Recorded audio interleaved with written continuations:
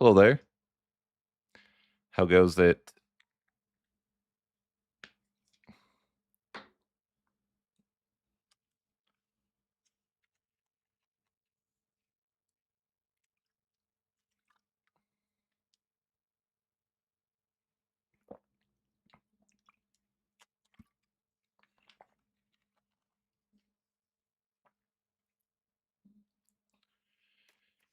All right, we're just messing around today a bit with Portugal. I think Portugal is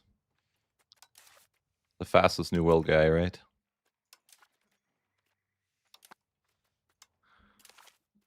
How fast can they get to the New World? And why did they get there sooner than anybody else? Got to be a reason, right?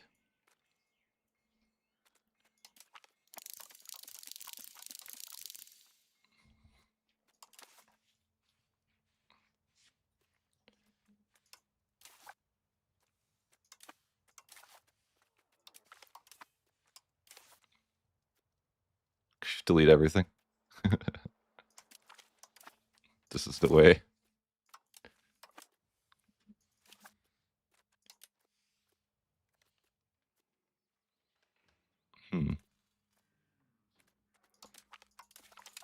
It's better to just befriend Castile. Hello.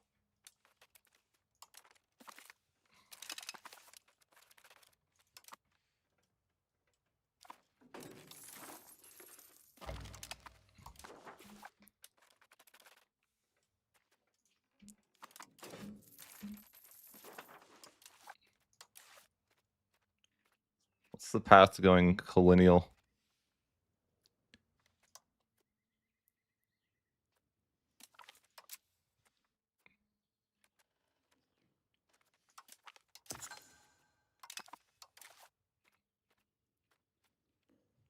I mean,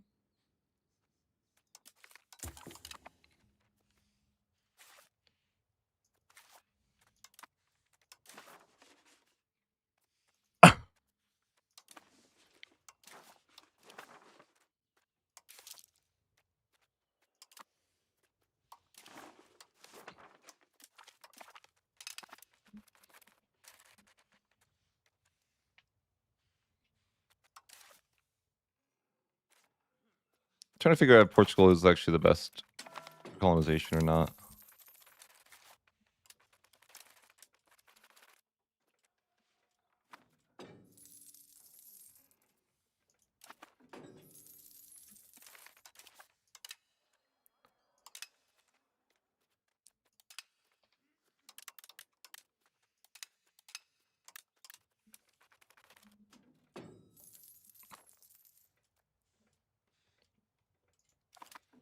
I don't make any money.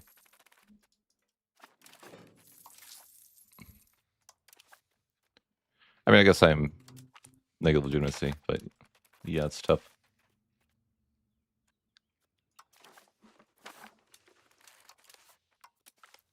What is this?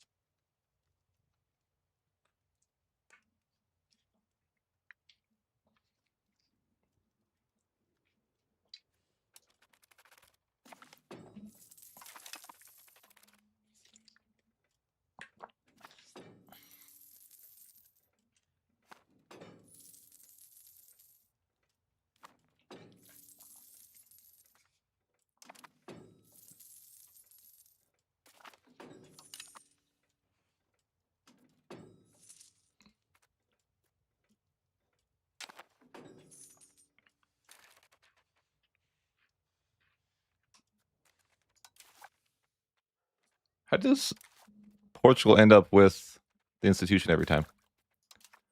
Like, how do they get to the New World first?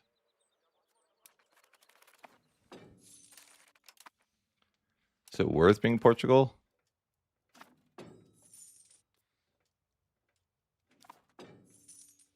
Yeah, maybe.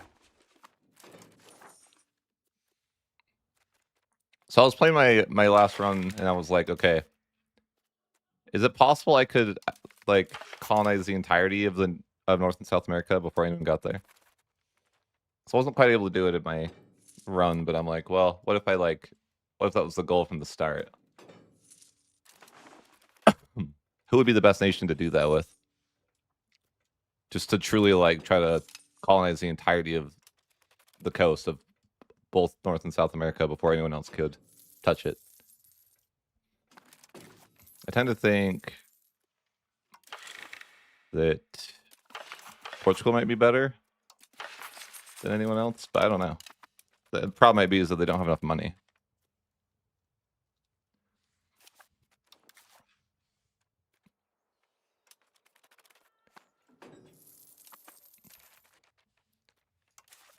Would the play be to just build up your nation first? Maybe?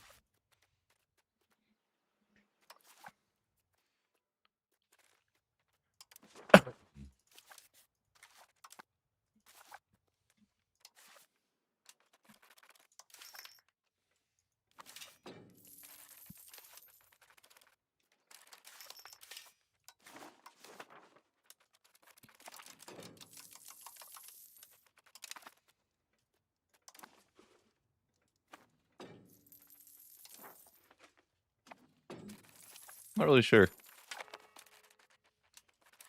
I could ally to Castile, but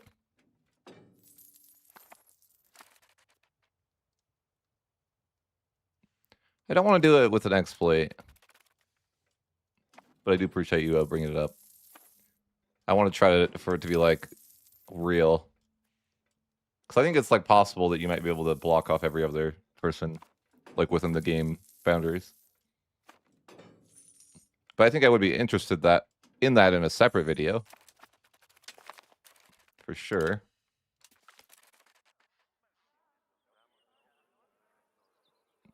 What is the exploit?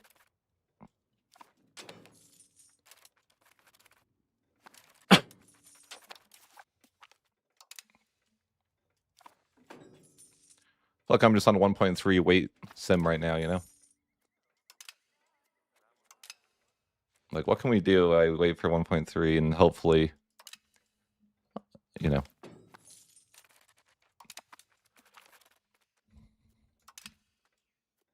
1.2 is rough, guys. I was thinking of making a video, and I'm like, I think that super on early access was the best version of the game. This doesn't matter what you go here, does it? Like, nothing really helps you to the New Worlds faster.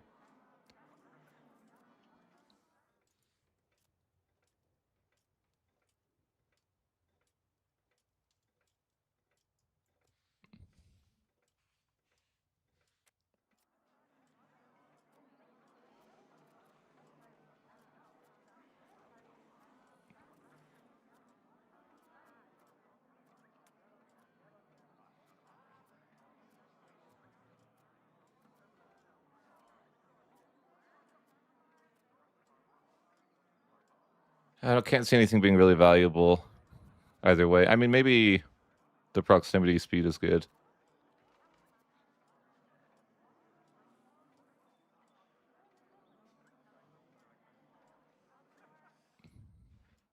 Interesting.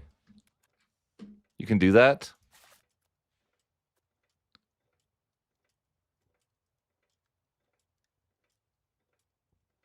How would you do that, though, without a spy network?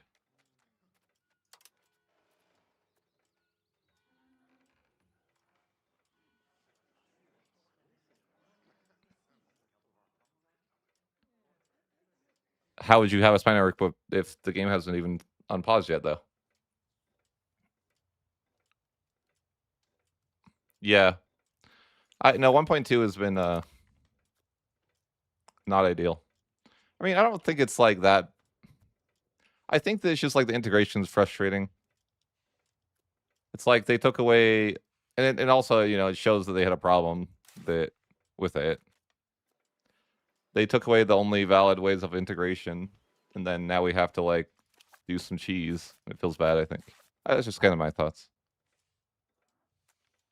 Is anything good here? I don't think anything will help me get to the new world faster, right? But how would you? Speaking on that, Fabio, how would you have a spy network if you didn't unpause?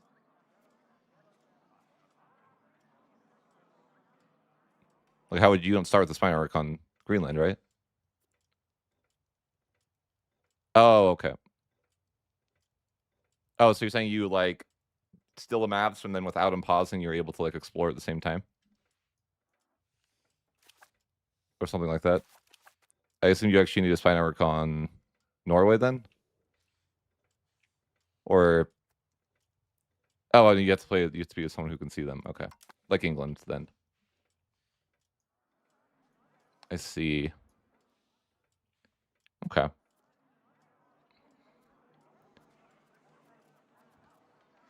That does sound interesting. I think then I don't know. Nothing is really that great for getting the new world faster, right? Like I don't know what would Portugal want.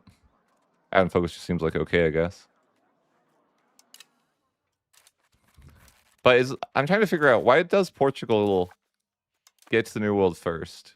Like they always like even though I was playing England, I can't even like explore there until I get to the new world. Like how do they get this institution before anyone else? I can't even get I can't even get to the new world at all as England. I don't understand.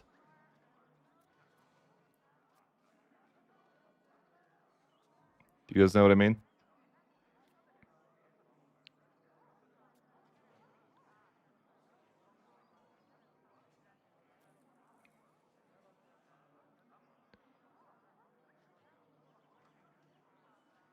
Let's see.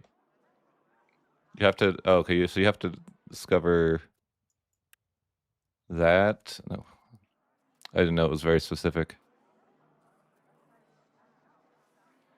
You have to have that discovered, those islands discovered, or that's really odd. So you could I didn't know that. So it's like you could do this as England or whatever, but I never do because I don't freaking explore these islands. So that being said, I guess Portugal wouldn't be the best. Because I was only gonna play Portugal if they had like an inherent advantage to because why else would you want to play Portugal, I guess, right? But I think that it won't make much sense. Yeah, I don't know. I don't know what the achievement is, to be honest. But I'd imagine just stealing maps until you could see India and then warring with them or something, right? Without knowing what it is at all. Again, I mean, just don't know. I didn't realize it was like that. So you can get the institution, you just need to discover those islands. So, okay. So, but Portugal doesn't have like a fat, like they can, like in the EU4, they can like get to the New World before anyone else, but I don't know if they have that in this game. Maybe they don't.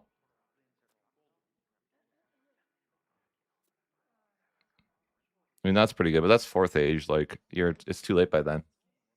Like maybe it's not too late, but it's like,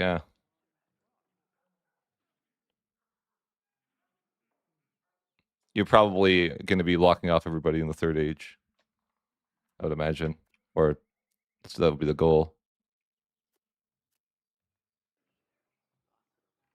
Do they have extra colonial range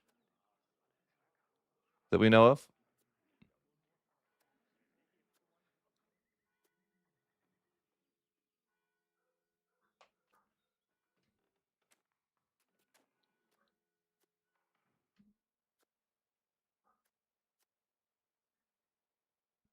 Oh, but yeah, they might actually. I'm wondering if they actually have like colonial range because that would make sense. I just don't. I haven't like played Portugal in a while. Like, is there any advantage to playing these guys?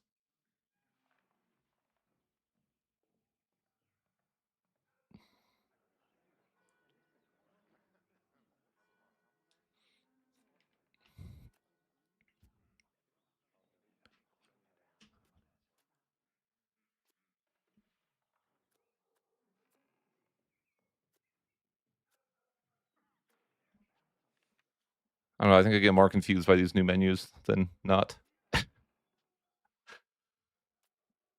You know, I like the old menus.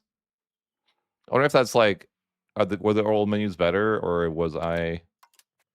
Oh, so you can go here anyways. I'm just more used to it, probably.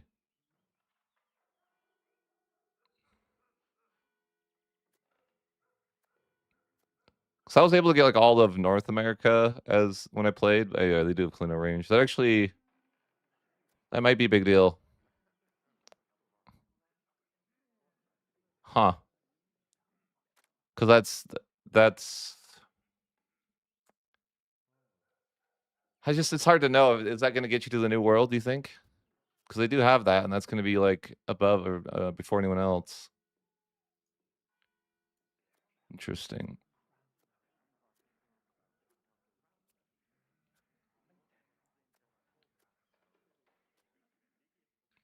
Because that's pretty good. I mean, it just sucks that you have to be Portugal, but maybe it doesn't. I don't know. I wonder where that tech is.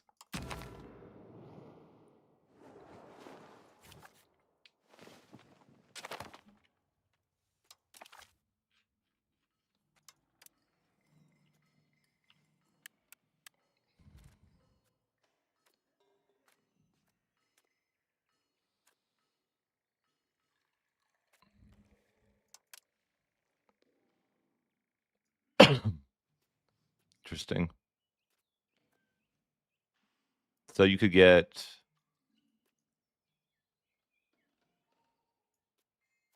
You could get naval range, or you could get some colonial range there. That's interesting.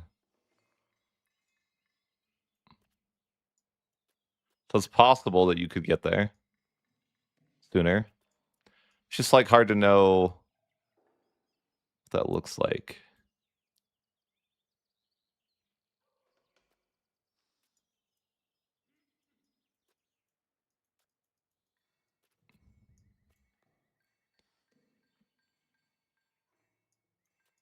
Interesting. You hyped at me? Oh, you're still at it? Always, always. We should look at this modifier and figure out. I like check the code.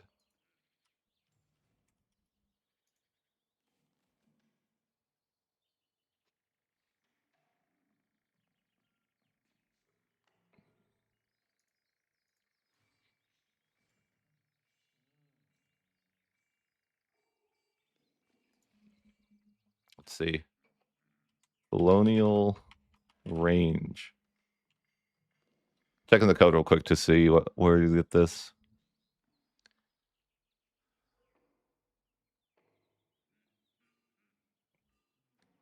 Castile gets it. When do they get it? Third age. But it doesn't matter. You'll get it in third age anyways. Someone named CTH gets it in the third age.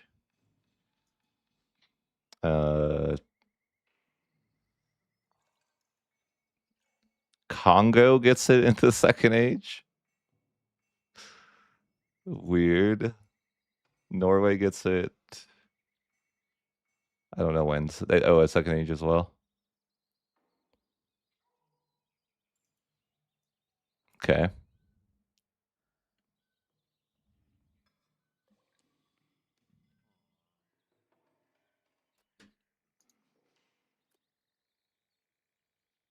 Interesting. Well, so Portugal would be a possibility, but the question is, would you need to conquer Castile to, or would it not matter? Like, would you just chill and do nothing for like 100 years, or would you like want to go and invade Castile for more money? It's tough to say.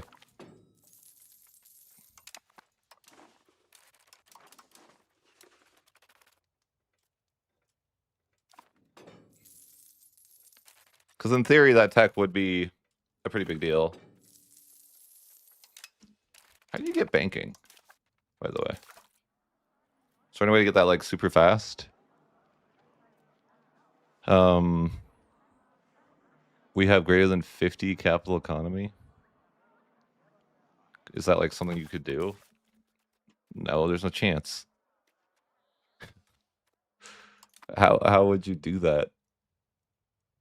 Would you get it faster if you did that anyways? Yeah, I know you could conquer Iberia, but like, would you want to? Like in the sense of my goal being block everyone else off from doing that. Like, would it be net positive for you to do? I can see it, but the question would it be better just to, like, build up your economy?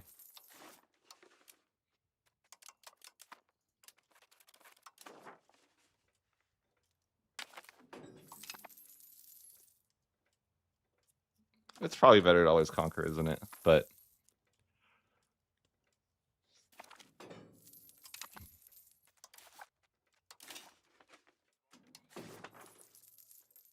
probably, yeah.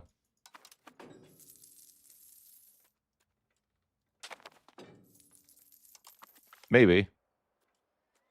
It might be OP. I don't know. I think that has some potential. I think it's just a matter of like, can you figure out how to get enough population growth? I mean, yeah, like eliminating all the colony or the people that colonize is like an option, but you can't really do that because even like I saw people like Genoa going there too.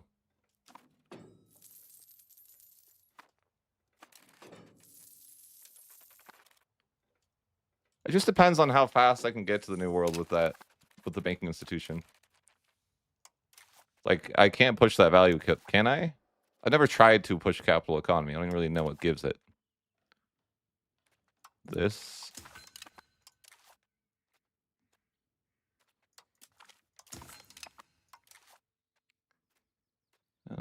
What else? This is good, but what is there anything else that gives capital economy? So it's like I'm not pushing it at all. What's doing this? Oh yes. Oh, it's plus. What's minus? Percentage of peasants, first come, first serve employment system. Can fix that.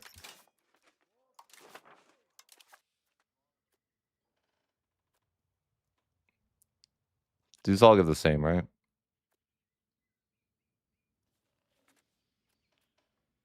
Yeah.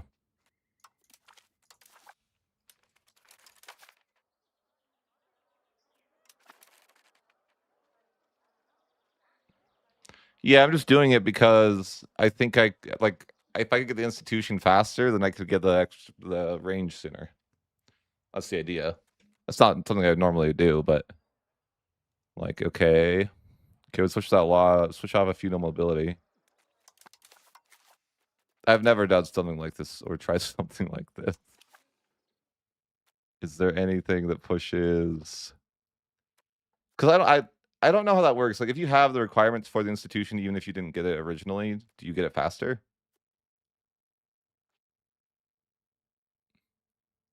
I don't know how that works, honestly. Like, I I guess there's no reason to know either. I don't really know either way how that would be. Um, yeah, no clue. I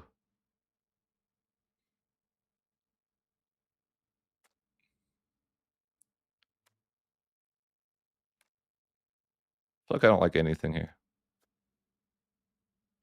but I guess world decree is fine.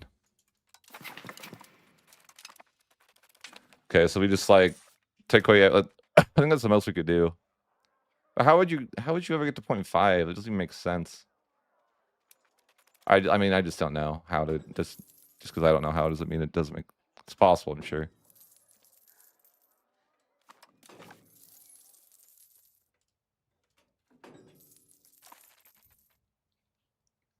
That's actually kind of interesting. Monthly inflation. It seems kind of good.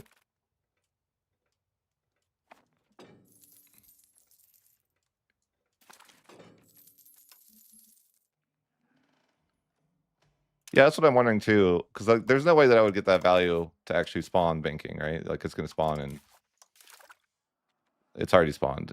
As a matter of fact, where did it spawn? I wonder if the play is just like going after it. That could be actually the better way. Just go after, just like, you know, me and Castile go after them. But it's like so annoying to walk over there. I don't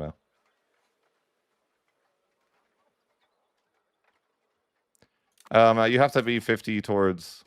You have to be 50 towards capital economy. It says.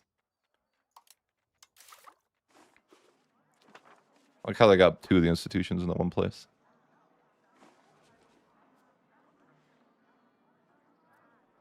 It doesn't show it now. You can't see the requirements, I guess, now that it's spawned.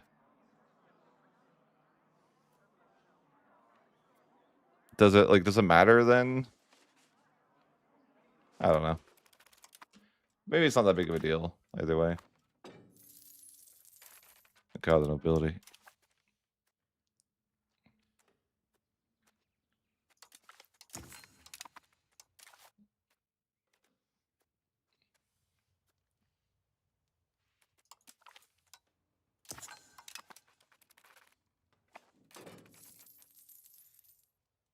Yeah, there's no way. I feel like you have to like have it or to start with, or it's not you, right? Like you just have to be a nation that happens to have that value at the start, or you're never getting it. There's no chance. That's what I see.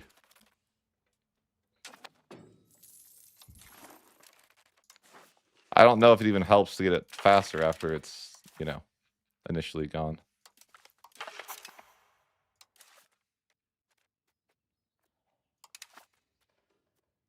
That pushes traditionals. Anything push capital? Yeah. That's the best I could do with that.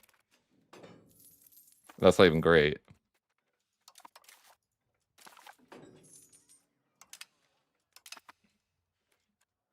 I could push like a little bit.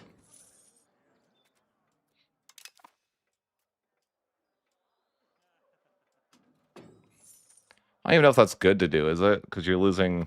I guess the production efficiency is pretty insane, isn't it? Huh.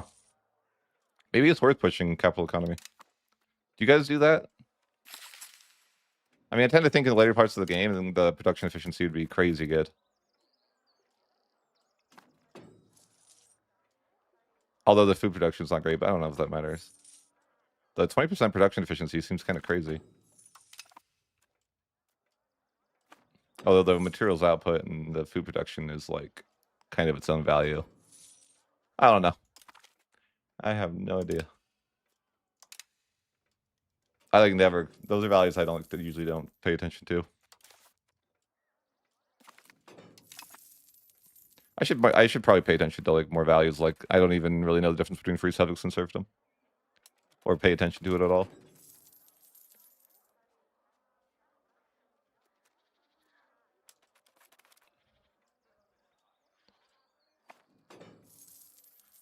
I mean I still don't think I really care either way. Even looking at them, I'm like, yeah, whatever. I don't really care.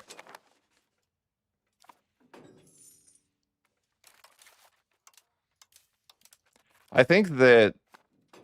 Let me know what you guys think about this, but I feel like the way that they changed logistics is like maybe the worst change they ever made. One of the worst changes they've ever made in the game. In the recent patch. I like do not like the changes at all. Are you like just constantly starved now? When you move like one tile away from your capital or whatever. I'm like, this has got to be my least favorite change.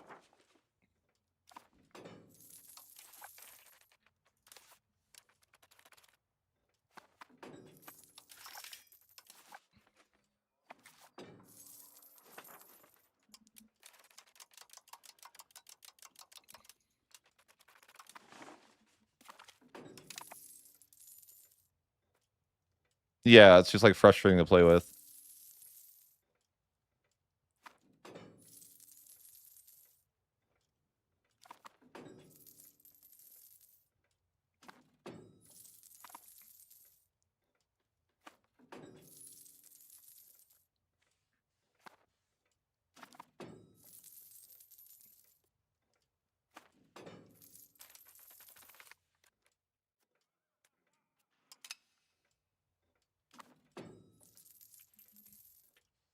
But I guess if you really wanted, I guess I just need to see if this even works logistically.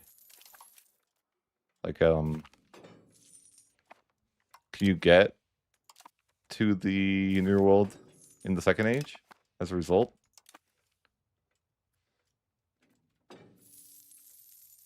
Yeah.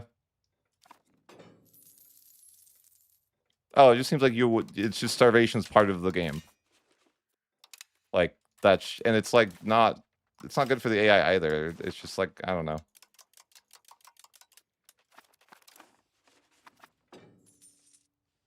I honestly hate the logistics system. Like I don't know.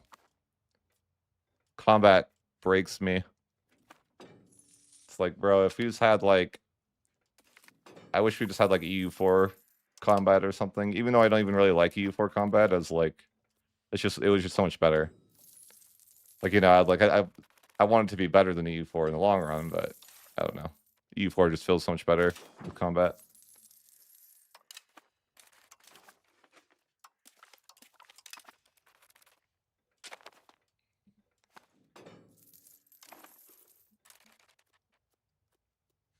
Yeah, maybe, but I feel like even if I have supply troops, it does nothing. Or relatively little.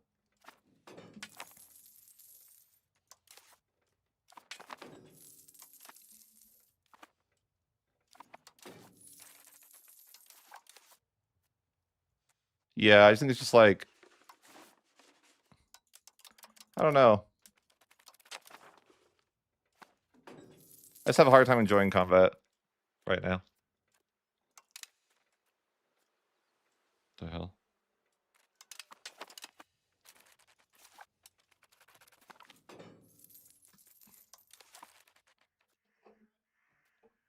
I don't even know what this is. Sure. Oh, we have an explorer? Ooh, fancy. Can't explore though here. Why not? Oh, money.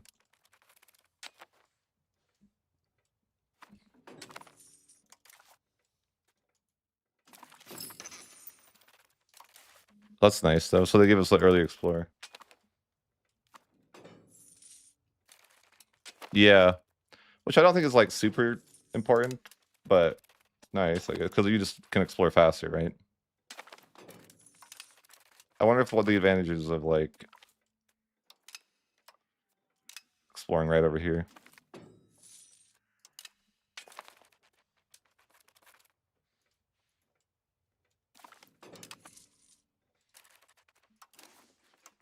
Yeah, because we have our explorer and he should be like pretty quick.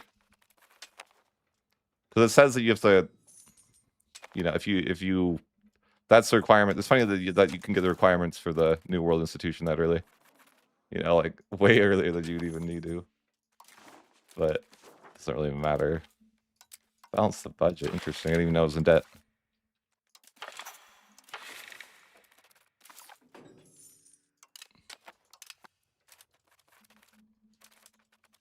Oh, I'm not automating that.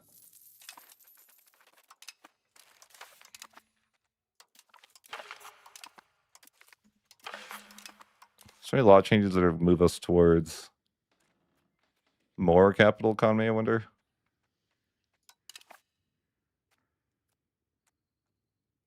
I thought this might, but no.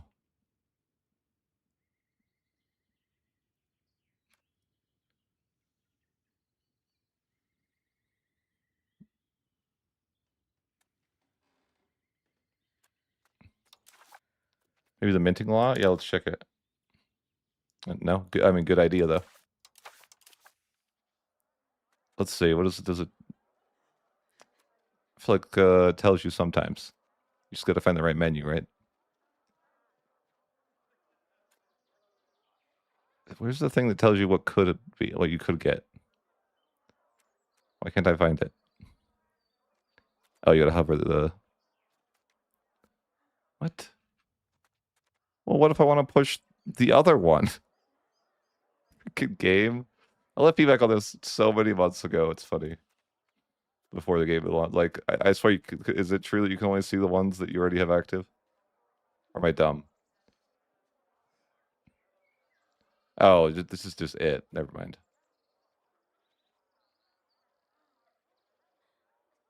Is that really it?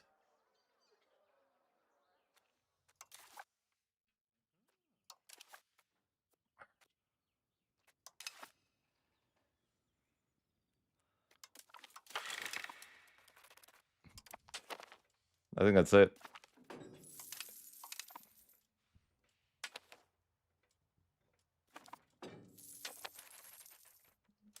I mean, it's something, I guess.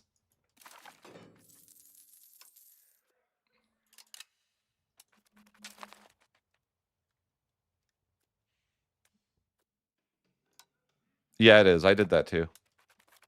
The billing rate. I think that's it though. Like that's as far as capital economy as you can go.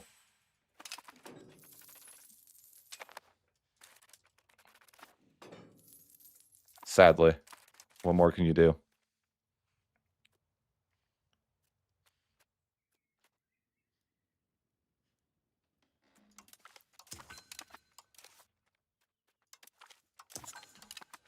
Should probably I need to get maritime presence, don't I? Oh, is this worth? I don't even know if it's worth. Not really. They all give the same maritime presence. What would that be? Oh, never mind. Wait. No, that's blockade. Yeah, they actually suck. Why would this light ship only give that?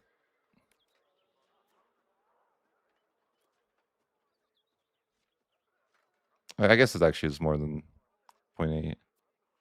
Okay, fine. I won't complain. It's great. I probably shouldn't have deleted my boats then. Oh well. God, it costs a lot of money to explore. Holy.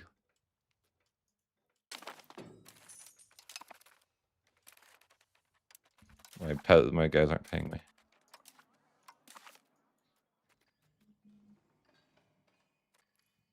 Is anything good here?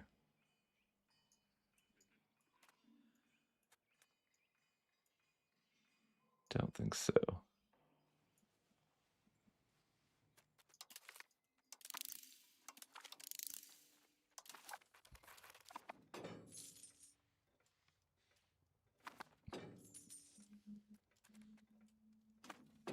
I wonder if capital economy is probably just bad early on, though, right?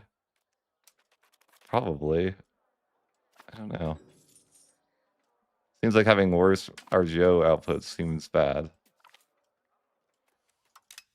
And like, it seems like you would want it seems like you are gonna grow your population more if you have traditional economy.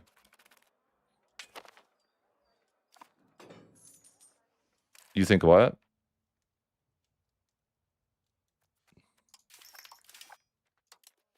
Production? What do you mean? Are you saying this?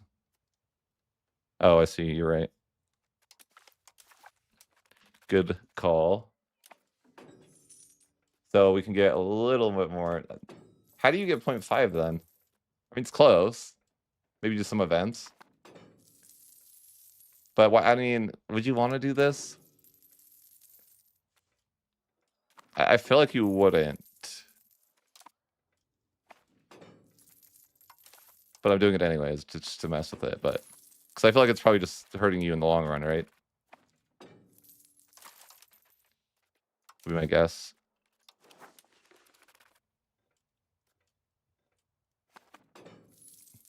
Ah, weird. I just wonder if this would be good to do. Or like, I guess my question would be like, when is this the right move? Because it feels like at some point you should do this, but it might be back. I mean, because I think food translates to like, I want to say something good, right? I can't remember now. Like, I want to say food is good for population growth or something, but I don't really know.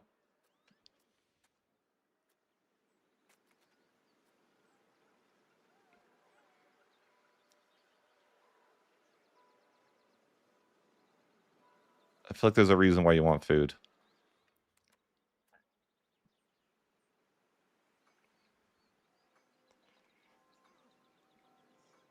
But why? I actually don't know. I feel like it's a thing, though.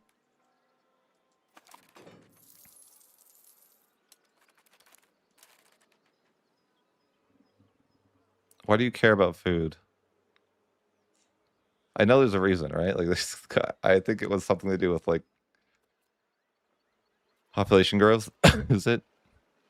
Oh, yeah, cheap food here. No, it's just large food storage. I don't think it's just population growth, I think. That's why you want granaries, right?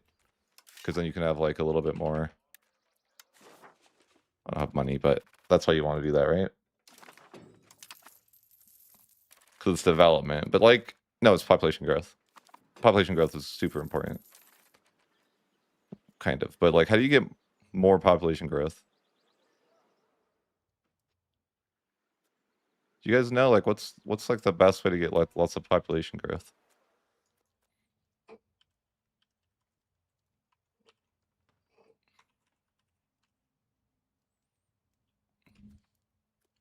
Like, I wonder if you did, like, a bunch of tag switching or something weird. Like, what would be like? How do you get population growth? It's got to be a way, right?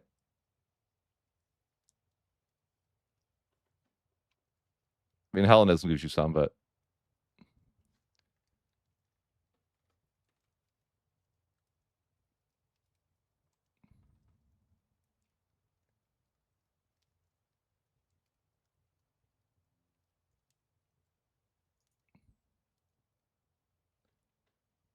what is this?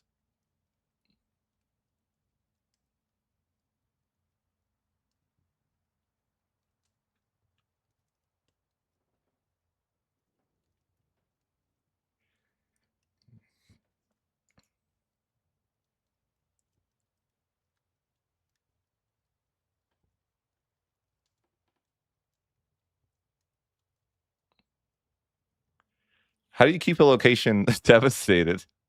I don't think that'd be the way. I'm just like, I think that if you do recovery effort, you get population growth. I'm like, how do we make it so we can keep doing this? How do we ruin the prosperity intentionally just a little bit, but permanently, so we can have that population growth? I don't think there's a way. But it's a funny thing to think about.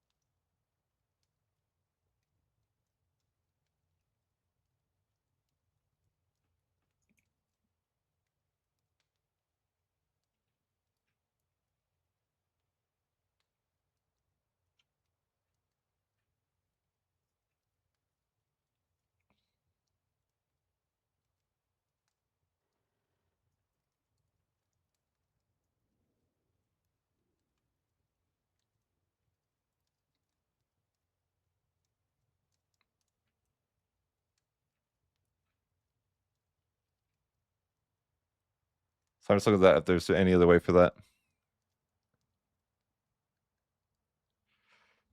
Just looking in the code for that, and I'm like, yeah, there's not really much. I think like Byzantium has some stuff. Norse is like okay.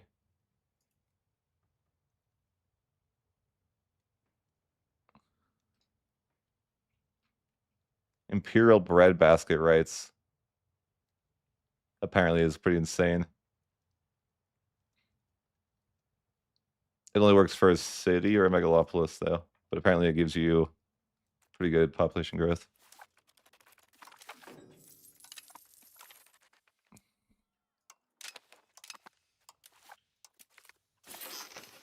We gotta get back to exploring, I guess. Can I colonize here already? I guess I can.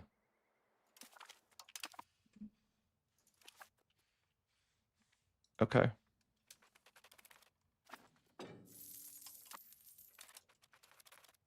I didn't realize you could start colonizing that soon. So I wonder if you could make it to the New World. I think the issue with Portugal is that you would not have money. to like mass colonize enough.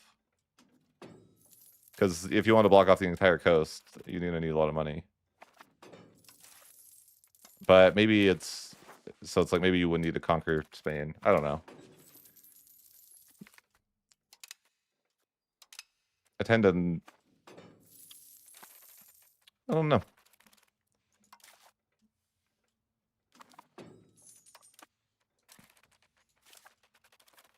But that probably would be the way. Oh God. Stop revolting.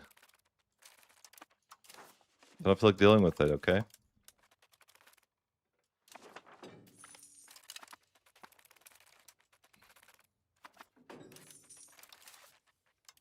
Didn't they just revolt like 3 days ago?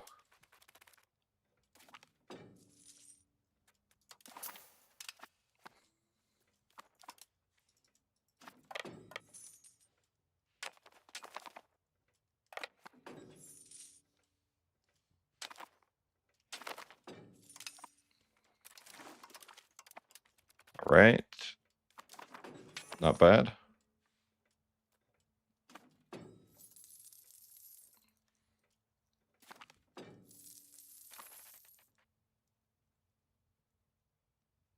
Well, you could do that, but I don't think it actually gets you in range. I think we'll get, because when I was playing England, I had freaking Iceland and it didn't get me in range. Like I had like a little location up here and it didn't matter. I couldn't get to the New World until the Third Age, so I'm thinking that 20% buff might be what you need. Like I think it might just be like you have no choice. Like, you know, Portugal can just get there like way faster than anybody else could. That's a theory. I don't actually know. Do you see how fast the AI will cancel your food access in this fetch? Funny. You like spam them for it. They're not about it. Wow, that's pretty nice. The sea tile's huge.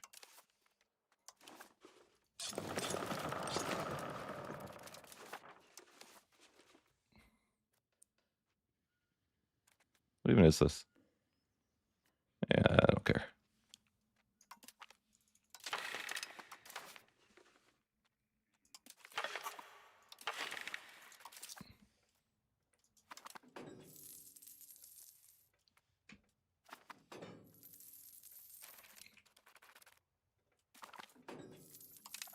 But yeah, I think you... Yeah, population growth is weird. You guys missed the early access version of Hellenism. It was so freaking good.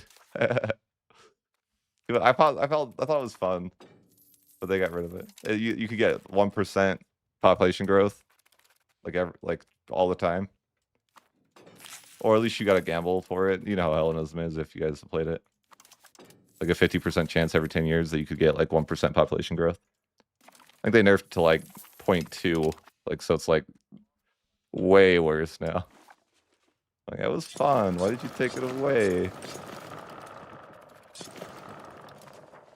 At least let us have some fun for like the 2 weeks or something. I don't know, man. Let us have the broken version of the game for a little bit. Anti-fun Paradox employees.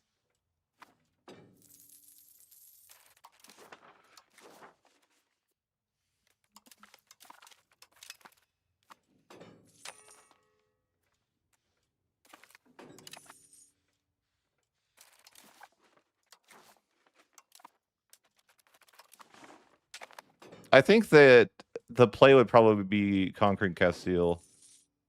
But maybe it wouldn't be. I don't know. I feel like if you do that, it's like it takes forever to integrate, and it's like you're not. Are you getting that much value out of it for a while? I guess eventually you would, but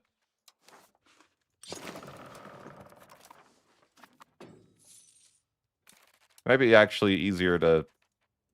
I wonder if it'd be better to. I don't know.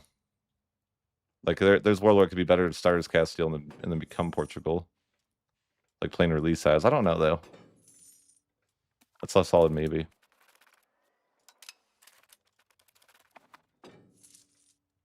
But I could see a world where doing that might work. I wonder if that would be if that would work. Stars Castile, then playing releases Portugal, so you could have more of the land faster. It might be integrated too that way, maybe. I think. I mean, it's super easy to accept other Iberian land, anyways. I heard if you delete all RGOs other than your capital market, interesting. I guess I only have my capital market, but interesting. I have not tried that.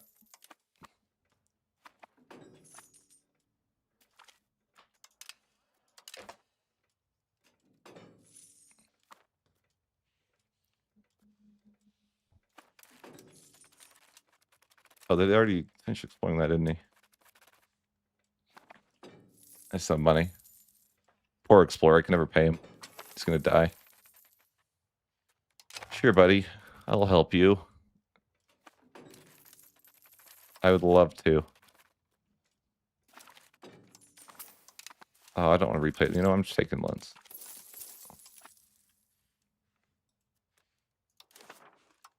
I only have an explorer for so long. It's gonna die. Maybe I should just take loans and keep having him explore.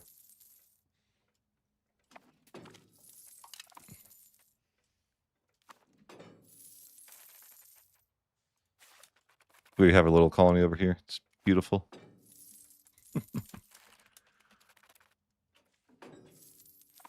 He goes fast. I wonder from the start of the game if I should do that. So you should not have this to the player, you know? It's funny. Not that it matters much, it's just like funny that they would write this here, you know? This looks like code.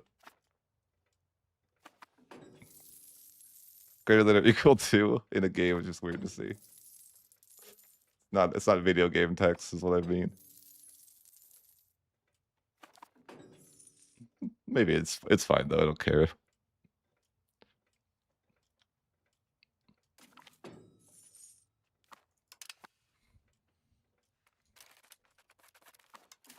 I just like to bully Paradox.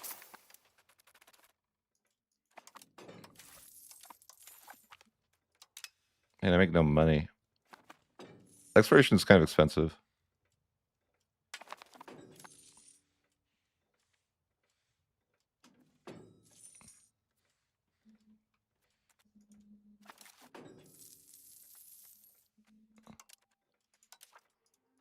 What is this? What's this? Oh, good job, Castile.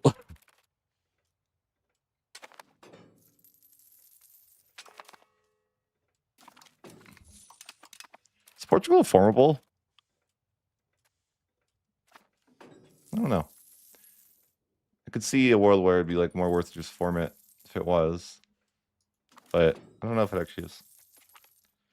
I mean, it probably is. I feel like in this game, like everything's a formable, but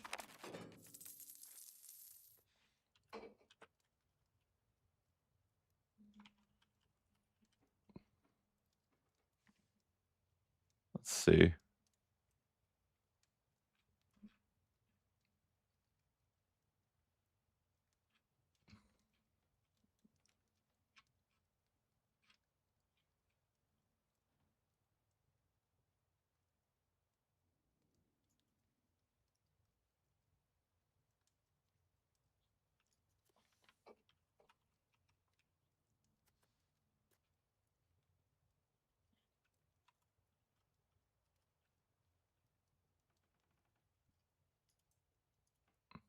Just checking something real quick. Portugal. I don't think so.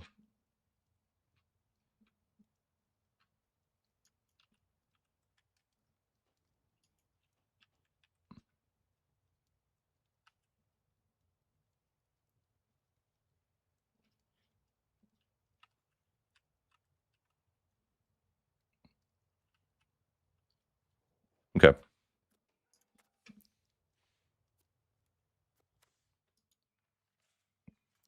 Well, in the code, I'm not seeing it as it. At least it's not abbreviated as POR, which I don't think it would be abbreviated anyway else, right? Like, what? How else could it be abbreviated? I don't think so.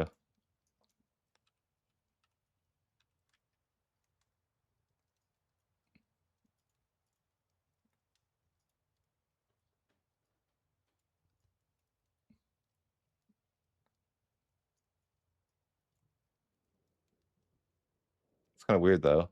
Well, maybe it's not weird. You can just form. Yeah, it's fine.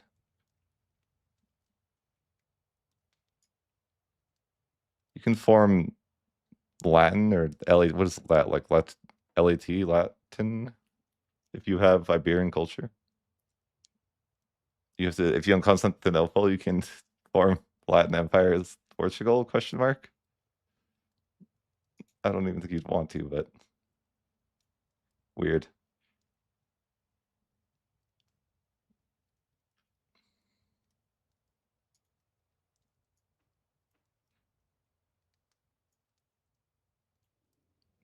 What even is that?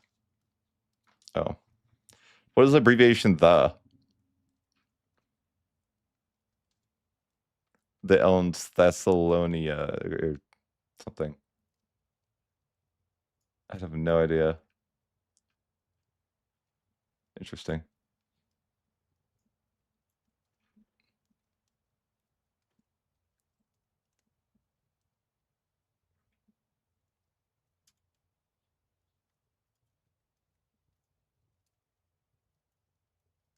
You can form Mexico. That's interesting.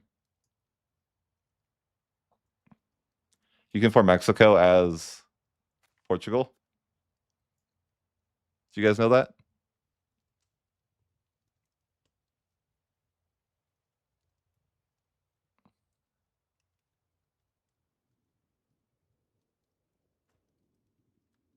You just have to have primary or accepted or tolerated culture group is Iberian. You don't even have to have be your main one, I think.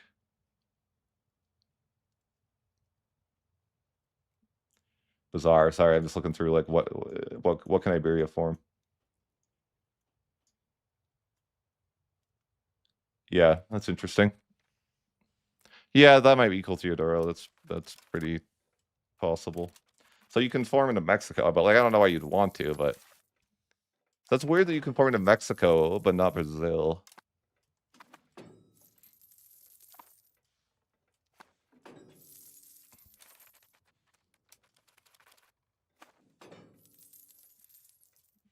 I mean, maybe it's not weird. It's just it's what it is. Let's look into this as conspiracy. Paradox devs like Mexico more than Brazil. Confirmed. And they also definitely like America more than Brazil. I have the proof.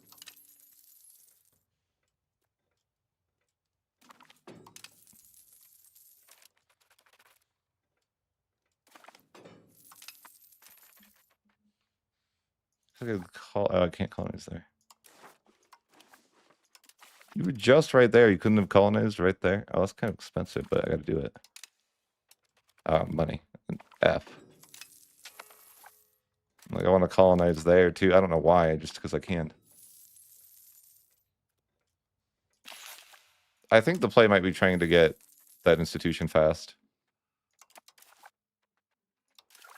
If I wanted to speed this up, because I'm like, if I took that land and then made them share the institution to me, I could probably get banking like a little bit faster, and then maybe I could get to the new world faster. But I don't know that speed is the issue.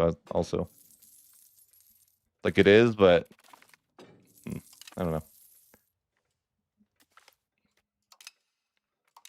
But yeah, my goal is with the Portugal is like I wanted to get all of North and South America as Portugal, and just block off the entire coast before anyone else touches it.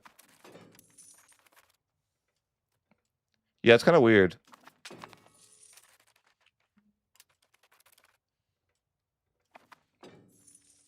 For a minute, yeah. I was just kind of testing out Portugal to see what. My worry with Portugal and with this like strategy is that it's like I almost I feel like I might have to conquer Spain to make enough money to make it work, but I don't know. This is really unknown. Like, maybe I would, but maybe I wouldn't.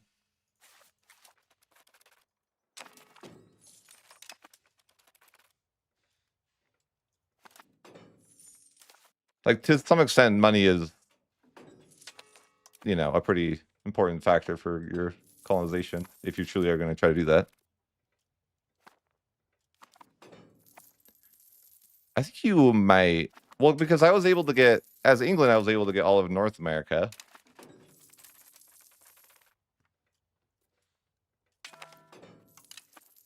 So I think that it would be possible. Especially, I think if you, I think it's better if you own the land there too. Like if you don't give it to, because then you can take the peasants from, like the New World, right, and just put them into the colonies.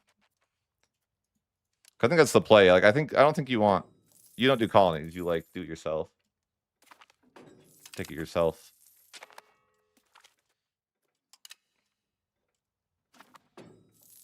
I think that might be the play. I was planning to do that anyways. I could abandon Portugal too if I wanted to. I guess I probably wouldn't want to. I could just naval governor Portugal or Lisboa, and it would probably be pretty good to control. I still like Castile might be the better start.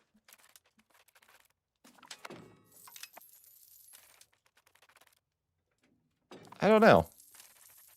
Maybe they do. I wouldn't know. It'd be kind of cool if they did. Just taking loans. This guy is not long for this world, I bet. I mean, he's 39, but he's like a boat guy, you know? So he's probably dead soon anyways. I don't know. Maybe not. I don't even know that exploring here is important for any reason. Probably isn't.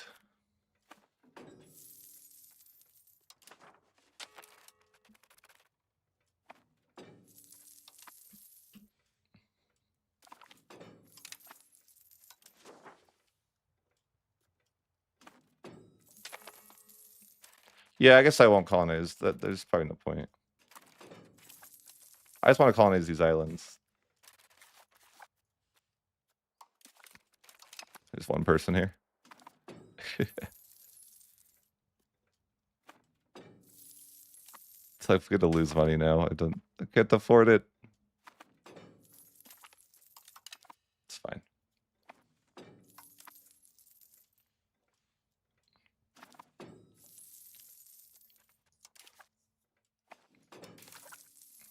Just getting this so slow. I kind of just want to like, maybe I should just use console commands to see.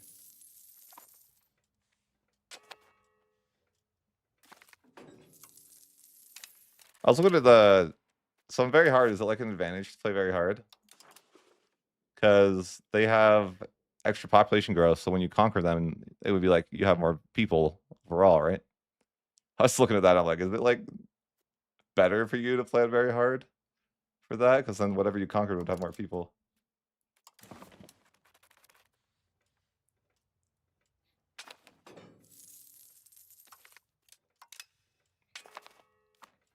And it'd probably be like richer as well because they have like more tax efficiency.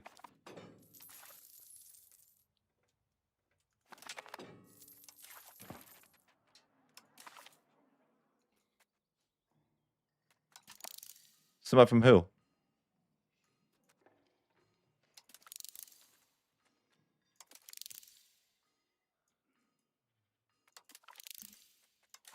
Yeah, I'm saying your conquest would be stronger. Yeah.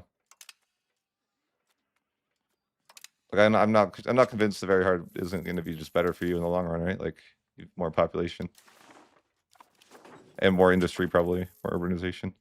I was looking at like, okay, so the Paradox has this issue with I guess mercs, even though I haven't really experienced, but a lot of people are saying like they hire like tons of mercs, right? Because they have money, and I'm like, why don't they just make it so they build standing armies? That would be such a good. That's how the like. Imagine if they had standing armies and you didn't, you'd be freaking cooked. That's how they should be spending their money. But of what? I don't want to go to Africa, really. Like, I want to get to North America. What would Morocco be able to tell me? Like, I don't even think this helps me in any way get to North America, right?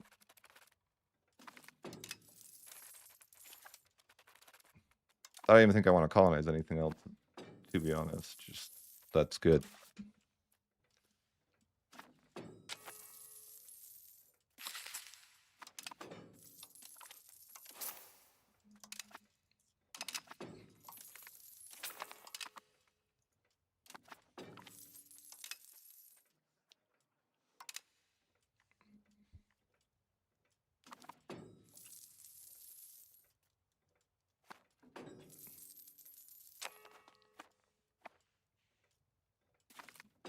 I think the big question would be, yeah, if you get the institution sooner, it would definitely be worth it. Well, I guess I'll see when I get it. I mean, I could steal it from anybody right now. Just try to find someone I can steal it from. Who would be the best option? Like, probably just one of these, like, OPMs. Yeah.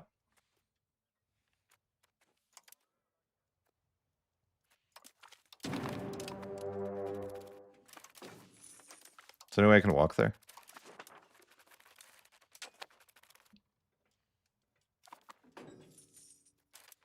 Or did I need boats to get there? Probably.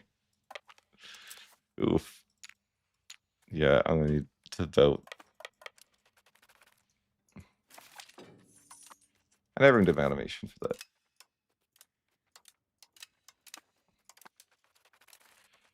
These are not gonna be able to transfer people.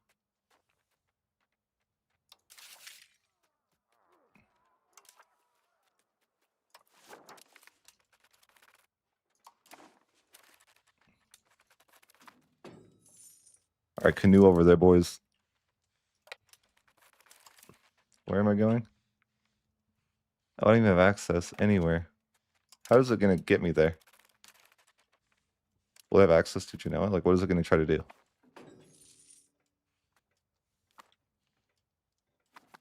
Why did it have me walk there?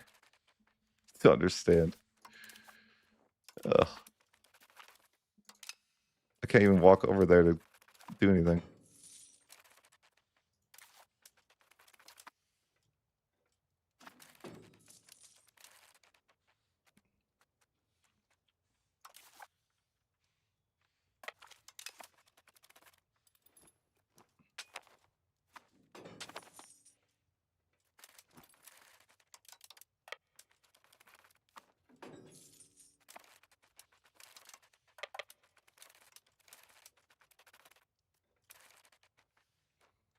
Is that the guy? Oh no, he has more land. Wait, okay, does that work? I think that would work already. If they have it there. Okay. Thanks, guys.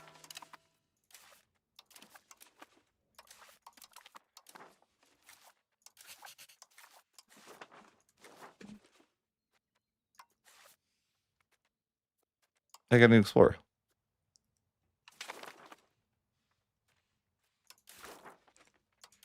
Yeah, it's a stupid way to make this work, but I think this is like the best way to get the institutions if you ever like are super far away or anything.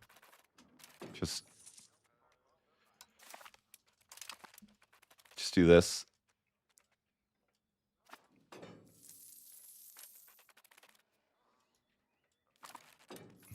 I don't have diplomat forever. Okay, fair.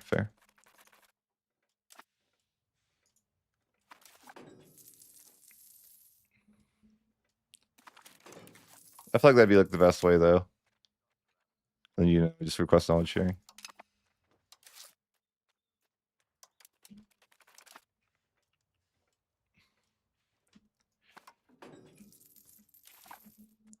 I could do that way earlier. I realized too, right? I could have done that for a while. But that should make it spread to my capital pretty fast. Forget how fast, but I think it's relatively fast. Yeah.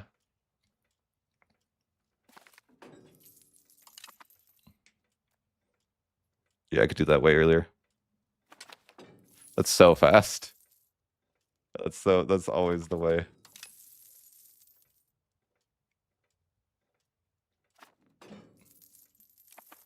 But I could probably do that like as soon as the institution spawned and it was present and someone that was like not annoying to go to war with.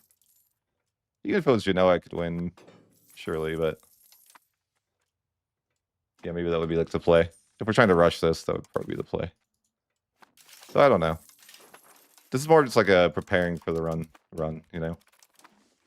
I have an idea that I want to do, but yeah, that's how you can choose institutions if you want.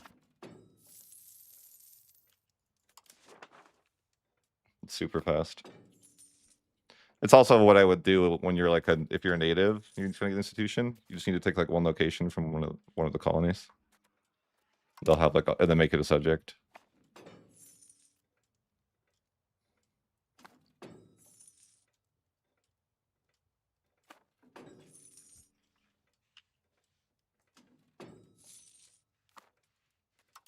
So like just upgrading my RGOs to start is probably reasonable.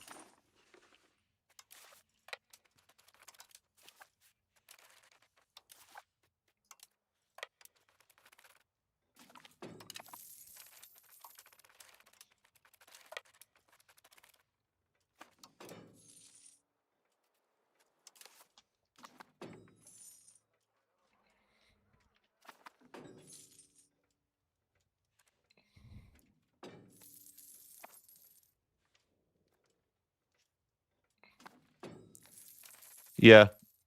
Oh, yeah. I feel like the people are complaining about that too, right? The too many diseases. I did feel bad in my recent run. Is like I got the second bubonic plague, and I'm like, bro, all that colonization feels pointless, and everyone just dies. You're just like, okay. That happened a lot when I did my world conquest run too, where it was like I would lose so many people to the bubonic plagues. Brutal. Yeah, I don't think pushing capital economy early is probably the way, but you know we did it anyways. 9% production efficiency is interesting though, but I don't really have. I don't know if I get value out of that, or maybe I do. Who knows? I feel like it's probably not worth, but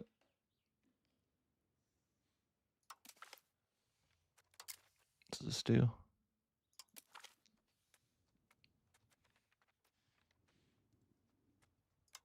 I'm not really building anything anyways.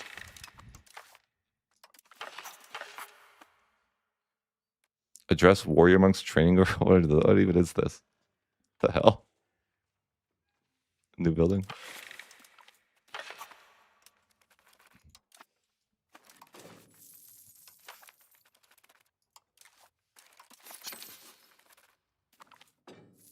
Yeah.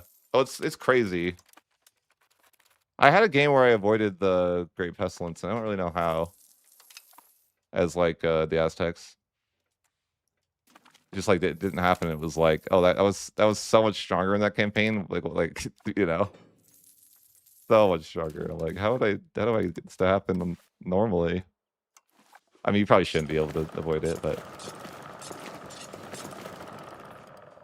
freaking ruins your nation. Feels terrible. It feels like the Black Death should feel, I think. Like, I feel like the Black Death doesn't feel much, but when you get the Great Pestilence, it's like, yeah, that freaking, you feel that.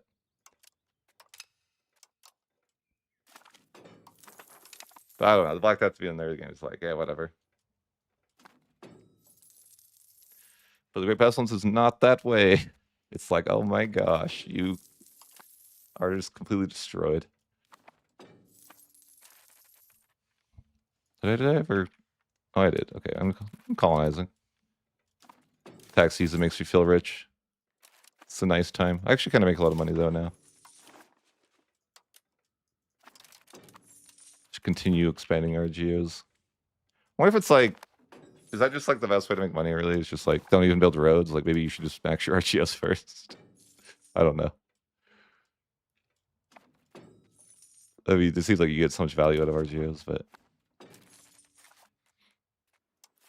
maybe there is more valuable buildings in like the burgers.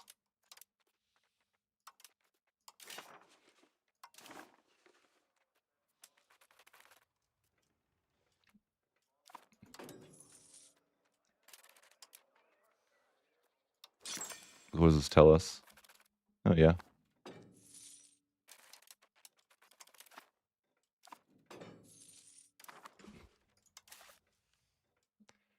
I always wanted a button to just like simply builds the most profitable thing.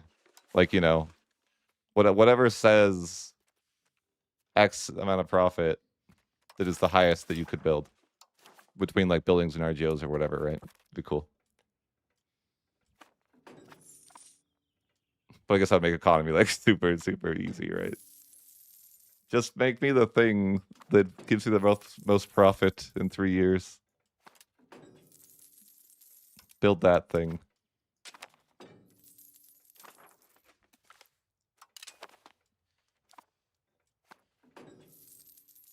I feel like that's what automation should do. If you have like enough automation for economy, you should just do that. Oh no.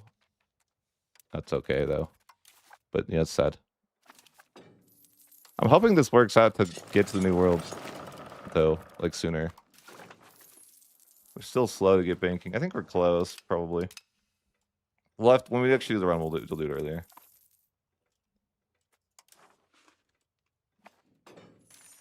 Oh, it's spread here now. Cool. Yeah. If I do that like super early though, that'd be good.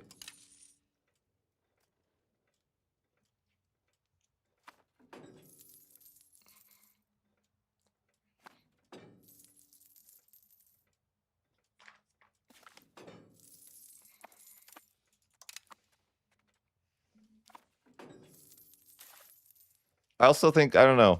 I'm wondering if a plane release angle is like the play, or if it doesn't matter. Because I know you make a lot more money as Castile, and you might need that money. Like, you could probably just like start as Castile and then do some like plane release shenanigans. That probably would work. Although maybe not, because the culture issue. I don't know. That would be interesting.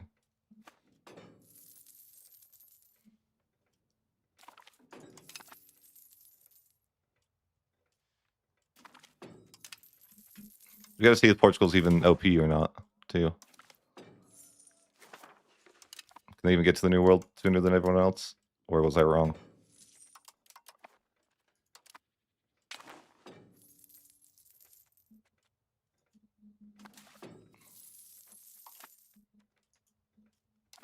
Like, I'm encouraging centralization, but I haven't even, like, gone through the effort to take away their privileges and stuff.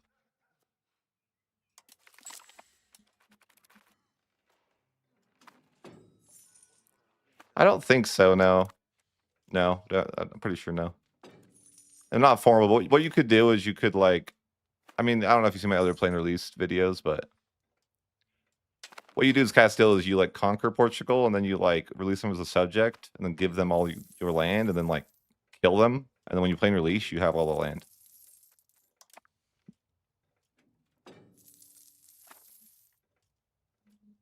Something like that would probably work. Kind of. I mean, it would work for the Castilian land, but it wouldn't work for the Andalusian land or that land. But it would work for a lot of the land. And they could just like play Portugal and conquer Castile. I don't know if you necessarily need to, though.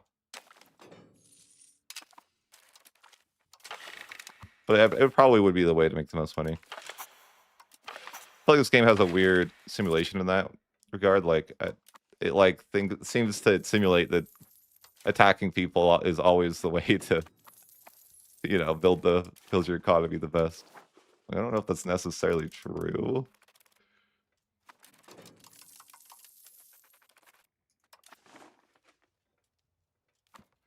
No, it's like, so the way that it works is that so if I gave away all my land to them, I declare war on them, and then I truce break them like 5 or 6 times. So basically like you like give them all your land, and then you have to like murder them completely. So you just like truce break over and over.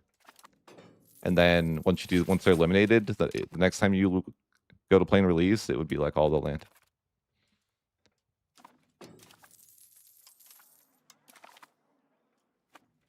I do it in my like war score stacking run from a while back. Should have given that right. I just didn't read it. Lazy.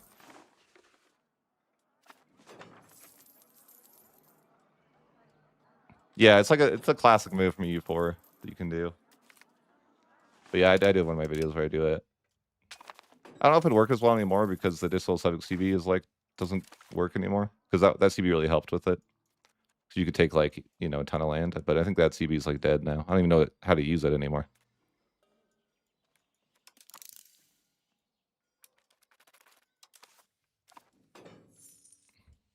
Yeah, it was a really cool build. I did my like war score stacking run. Now it wouldn't work anymore because they changed it to efficiency, and efficiency is like the boring modifier. You know?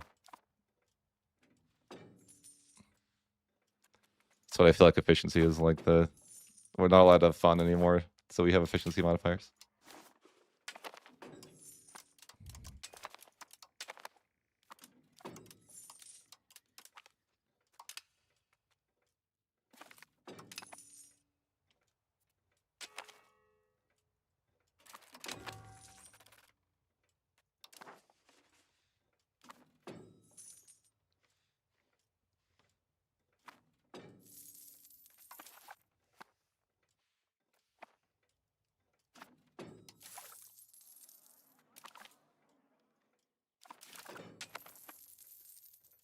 Yeah, that's what I'm mad about. I mean, like I feel like proximity impact was fun before. I don't know. I'm kind of a little bit disappointed about it. Like I feel like they are like removing fun sometimes. Like maybe that's just a me thing though. I think it like depends on where you come from. 'Cause I think there's a lot of people that are like Victoria 3, they come from Vicky 3 versus people that come from Europa are going to be like, I think people from Europa probably like the modifier stacking more, and like people from Victoria maybe like a more grounded thing. But I'm like, okay, if it's freaking like the 1600s, I'm totally fine with having like insane modifiers. Like you're in the 1600s. No one plays till the 1600s. Like who cares if you have broken ass shit at the 1600s or 1700s, right? I just feel like it doesn't matter. Why are they targeting me? And this makes no sense, by the way. And what is this? Why did I just get destroyed by these pretender rebels? Why are they like? This is such a stupid simulation. Why would they be going for Portugal? That makes zero sense. And I don't even know why I lost that so hard, but I'm like, bro, why would they go for me in a civil war? That makes zero sense.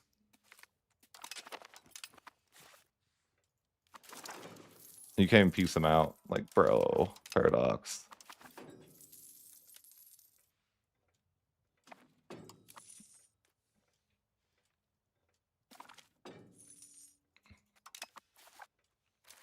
Yeah, but yeah, that's because when I was playing like Muscovy, it would be like, bro, yeah, you can get really broken control in like the 1650s or something. It's like, okay, that's cool, but it's like, who really cares, right? Or like stacking the Mandate of Heaven. It's like, okay, who's really abusing the Mandate of Heaven like in every game? Like, not even me, right? Like, I just do it occasionally for the lulz. This is cool to just devastate my whole nation. I like that, yeah. I like that I'm just hostage too, like I can't ever leave. This is such a bad simulation. There's no way that you'd ever be in a situation like this where you just are occupied and you can't leave. There's no surrender. You cannot surrender. Well, efficiency modifiers make it so you can't do that. Like, if you stack every single source of proximity speed, it's not even as valuable as having like 60 proximity impact back in the day. That's just what efficiency modifiers do.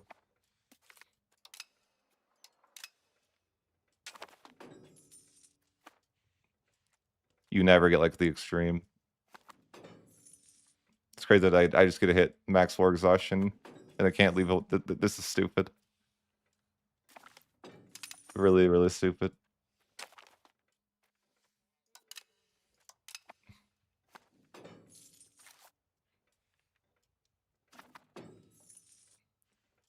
Yeah, well, basically the way that efficiency modifiers work is they are relatively the same until you hit up over 50.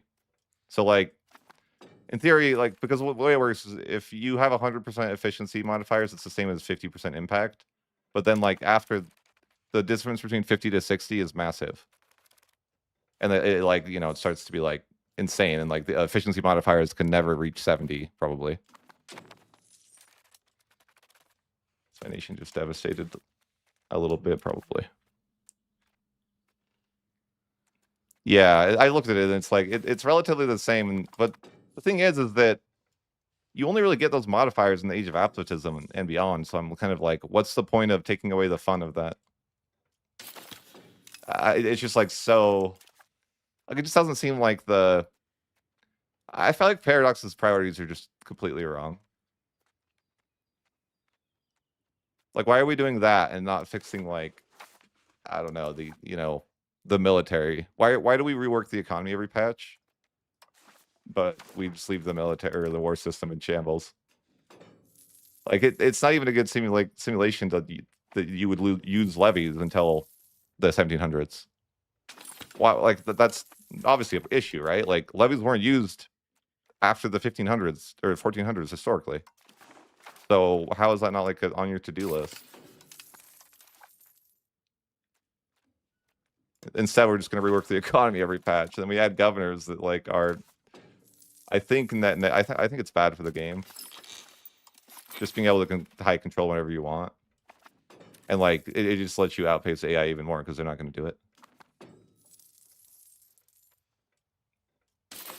And I think systems like that should be avoided, where it's like clear that the player is going to be way better at picking the like the right capital and stuff. And the governors, it's like, okay, now you just gave the player a way to like min-max even further.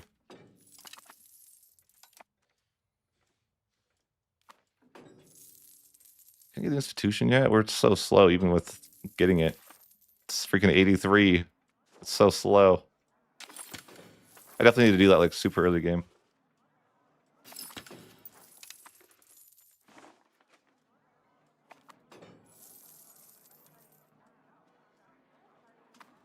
I wonder if the play would be like getting an early game and then just giving your land away to a subject and then killing the subject. Could work. Just like give away your land and then just murder that person. Or something like that. Something silly.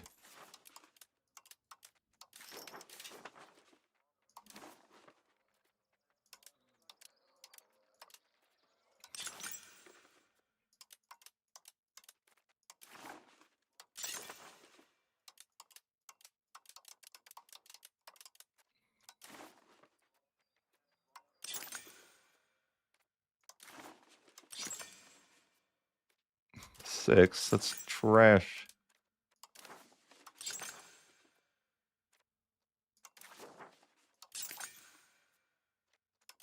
Okay, nothing makes me money anymore.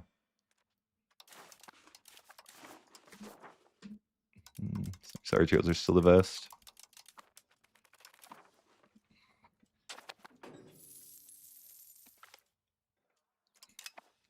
Unpopular take control is a shit mechanic. I think maybe, but the biggest reason for it being a bad mechanic, I think, is because like AI gap would be like my take. Like if it is a bad mechanic, I think that's why. Not necessarily it's like bad mechanic by itself, but it could be bad because the AI doesn't understand it, and they never can quite do what you can do. But maybe I feel like they could teach the AI to really. Maybe they can teach the AI to deal with it. I don't know. Like it's okay. Like the issue with the mechanic, I feel like, is like you made a mechanic like control, and then you build governors, and it's like that kind of like takes away the whole thing. Right. Oh, I totally agree. I also feel like it feels like naval is like so much stronger because it's like your capital is connected to like all the water, whereas if you're like a land nation, it's only connected to like a circle around you. I don't know. I mean, if you want to go that route, sure, with governors, yes, you can, but then it takes away from the original design philosophy, I think. You know, like I think governors take away from what they originally intended with the control system. But if that's like if that's like their way of doing that, I guess that's fine. Like I think originally the game was like, oh, you're meant to have control around your capital, and then it like gets worse and worse. But like, over the ages, roads make that better and better. So effectively, like taking land in the early game isn't that valuable, but it gets more valuable throughout the game. That's like what I understood the idea behind it to be. But then they just like we're like, all right, we're not doing that anymore, which is like fine. It's just a choice.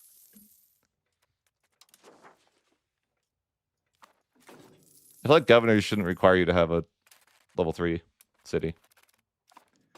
I don't see why that's necessary.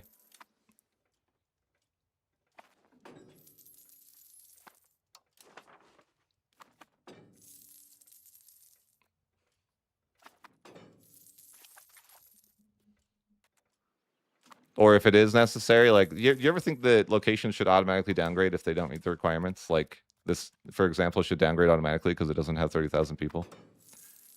And that, like in general, I think it would be cool if cities were like something that kind of upgraded or downgraded, not something that you clicked as a button, but just something that was like based on the conditions of that place. It would either like upgrade itself or not.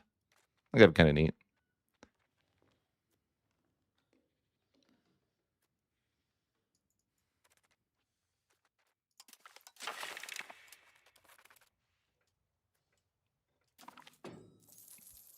Well, yeah, I think that. I mean, I think they always shot themselves in the foot with trying to make the game like so long. So I think they could, if they just focused on like the first 200 years of the imagine they just built all their effort into the first 3 ages, and there was no like, and like 4th age was like DLC and so on. Like, the game probably would have been a lot better. The reality is that most people don't play past those ages anyways. I mean, eventually they would like add it as DLC, but I'm like, if they would have done that, I think it would have like helped them out a lot.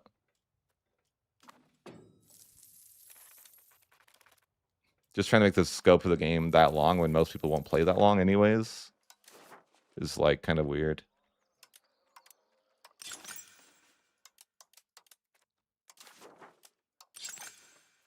I mean, unless you make the game scale better, I guess, or something. I don't know. But then is like the question is like, if it did scale that way, would it be like too boring though? That's always what my argument would be, or a question. Like, if the game was fun for that long, would it be like too slow to play, or would it still be enjoyable?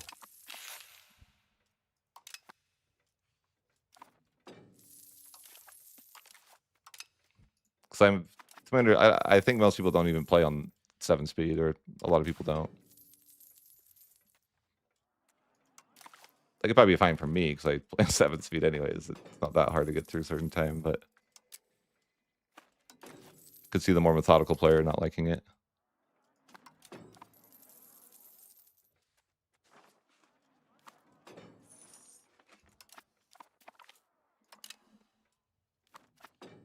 Yeah, I could have like the institution faster than this. Pretty slow. I think that's the play, is trying to get the institution like day 1. Just got to go to war like immediately whenever someone gets it. So I just barely can get it now, I think, or close. Get that. I don't even really want that.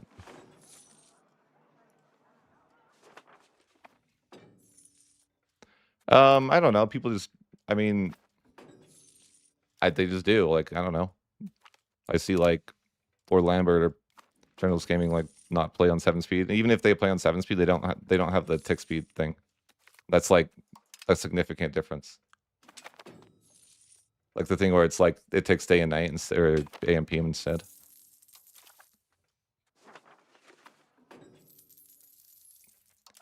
Yeah, automated grand city rights. I think city rights are really weird. But this is like another, like again, another complaint. It's like, why are we doing things like city rights when the military doesn't work? Like every feature they add that isn't fixing the military triggers me, which is maybe a bad way of looking at it. Like, please just fix combat, make it playable. It sucks right now. It's playable, it's just like not fun.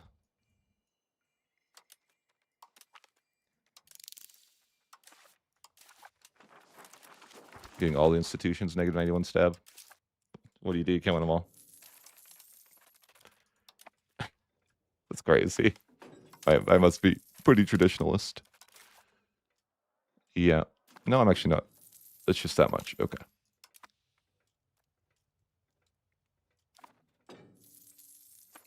Yeah, I kind of think it's really, I don't know. The more that I play lately, I'm like, I feel like it's better to just make everything into a city eventually. And maybe not like early on, but I feel like the RGO values aren't even that. Like, you know, relative to like later game when you're making so much money, like relative to just urbanizing something to the max, probably more worth it most of the times. Even if I city up everything, it seems like there's still plenty of food.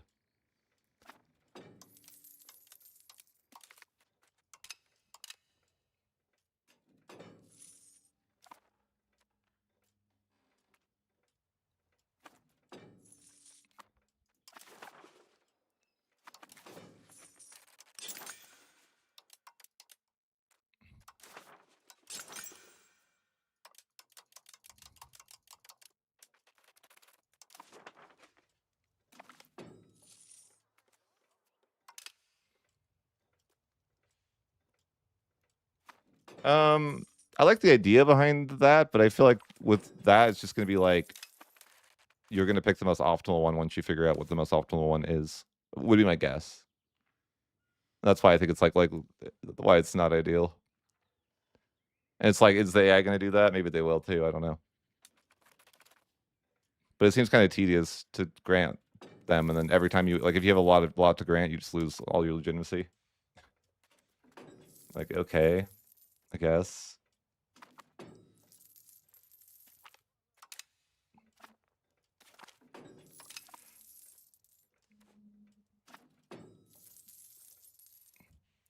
I spam staple port a lot actually.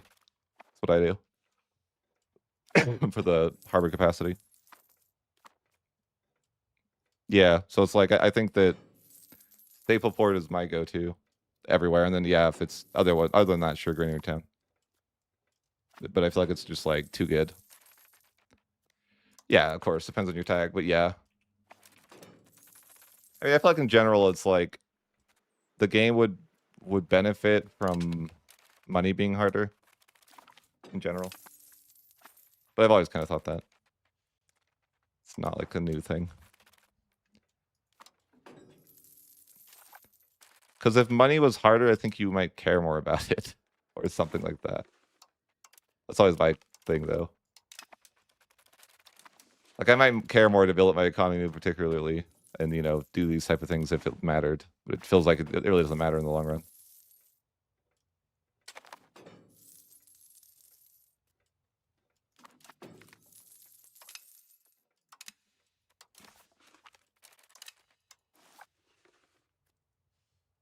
I might have more fun because I don't, you know, like I'm not min-max with the economy. That might be more fun in the long run because I can play longer. I wish the AI would just like use all that money they have and build armies though. They're like afraid to make the AI do that. Like just make the AI that's sitting on all that money like have a standing army. Because here's my thought: if other people had standing armies, then you would need standing armies, which would put a pressure on your like a healthy pressure on your economy.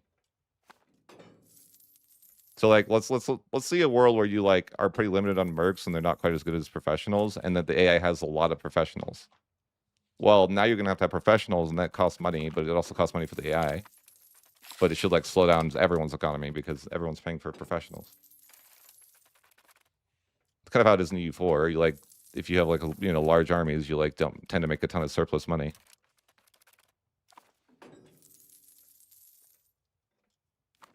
But I'm like, if they did that, that would be freaking smart. make the AI have bigger armies, and then you'll have to match, or the AI will just pounce you. And then make professionals like a bit, like, you know, significantly stronger than mercs. Or I think mercs need to have some sort of detriment that makes it so it's not going to be as good as that. Right. I think mercs need to be nerfed. Mercs need to hurt your like in EU4, mercs like ruin your professionalism, and that sucks in the long run, right? Like they need to have some sort of similar mechanic where it's like it's pretty much bad for the future of your nation if you merc. I think that's what they need to do, or something like that. They need to have like because there's no detriment in just hiring mercs forever. Or in EU4, you don't want to ruin your professionalism. It's not worth it because professionalism is like really important. And you can like merc, you can only hire so many mercs in EU4 as well. I think the merc system in EU4 is like way better, you know, like way more balanced. Because you have force limit too. Like if you go over your force limit, then it's like you start exponentially paying more and more, which I think should be the case in this game too. But I think like I don't know. I think levies are just like bad for the game. Not like inherently, but just the way they're implemented. I don't think we needed levies in our game here. I was fine with no levies. Right. That way, if you did hire a lot of mercs, like you're gonna get like destroyed later on by someone who didn't. Like that would be kind of the idea.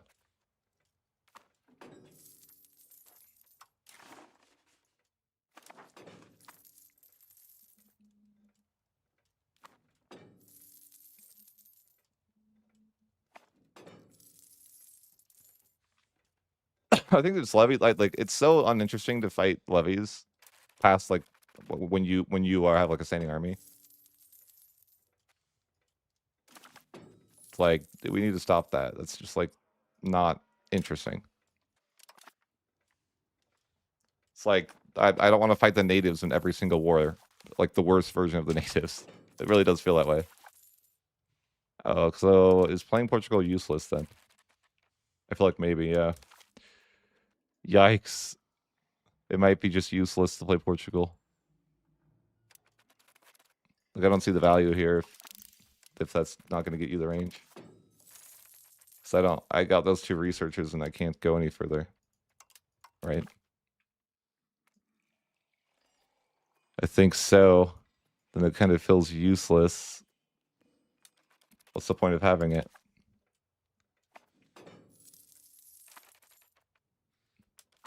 Yeah, I don't know. I tend to think that Portugal's not the way for this idea then, right?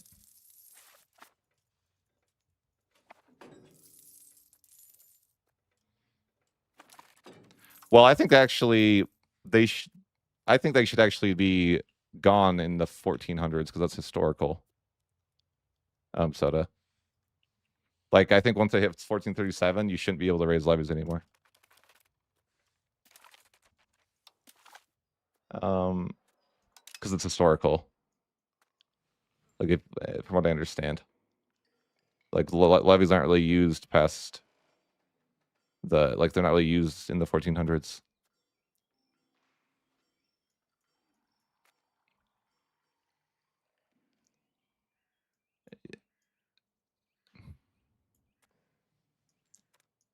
So I feel like what's the point then? I feel like we should just be playing Castile then if that's the thing, yeah.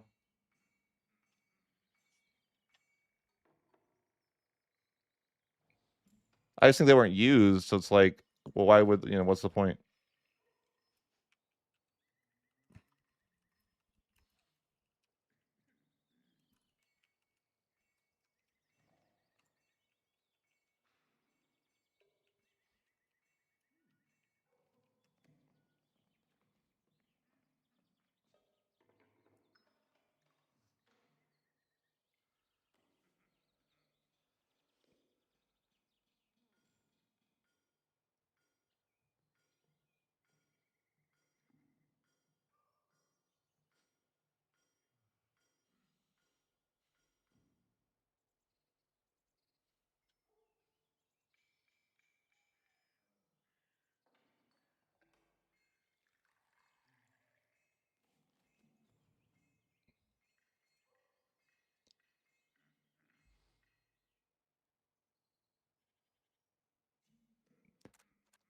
Yeah, but I think like what I'm understanding then is there's no advantage to playing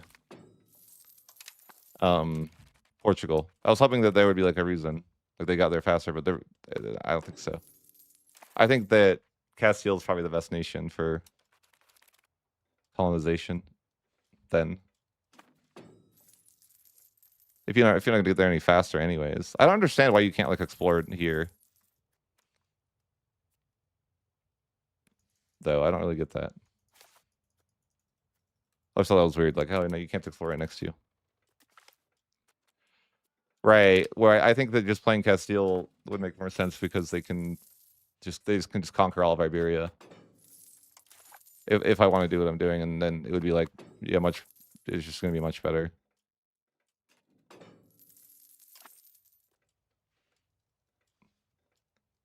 I thought Castile is one of the strongest, definitely, maybe one of the strongest nations in the game.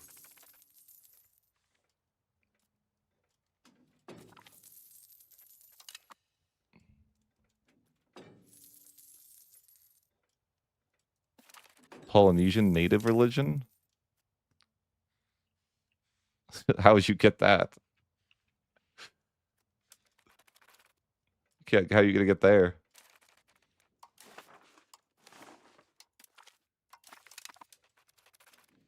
Yeah, but it looks like playing Portugal is useless then. Because basically you're gonna get to the point where it's like, the way this all works is you need to have as strong as an economy as possible by the time you can get to the New World so that you can basically colonize the entire coastline before anyone else can get there. So the best thing to do probably would be playing as Castile and then just conquer Portugal, Aragon in the early game. And then you could form Spain. Because it's all Iberian culture anyways, right? Or it is, I don't know if Aragon is.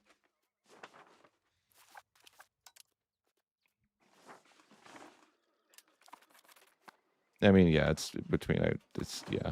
So you probably just accept those cultures fairly easily. And then you just go build up your nation for a while. And then, yeah, you just, I guess you just colonize these early so that you can get the institution. And then you just like have to full send on the coast. Probably attacking the natives is the way then, right? I think so. That would make sense. So the early game doesn't really matter for this challenge. I mean, good to know. It's a little annoying, but good to know. Nonetheless.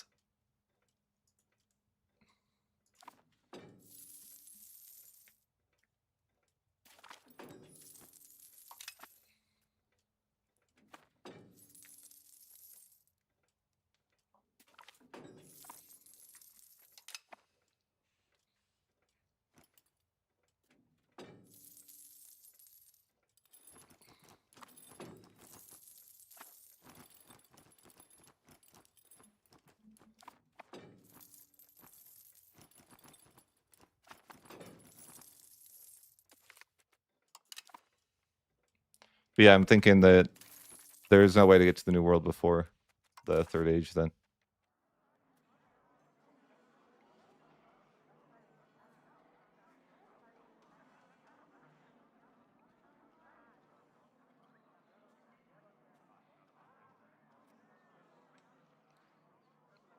How do I go super outward? I wonder. I don't know.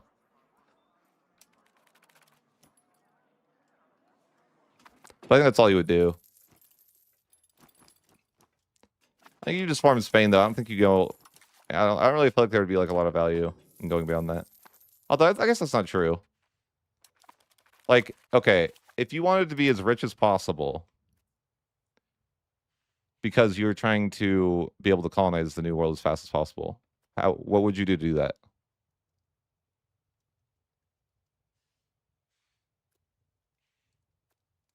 Yeah, but I don't think Greenland would be rich enough to effectively cut off everyone, right? I don't think they could.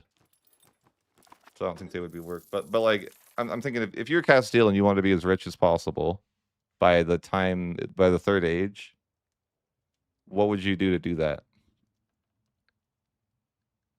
I mean, I tend to think that you would probably just show like maybe I don't even know if you could you get to China by then. Probably. Fortunately, there's no good society pops, but you probably could. But would it be worth it? I think maybe though the play would be like playing as Castile and then like taking over, like invading Naples and making it a naval governor. Probably would be the best play. Would be my guess. That's just like what I think, though. I don't know. No, I mean even if you had maps, I don't think it matters. I can't see them though.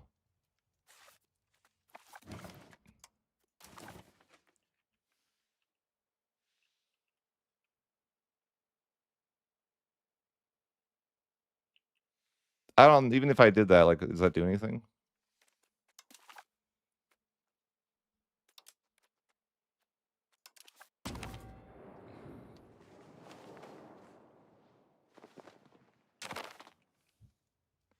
Oh, except Norway. So would Norway be the goat then?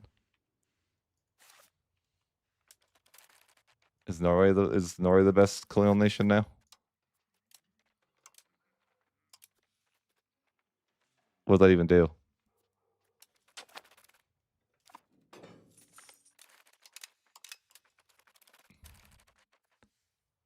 Oh, I'm already colonized over here though, or something, right? Is that what's going on? What? Yeah, but even if I was over here, what is that going to do for me? Can I go any further? There's subject of mine.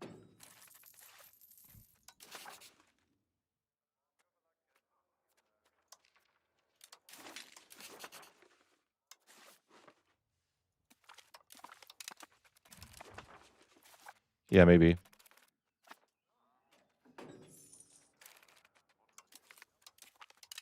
I wait forever for this to tick up though, to see.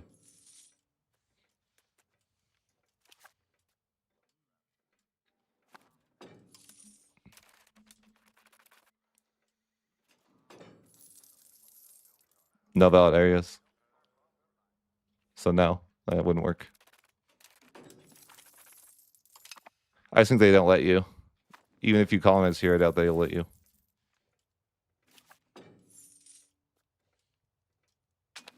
I mean, what if you were Greenland in like a plain release fashion? Maybe that would work.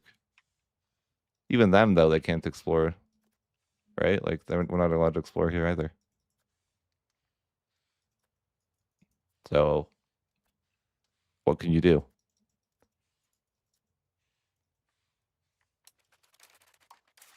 Not really sure, right? Even if you were Greenland, like what are you gonna do?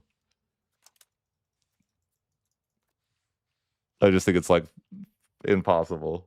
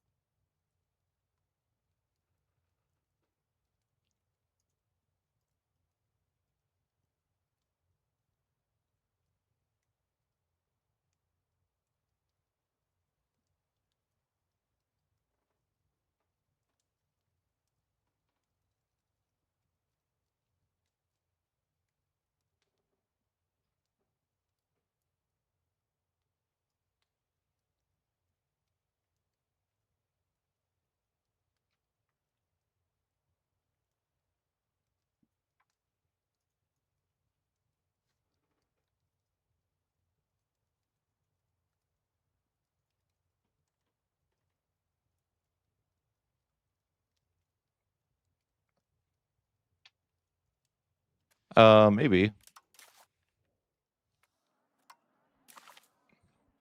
Can they even get the institutions? Yeah, you're saying if they had the extra 250 range, you think that'd be enough? I don't know.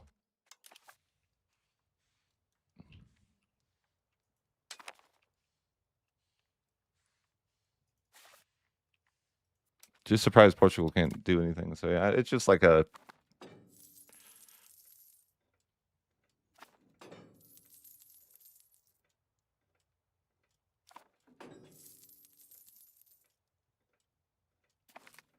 Is there?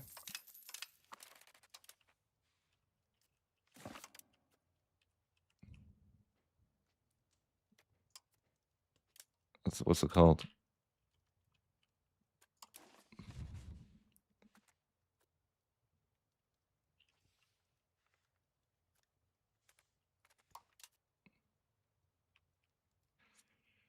Even if you did that, what would that do? I don't know. Oh, they're not a subject anymore. But even if I don't think you could, because you couldn't see Greenland, right? Like the way they have those games, you have to occupy the capital of that person to be able to take land from there. So I think that wouldn't work either. I don't think there's like a physical way that you could ever get that land, right?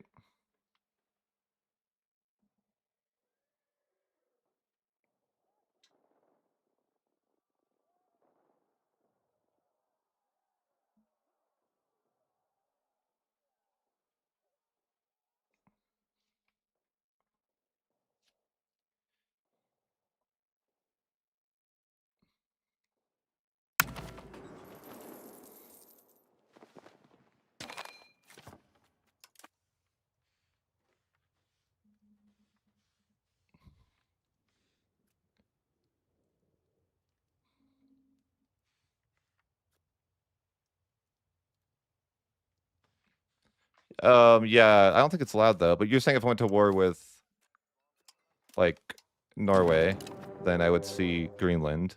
But what would that even help me with? Because I don't even think I could steal maps even if I had that. I mean, yeah, I could. Okay, it actually lets you. Let's see that then. So you could like no CB Norway. But I don't think you would be able to give anything like you can't get there.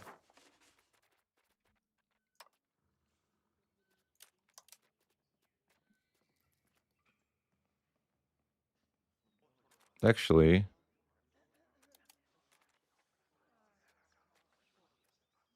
you could do that, but like I don't think that'd be like the what you. Why would you want to? What would that do for you?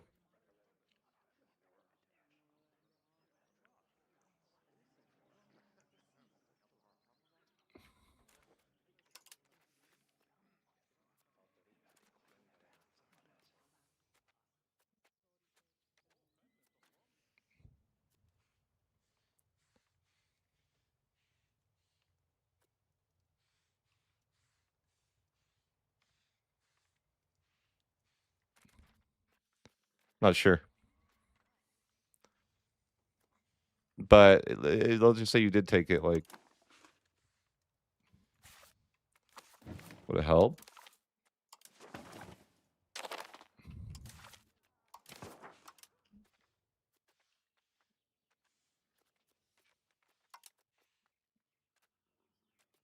It won't. It won't let me do it because it thinks AI would hate it.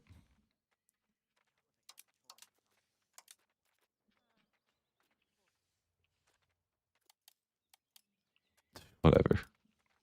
Whoever gets them to say yes. That's just like subjects, though. Like, why would you want that?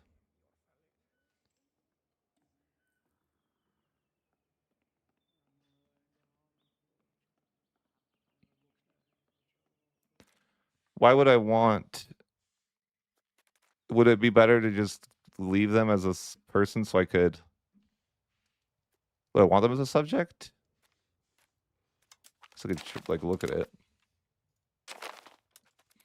Like you have a subject here, but like what is that going to do for you? Nothing, right? No. But maybe if you had a spy network on Norway, it would be possible.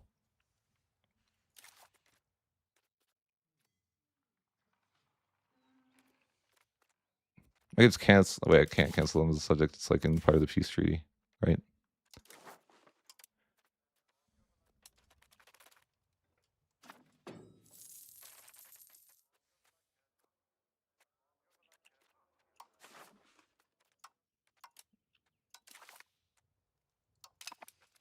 Because I don't do anything. So what about spying on them? Yeah, I feel like spying on them might do something.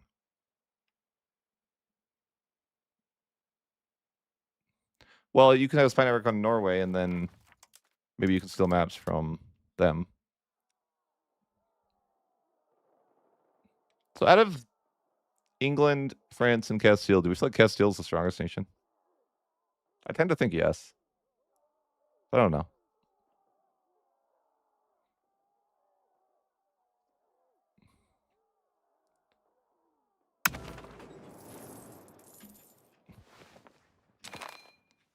It's always a good question, though.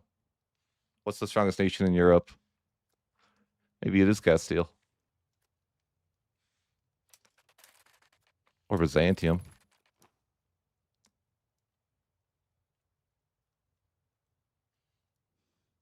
Oh, I see. So even if I had that, it wouldn't help, is what you're saying?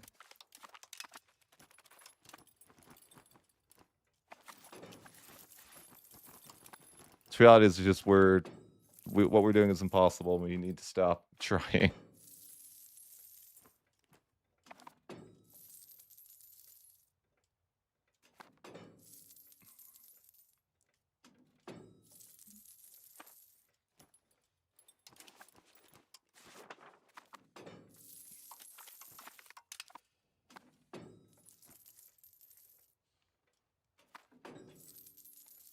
I never played the Mamluks really. But I could see that. I get like that's not Europe though. You know, we don't count that as Europe. I think.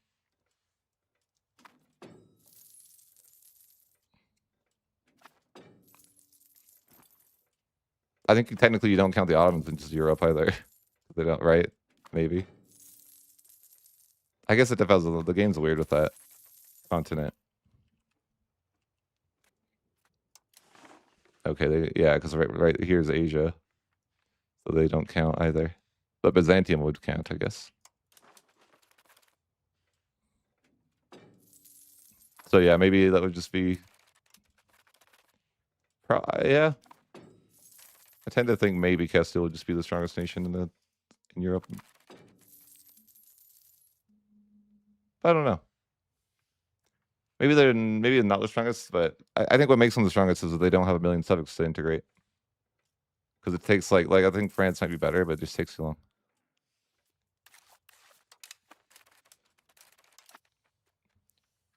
Or even England, I'm like, yeah, Castile just starts unified.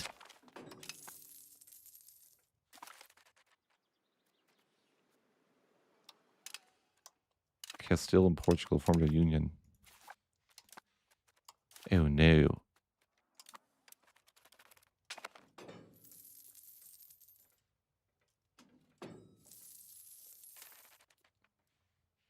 No, yeah, I don't know about that. So you're saying that this gives me nothing if I do this, right? Even if I spy network to that, it's not doing anything. So I guess like you're not meant to get to the new world until you get the institution. I guess simple as that.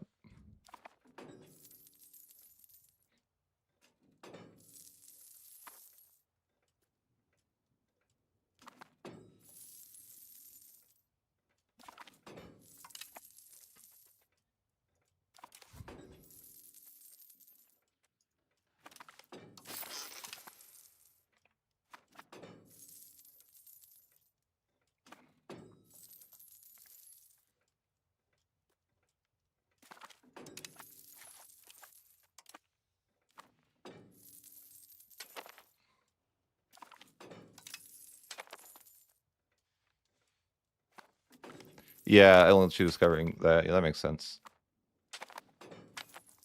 Just seems like no matter what you do, you're not getting there any faster. So that just means that you should play the strongest nation possible, and then you just need a lot of money.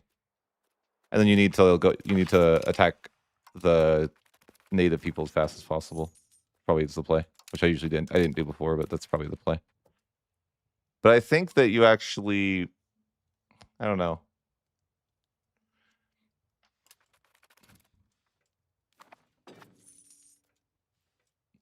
But I wonder, like, okay, if you wanted to make the most money possible as Castile, but you needed to have that locked in by 1437, what do you think the play would be? Like, because I don't think you can get to China by then. And even if you could, I don't know if it would be worth it. You might be able to, but I don't know if it. Like I don't know if you could get to China and also like have their people like integrated and all that. Maybe, but I just don't know if it. I don't know if you could. It could be kind of tough because you kind of need professionals to actually beat them. I think.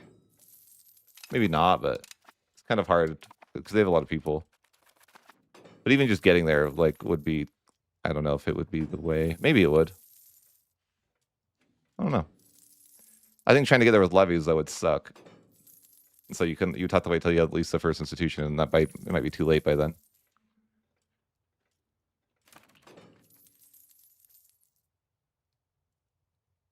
But I feel like it does say like I don't know, that probably wouldn't work in time, right? I think. So my thought would be that you would. I feel like either taking England and putting a naval governor there might be the best value.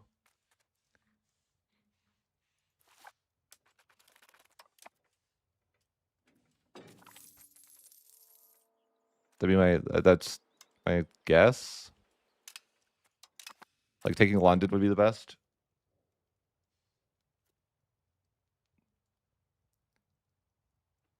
Yeah, I think that would make sense to me. Like I think that like there's a chance that China would be good, but it just seems like too annoying. But I think taking London would be like reasonable. That's probably the most valuable naval governor spot in the game? Question mark? Maybe. I think it's either that or Naples. Maybe Naples is like. Do you think Naples is more valuable than London? Just because it has way more people? Maybe. I don't know. Maybe it is. It might be actually. I don't know. That's a tough question.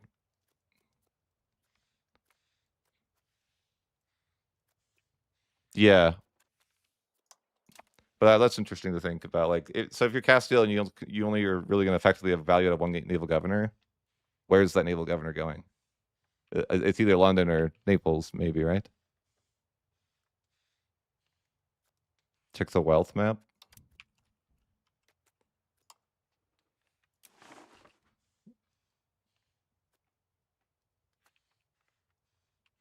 Yeah, it seems like Naples would be more valuable. Or I wonder, is there a chance that Constantinople would be the place? I guess not. So you could go anywhere that was naval, right?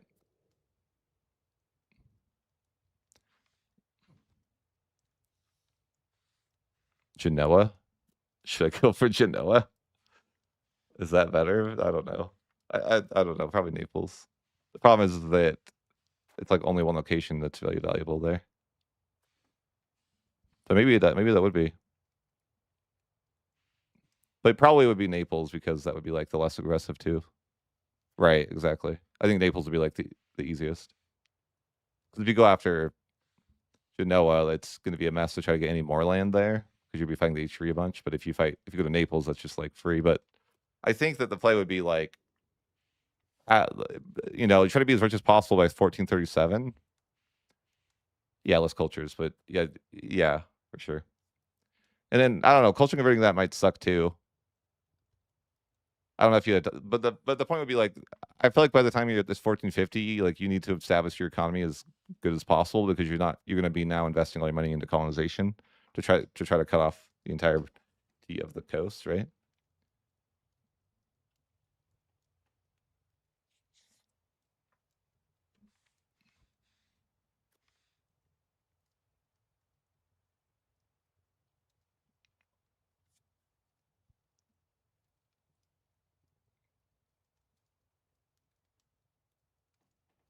Well, you can only have one naval governor by that time, right?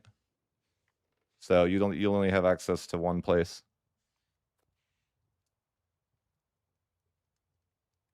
Oh, you're saying the naval governor might be okay there? Yeah, maybe. I don't know. I don't think it'd be that great because you'd have to like conquer a lot of the coast for that to work.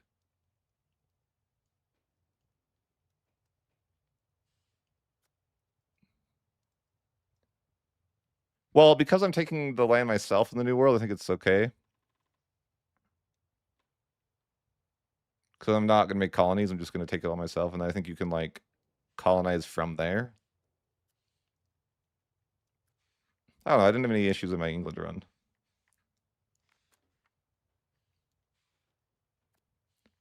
But I think mostly, like, considering that I would be conquering Portugal, and then the other two threats would be like England or France or other people. But I feel like England would be the biggest person that could be a problem. But I doubt anyone will. I feel like nobody else would be that big of an issue. Like I think France goes to. I mean, it's definitely a short time frame that you'd have to do it, right? Like you'd have to colonize the entire coastline pretty fast to prevent everyone else from doing it. But if you had enough money, I think you could.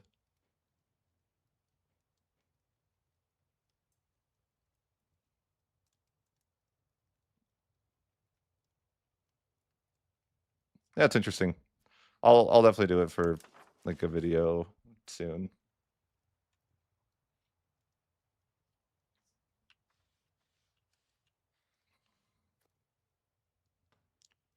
What do you mean by whole coastlines? I mean like um essentially like I want to make it so no one else could colonize anywhere because I own the entirety of the coast of both North and South America. Yeah. Like no from like so it's like literally like I would have like the entirety of North and South America and no one else could touch it because I own the entirety of the coast. Right. That'd be like that's the goal.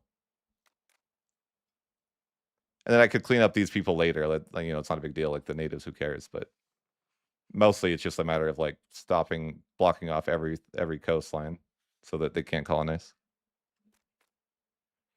But you'd have to be quick to do that because you need a lot of money. Is what I'm thinking. So I'm like, okay, you need to put yourself in the best financial spot, and then start colonizing as fast as possible. Seems tough, but possible. That's why I think Castile would be the best because they have the biggest economy.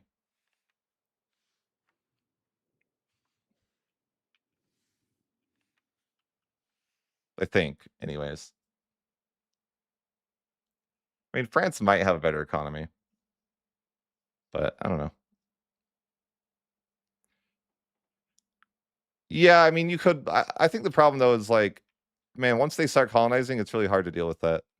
So I think the idea would be that you would beat the other colonizers first, because I've seen like tons of people that colonize. So I feel like if you just need to be fast enough, or it's going to be like, anyone can colonize. Like I've seen Naples colonize, or a lot of Italy, or the Pope, or whoever, right? Like I feel like you just have to be faster, or it's going to be AIDS.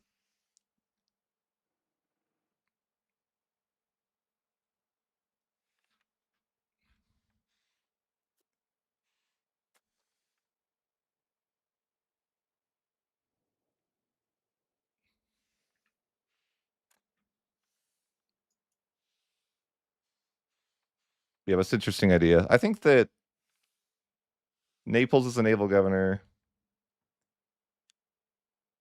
I just don't know because, like, if you're Castile and you take Naples, is that gonna be good? Like, because you're gonna be integrating Portugal and Aragon for a while,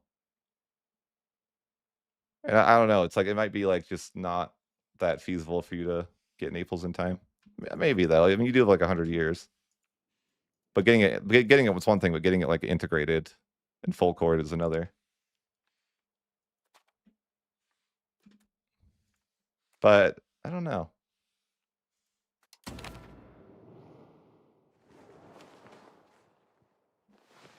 It's a good question.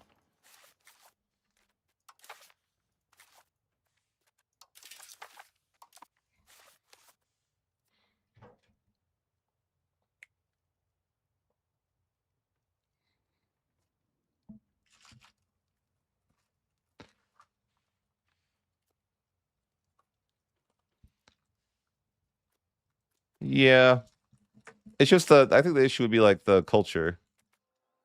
There's no way that you could accept. You'd have to like spend the time to like make a subject so that you could cheese the culture. Because they're not gonna. I'm sure that you can't accept um, the culture, right?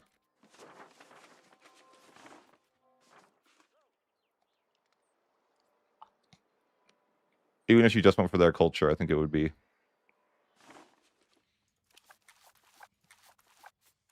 I doubt you could accept it. Maybe you could, but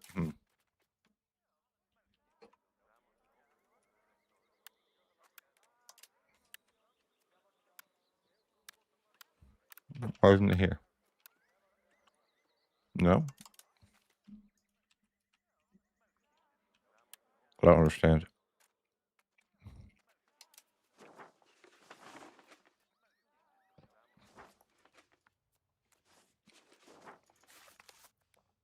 Oh, it's Nia, not Neo.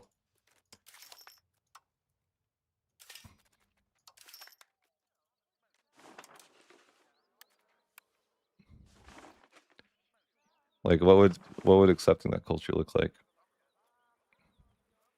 Can't really tell, can you? Unless you own something.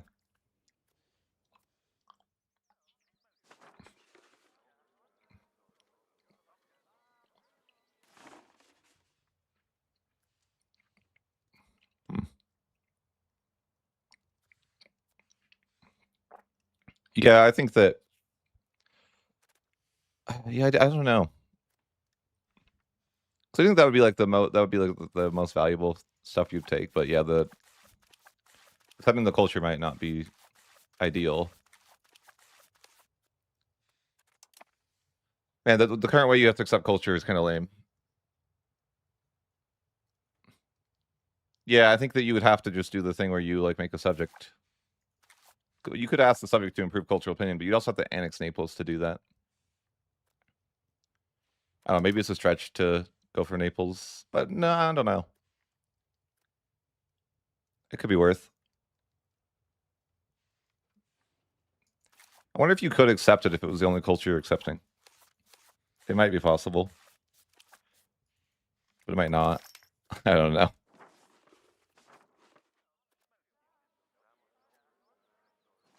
Yeah, you could do it as an ally, but I think it would take like. I feel like doing it as an ally takes forever because it just would. I mean, I think the best play would be like taking a piece of land, making a subject immediately, and then you get 100 favors with that subject.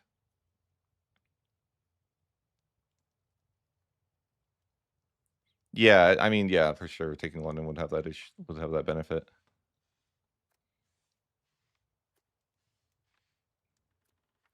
Because England's probably one of the fastest colonizers.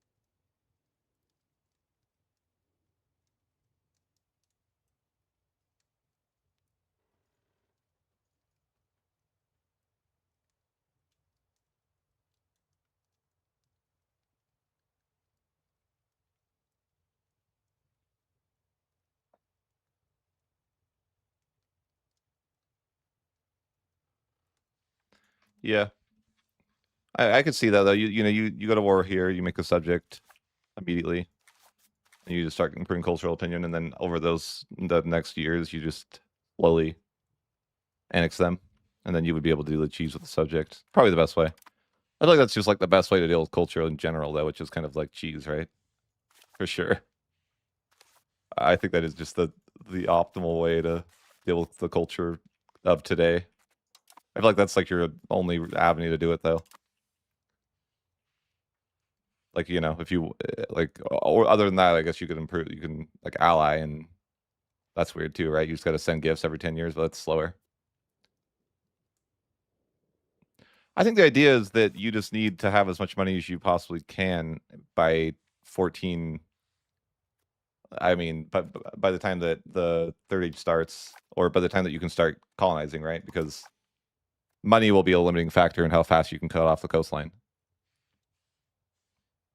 I mean, you can only like colonize so much at once, and so you're limited by your economy in some sort of way, right? Because there's a lot of coastline to cover in is probably a relatively short period of time. Maybe like by the time you actually get there and you've explored there, it's probably like I don't know, 1480, and then I think at most you have 50 years to colonize the entire coast. probably. So I think the idea is you just want to be as rich as possible by the time that you're actually able to colonize, so that you're able to colonize more. And whatever, however you do that is, yeah, just whatever. How do you make the? How do you? Because after that, you're not really. You're just going to spend all your money. I don't feel like Oreos is ever that much money.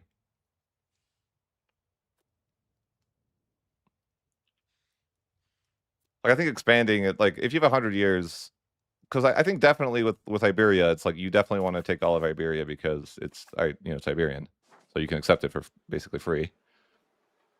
And then other than that, it's just about where can I put a naval governor that's the most valuable, which is the most valuable, but also the most reasonable, which is probably Naples.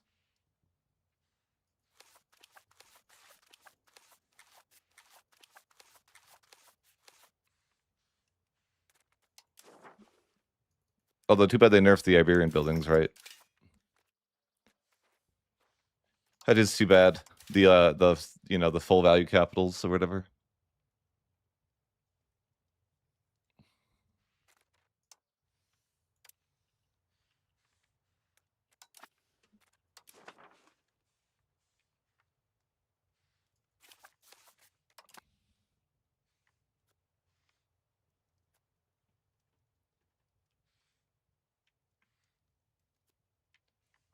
Is there any way to get another full capital these days? There isn't, right?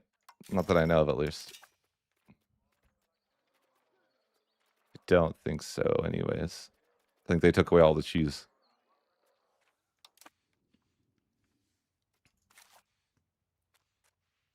But I think that you would just.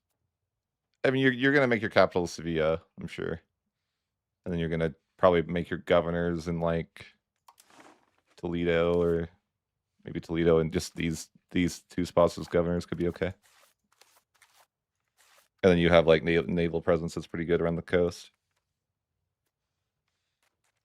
I think is maybe your best bet. I don't know, something like that. I wonder if it'd be better to have like governors on the coast or in the middle, because you'd already have good control on the coast. Maybe, I don't know. Alexandria. I don't really. You couldn't.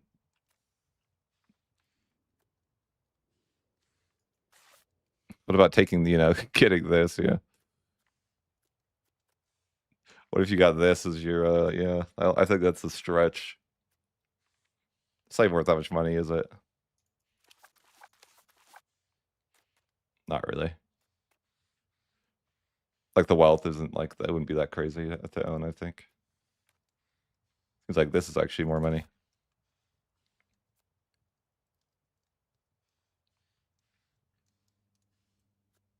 Yeah, that's what I'm thinking too. You can't really. That's why I don't understand why Egypt's like. I always like when I play this nation, it's awkward because your capital is like really. It's not that close to the coast, but it feels like you're like you want to be naval because it's just a weird. It's an awkward position for Egypt, I think. I think Naples makes the most sense. I think you have to. I think you just have to go to an early war and then like make sure you take something with their culture, release it, and then start getting in favors.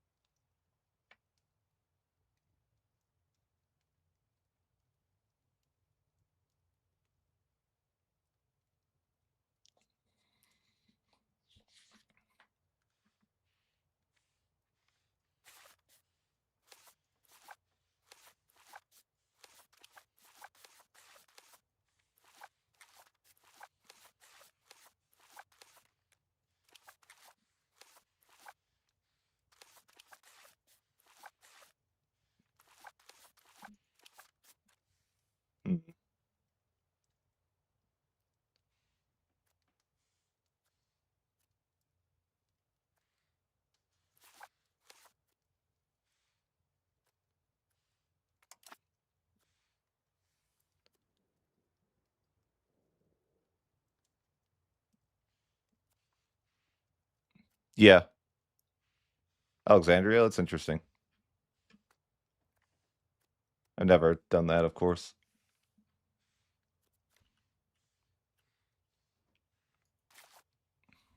But I could see it.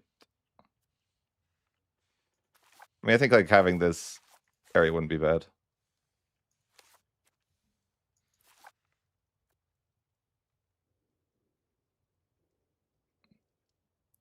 Yeah, I could see you having like a lot of value on the coast here.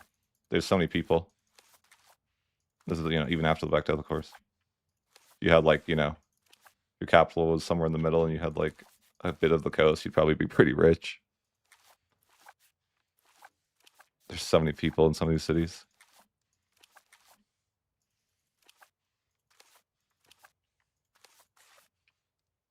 Yeah, it's kind of crazy. Egypt's always like that. They have so many people. I could see doing that. That like might be a viable take too. Be kind of funny, but I feel like the only thing with that would be is annoying with religion and culture. Might take too long to like get that rolling in a productive way. I mean, it might be okay. Something would be harder too to attack Egypt as Castile. I think you couldn't do it with it would be hard to do with levies. Probably possible, but just hard.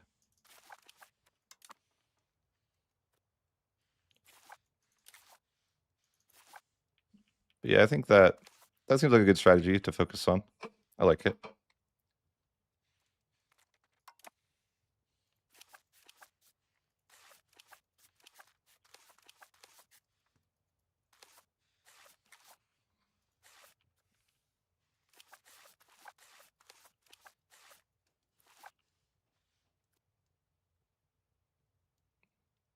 Yeah.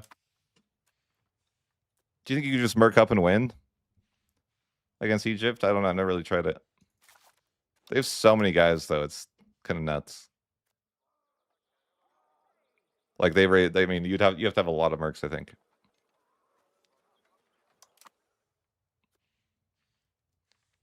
And then like getting the mercs over there would probably suck too because you'd have to do it by boat, which means you need a fairly large transport fleet. Because you're not going to walk through here, I'm sure.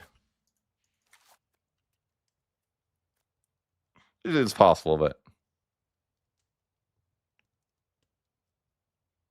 yeah, that's what I'm thinking. You would need like a lot. It might be doable though, and it would probably be valuable. Yeah, they have tons. They have so many levies. I think it's always hard to like get a good peace out of them too, because the second you take even Alexandria, you're cutting off their nation, right? Like even a single location. Isn't that how that is? Like they get they like very unwilling to accept that peace deal. So you need a lot of war score. which might make it difficult.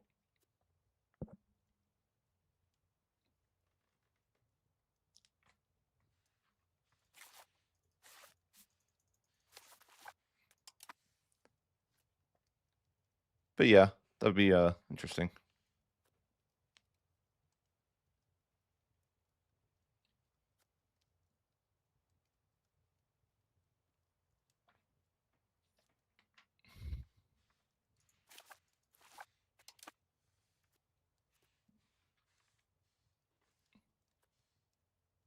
But yeah, I think Castile will be the plan.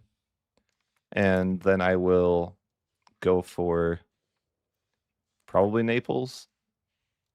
I think that's just like easier. Right, Naples would be easier. I think you could do Egypt. It would just be like more of a I don't know. I mean, I don't think the religion would be that big of an issue. And the culture is like decent. Well, like I guess it would be if you just went for like that culture, it could probably be pretty valuable. What's the best place for like harbor? Where's the best naval governor? It's like nothing's that great. It's funny that that's like the best one. Is that like why that's weird? I mean, you'd want to put it like closer. Like I imagine you could make your naval governor even that, and then just like take a bunch of land here too. It'd be pretty valuable. could see that being possible. I don't know. It just seems like it'd be like hard.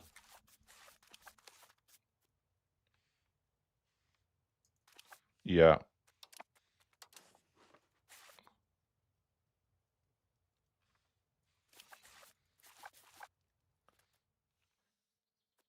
Text base of 457 versus 199.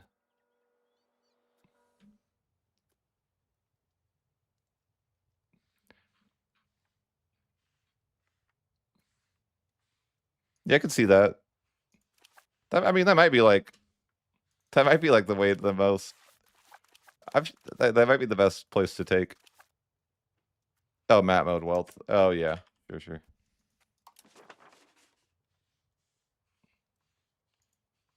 Yeah, the wealth there is nuts. But even having like I only think that maybe the naval governor because the harbor sustainability or whatever is so good, or better. I guess you could put you could put it either way. I guess you probably put it here, right? But it would just like you could get better control to there if you had it there. Well, actually, it's not that about the same, I guess. You're probably not getting much value outside of the coast, but it's still something, I'm sure. But I like that it's all the same culture, so it's you only have to like make one culture accept you. And I don't really think it matters that much about religion, so I'm like, yeah, maybe that would be the play. Or is this culture different? No, it's all Lower Egyptian. But like, I think maybe you just take this and go after like you just try to take as much Lower Egyptian land. I'm sure you could probably take it all within 100 years, and have it like integrated and stuff.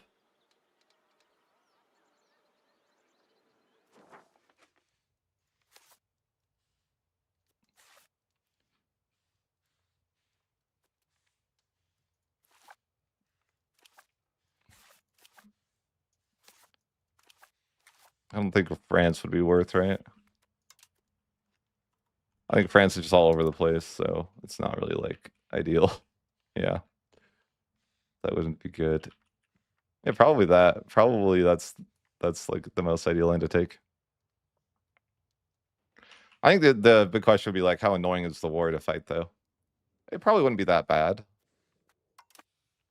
I feel like the easy way to do it would be like, well, this probably wouldn't be that bad with mercs. I don't know. I'd have to fight it, but I'm sure Castile's super strong. I'm sure. My question would be like, how early could you do it? Which, because I feel like you would want professionals, but with enough mercs, you probably could do it. I guess I don't know. I've never really tried to fight Egypt or I never tried to fight Egypt as Castile that early. But just kind of like, I think you would start by taking Iberia, and then you would want to just go to war with Egypt. And I think you could do it.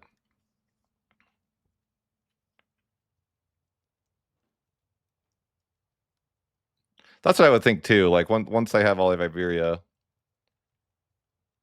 Question is, do I have enough time to like integrate all of Iberia and Egypt? I don't know. Maybe. Like, do you extract the value out of the land in time for when you're trying to like start colonizing? Maybe. That's worth a shot, I think.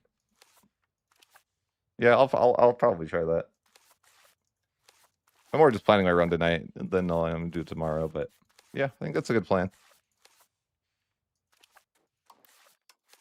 I think it definitely could be a good plan.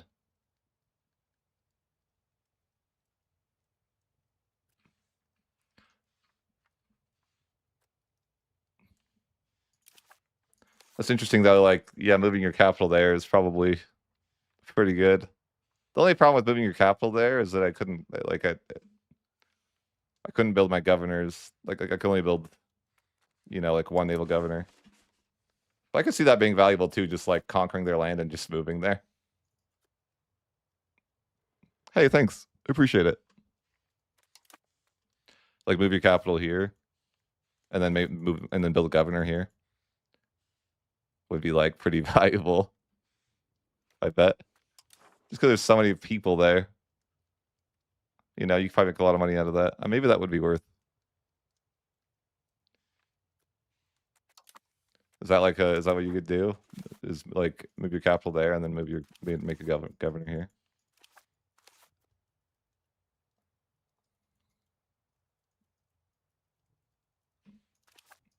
Or do you do it vice versa and make the capital here and your governor here?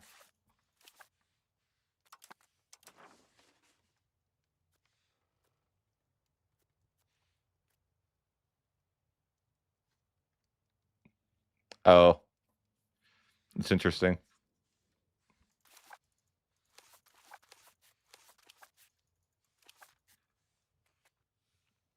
Yeah, that would be interesting.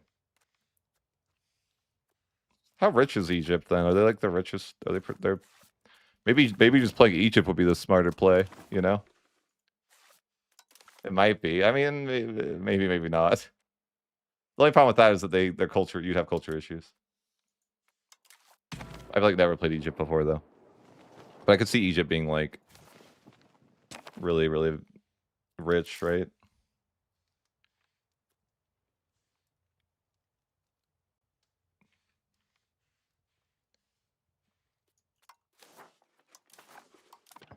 I feel like it would be like, yeah, because I think trying to get value out of Iberia would be like as Egypt would probably be worse. Like I think it might be worse to actually start as Egypt. I was thinking that you could start as Egypt and then, you know, similarly, like you could conquer. You could start as Egypt and conquer Italy. Would be like another like possible play. You'd have to like conquer something over here to get that, and it might be worse because you. Well, I guess you can. It says that if you explore these, it's good. Yeah, I think integration would be like your issue. You'd have to also take land over. Like you want to get this institution, so you'd have to like.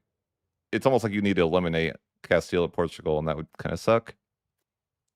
I could colonize it, but I think that would only give me a chance. But yeah, I'd have to colonize it, which I could do.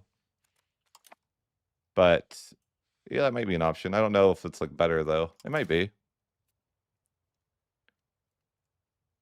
Do you guys think that I would be richer starting as Egypt or as Castile? Probably. I mean, I don't know. I tend to think Egypt because I mean, generally when you start with more money, you end up making more money. But I also feel like that I'm pretty rich as Castile a lot of the times. I think both things would be like both things would work fine. I'm sure for the challenge. I imagine you would be plenty rich with both nations. I feel like it's just more awkward to like the culture wise. It would be harder.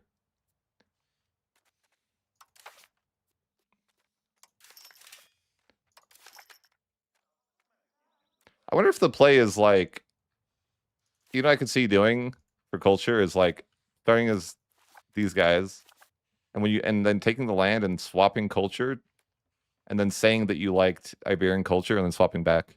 I bet that would work pretty well. I think that technique's actually kind of good. It's very fast. It's the fastest way to do culture, I think. So I think that this would be the majority culture for sure. Like if you took this land, there's just more people here than like even if you took just this area, I bet that it would be like you could make Lower Egyptian your primary culture for sure, right? I'm pretty confident you could. So I don't know. Maybe there's quite a few people here.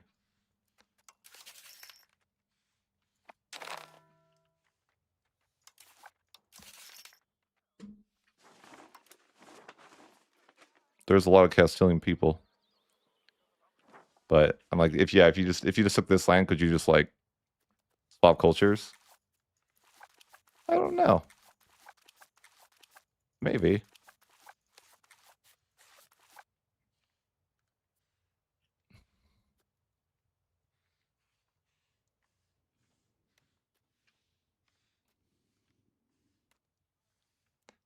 It's also the matter of like,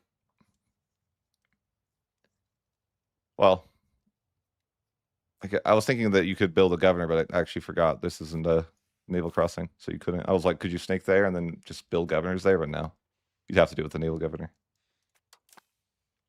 Okay, that's fine. That's fine.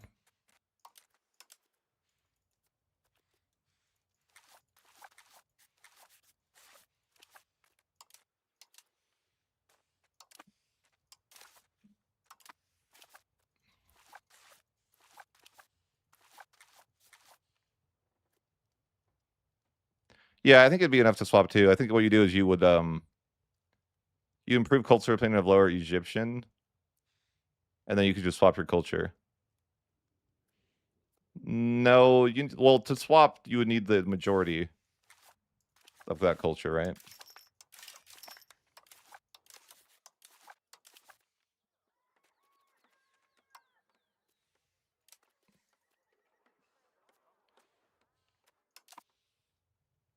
Yeah, I think so.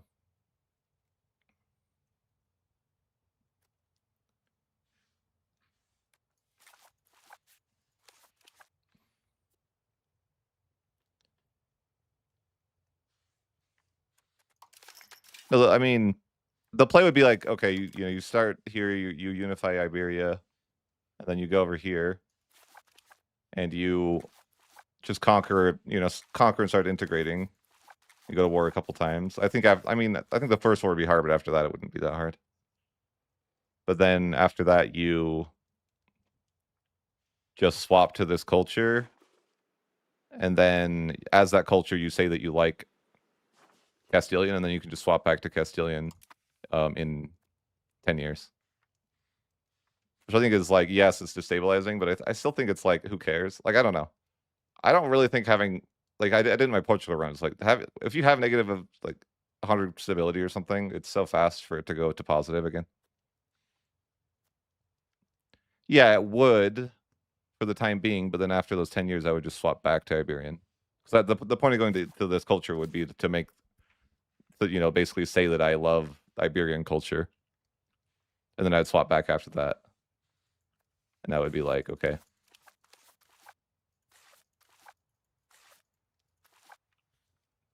That or I do the subject thing. I mean, those are the two cheeses that I think are best for it.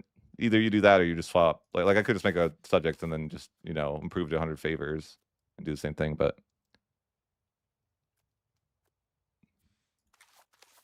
there's also a world where I could just stay at Lower Egyptian as my main culture. Like that probably would be like the better way, right? Basically, I just say that as Iberian, but I guess I wouldn't be able to accept the other Iberian cultures is the issue. Like as much as I say, like, I think I'd have to go back to that actually. Because I could say that I like Castilian, but it would still be an issue with the other ones. It's not like that. Like the way that you do it is you improve the culture opinion. So you just make a subject, and then you have and then you get 100 favors, and you cancel the subject, and if you then you just ask to improve culture opinion twice. Like that's another. I could do that way too. That's the like the less destabilizing way. Maybe I will just do it like that.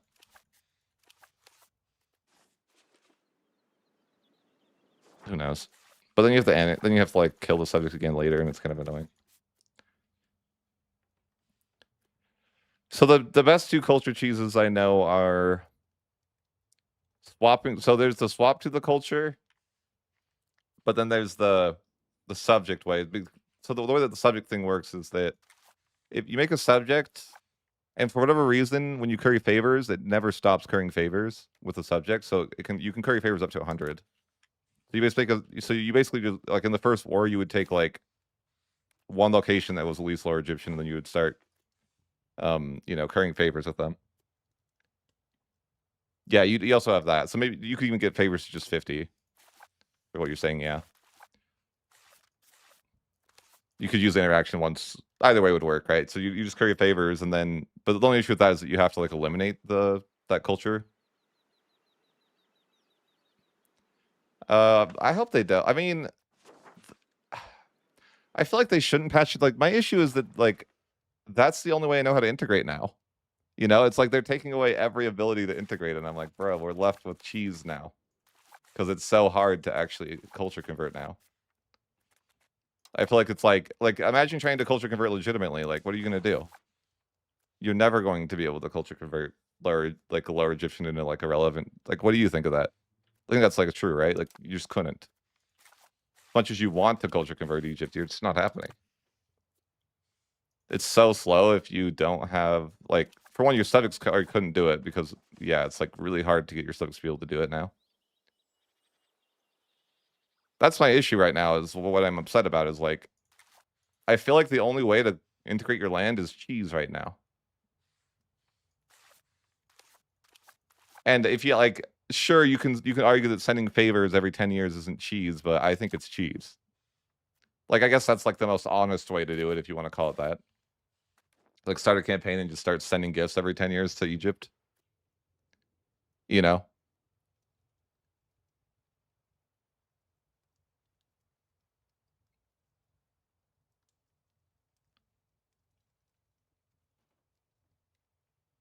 Yeah, you can.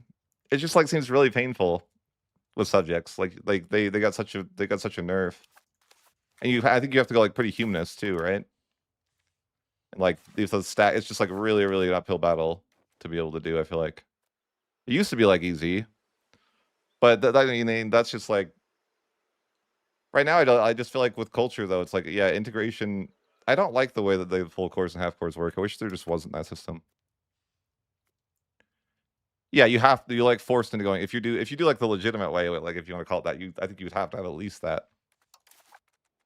And then it's like still not like, it's just kind of annoying because then you're like, you can only tell a subject to do it that every 10 years. It's like the paradox just doesn't want you to be able to do it. Troll, isn't it? Like, how do you navigate that issue and your subject's not only being able to do it every 10 years?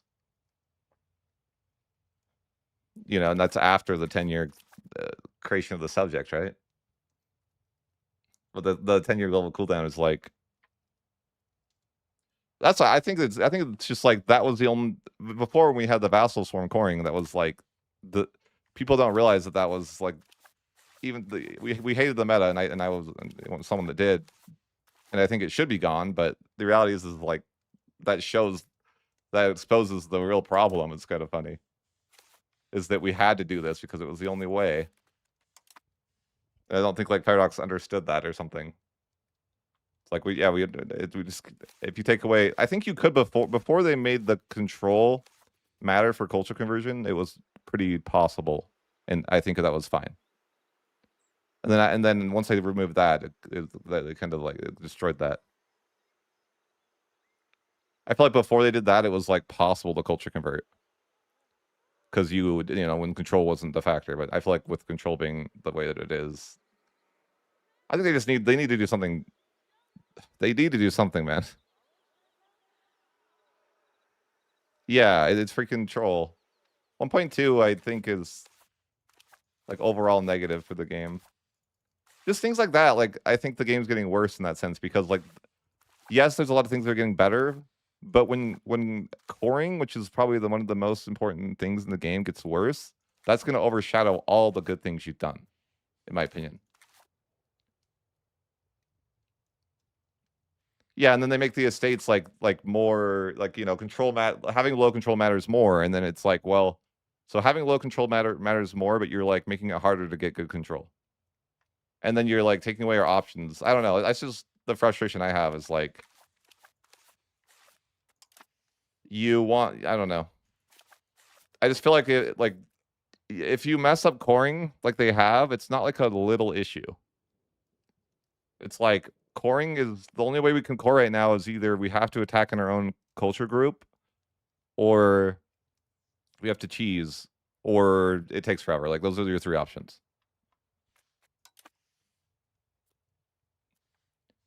Yeah, but it's like conquest isn't. You know what make conquest more difficult? If the AI freaking build armies, and you know what I mean. Like instead of just being like, oh, you know, like I don't know, it's frustrating. Make conquest harder by freaking making the AI more competent, and like coalitions and stuff, right? Don't make integrating worse. If you like, I think people are just. I think 1.2 is the worst integration possible. And that's why I feel like they're like undoing a lot of their good work, because I do think 1.2 has like a lot of good stuff, but you're like undoing all that good work if we aren't able to core, because that's pretty important, right? Yeah, small culture is painful. I just think it's like the wrong, like, you got to be careful with changes to that, right?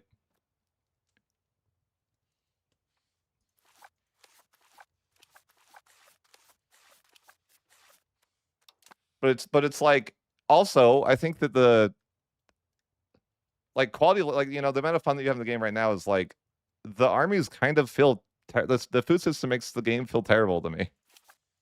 Like I feel like that's like kind of a big deal that they made like, you have no food, and it's just like, that's, they make these changes, and it's like, do you realize that that's what's the intent here? I don't know. There's not even like like levies don't even have these. Yeah, like levies are. I kind of agree that levies need to go, but the fact that levies don't even have supply units is like pretty awful, because guess what? Most people play the game for like 100 years, and that's like levies only. That's like, that was one thing I always thought was bad. Like, okay, most people are going to play campaigns for 100 years, and it's levies. So the majority of our gameplay is levies. In that regard, yes, I think that if they made the game more interesting and more longer, that'd be cool. But we all knew that wasn't going to happen, right? Like, if EU4 is an example, it's like, yeah, the game's going to be fun for like the first 150 years. And if the majority of that gameplay is levies, that kind of sucks.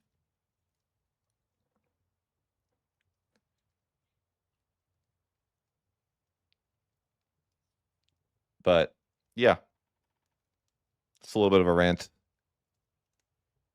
Frustrating. Frustrating for sure.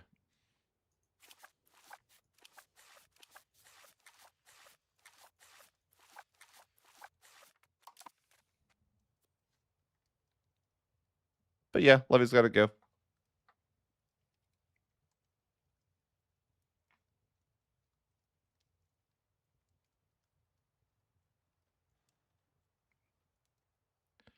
I'd be on board. But the issue is, yeah, that, I mean, that's hard.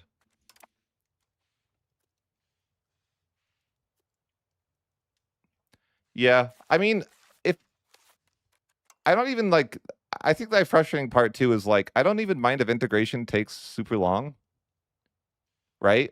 What I do mind is that I'm forced to use my entire cabinet to do it. Like, if integration just happened passively, I think it would be fine if it was slower. But the fact that we have to like commit our cabinet to do that the whole game is freaking pain. Like, I want to be able to use my cabinet for interesting things. I'd say that any hopes for 1.3? I'm not a dev. Like, honestly, here's how my thought process on like the hopes of the game, right? Like, I don't think it's hard to fix the game. I think they just have to be able to like, it's almost like they just have to like swallow their pride and go away from these ideas that they have. Like, I actually don't feel like it's that hard to make EU5 pretty good. It's just a matter of like, can they like I almost feel like it's a pride issue or something. I don't know.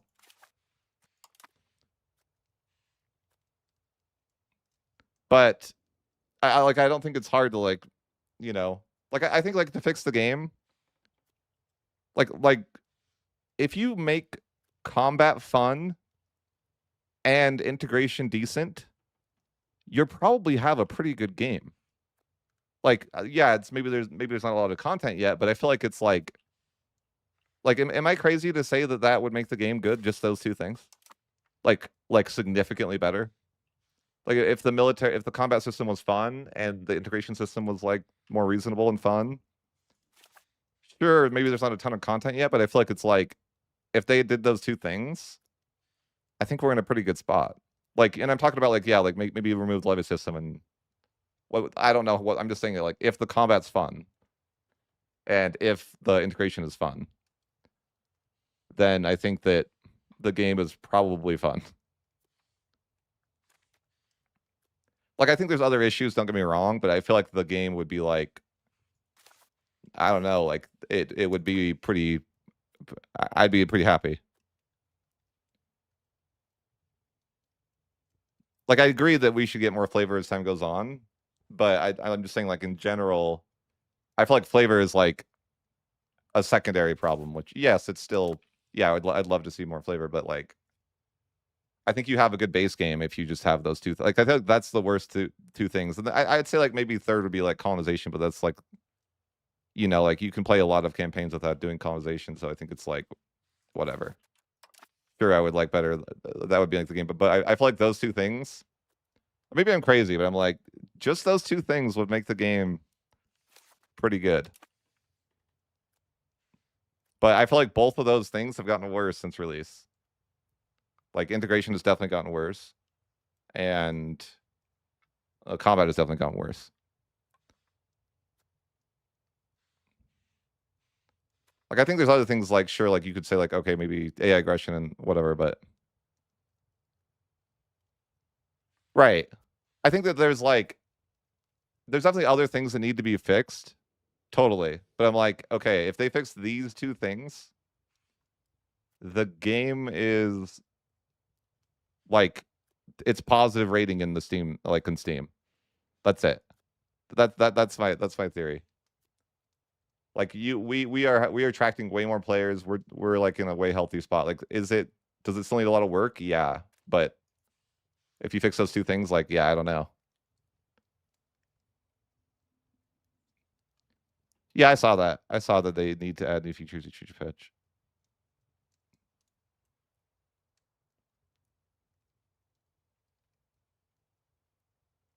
Right. I think that Paradox did a really dumb thing where they like to flex all these events they have or something like that, right?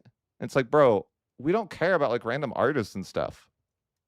Maybe that's just me saying that, but I'm like, there's so many historical events that are like, why did you put these in here just for fluff?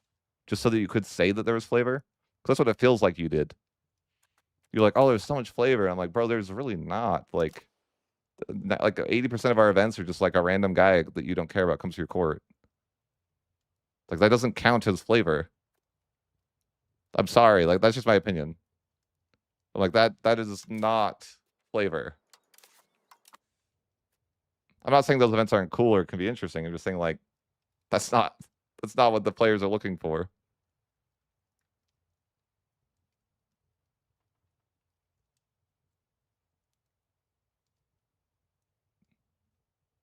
They do, though. I mean, you can. Do you see my run?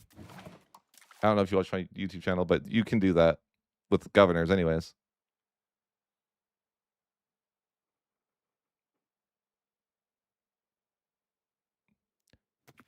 Well, that's what I thought. Like, even when I was in early access, I was like, dude, they're kind of just like lying. Like, I don't know if I want to say lying, but it's either they're lying or they don't know.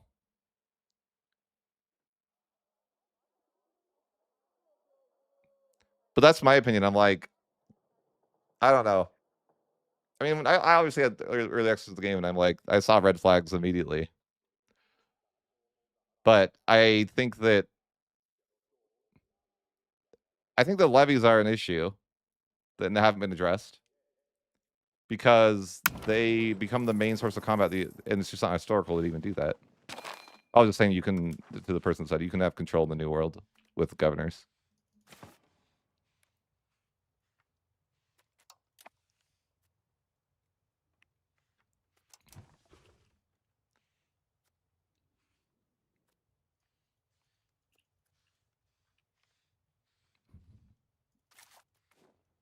Dude, it's so hard to get a megalopolis. So freaking hard. What's like available free land even mean? Just like building slots? Are they like, are you encouraged to never build things to get more population growth? No, it's like the same.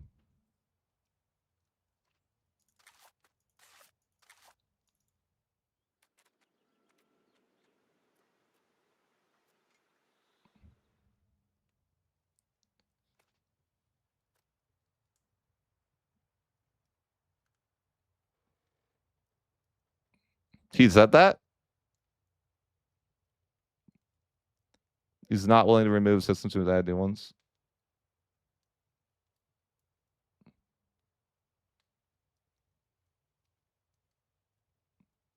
It's like an exploit frontier more so. It like if you build your naval governors, they don't get removed. So if you like move your capital over here and then you build a governor, it doesn't like get removed if you move, which is probably an exploit, yeah. But that's how I might be able to get control in the new world.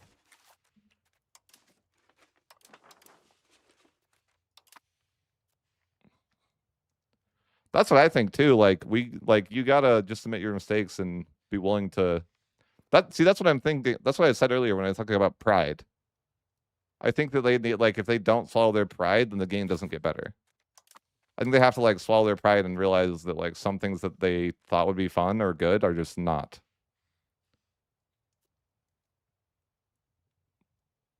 I also think that he I think that some of the stuff gets listened to that shouldn't too. Which is I know it's hard too, right? It's I think that there's things that get changed that don't need to get changed.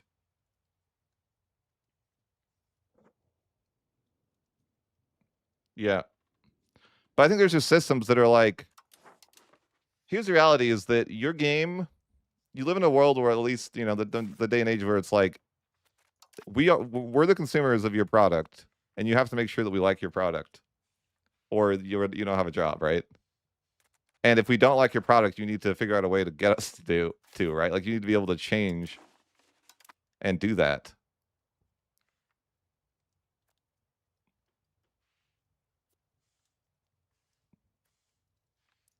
I think for example, it's I don't really understand why we don't have mission trees when it's clear that the majority of the player base wants that. And that's your consumer. Like your consumer of your product is telling you that they want mission trees, and you're not even willing to try that yet. It's kind of crazy to me. I get not having it on release, but why not? Why not try it? Even just try it with an early access branch. Hey, we're gonna release 1.3. We're gonna give this one nation a mission tree. Give us some feedback on it. We don't know if we'll keep it or not. I feel like something like that. Why don't they do that? And then it's a system they implement that they can just scrap if it doesn't work out. But that's the issue though, is that they never scrap. They won't they won't scrap anything. I'm sometimes I feel like you just have to scrap things. If they don't work, if if your people don't, if your consumer doesn't like the thing, it's time to adapt.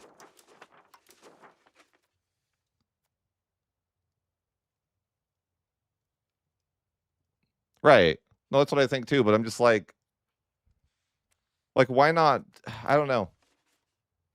I get I see with mission trees, it's why not try it in the early access branch? People overwhelmingly want that, according to the community and any posts I've seen. So it's if your consumer really wants the thing, they'll pay money for that. You know what I mean? The, you don't need to sell them on it. They're gonna buy that DLC in a freaking heartbeat. You know what I mean? It just seems like smart business. I mean, that's be my guess, anyways. If you make the mission tree DLC, man, you're telling me that doesn't get insane amount of sales.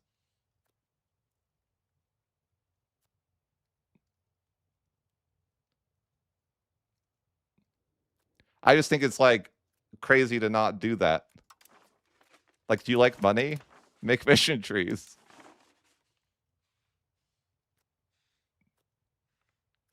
I think it's an okay step.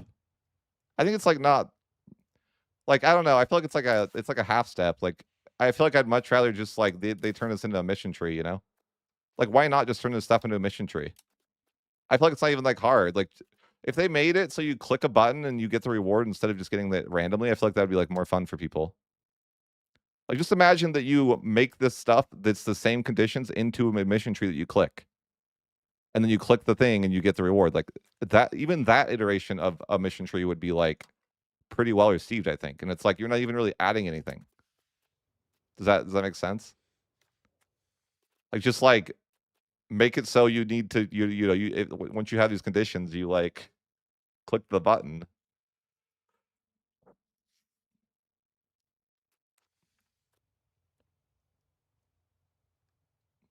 I think that would be like pretty nice, and it wouldn't even really change the game much. Like it's like to me, I've always thought of it like EU5 has mission trees, but they're hidden, and that's the reality is like I don't want to go through this confusing list of events and try to figure stuff out. Just like put the important events in a tree. They don't even need to change the game. Just freaking let me know what I need to do the thing. Once I do it, let me click the reward. I don't know. To me, it's just like it's not. I don't even need them to add new stuff. Really, I just want to be able to view it, and because it's like if I look at these event viewers, there's so many events here that I don't care about. You know what I mean? And then it's like confusing to know which ones I would care about.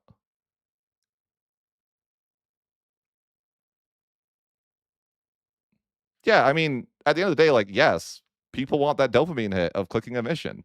Like, as funny as it is to say that, it's like, yes, I think that it's like a real thing that like people would much rather prefer that. You know, like you complete some objective and you get some reward. Like I think people like that. You know, like what if you like, oh, you complete the 100 Years War? This pops up as like an event, you know, thing. Like you get to click it instead of it being a 10% chance. I feel like why not just this could just be a mission. You know what I mean? Like it's not like I'm not even asking you to like add new content. I'm just like just format it into a mission tree. I feel like that'd be amazing. Because I mean, this is like a step in the right direction, but I feel like it's just not. You know, like we're halfway there with what this is, but to me, it's just like this. I don't. There's too many things. Like imagine going through an EU4 mission tree and like they had this many freaking missions. It'd be like, bro, that's impossible. There's just too. It's too much.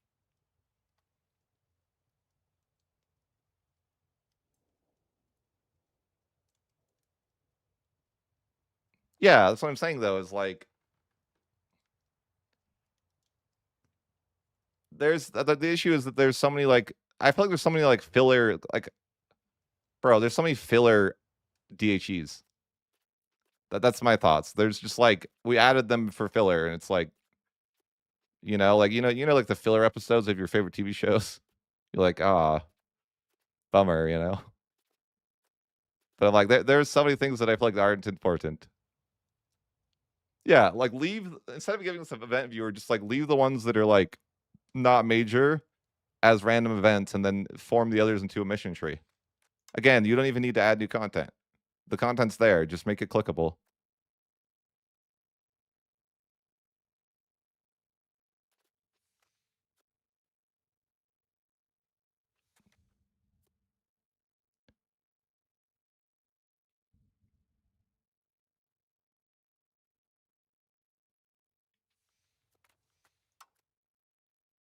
Heck, you could even make the mission tree like things like this that would happen, and certain things happen. I don't know, like the autocomplete or something. I don't know. I think it's just for like I think the event viewer is also just it's very confusing format. I feel like it just needs love too. It's like we need to just be able to like. It seems stupid, but like, can we somehow just sort by like? I just want it to. There's probably like 10 events here that are actually important, right? Be my guess, or maybe like 20 that I don't care about. But I have to go through a list of like 100 and something to figure what those out might be, and I'm not going to do that. Like at the end of the day, I'm not. I don't take the time to even look at the event viewer because it's just too much. Yeah, sure. I'd be okay with that. Keep the chance to autocomplete, but also let the player click it. Yeah. I think just for like I think just formatting wise, it would be like huge if they did that. Yeah, I agree. The event like the model is better, but I feel like why not just turn the events you already have into mission tree? Like literally, I'm like we don't like I mean maybe it wouldn't be like the perfect solution, but I think it would be actually a step in the right direction. Just like you know, you could even have the conditions be the exact same. Like you have to wait for this exact period. It would just be like yeah, that it would just feel better.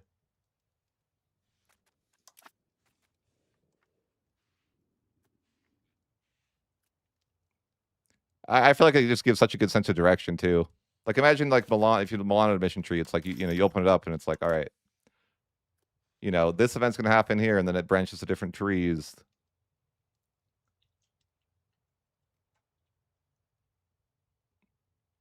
Yeah, I think that too. You don't feel rewarded. You don't feel like, oh, you did something and here's a nice reward. Because there's no, you know, except maybe like maybe you feel that way as like Byzantium now with the new one if you like complete the disaster or something. I don't know. Or maybe if you like the Ottomans and you complete the situation or something. Maybe that's like slightly rewarding, I could say. Or like, you do like the Italian wars and you win, like, okay. I mean the reward feels pretty bad, but at least at least you won, right? Or the 100 Years War, like you win. Oh, cool.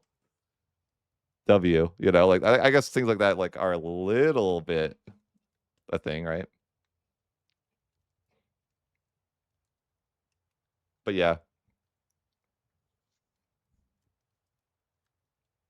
Like, wasn't it such a good feeling when you'd form a new nation and get a new mission tree that you'd be, like, excited to see? I always felt like for me, it always was. I'm like, "Ooh." Now if you form Informable, it's like, I don't even it's, like, awkward to find your advances, you know? Couldn't they make it like EU4 where I mean, I like that you could, like, look at your ideas in EU4. You have to, like, go to the main menu and to find your freaking advances.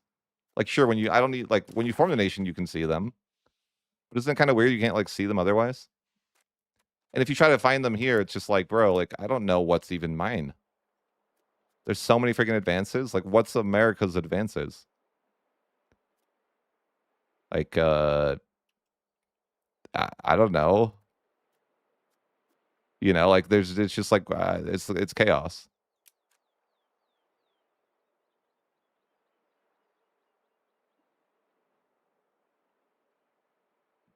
Yeah, but I do think that that's a real thing. I heard journalists talk about that, and it's like the community of EU5 is split in between people that want a game and people that want a simulation.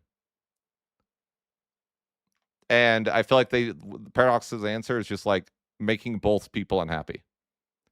They like try to pander to each side, and it just makes the game worse. Like we're gonna give neither neither party what they want. We're just gonna make everyone unhappy.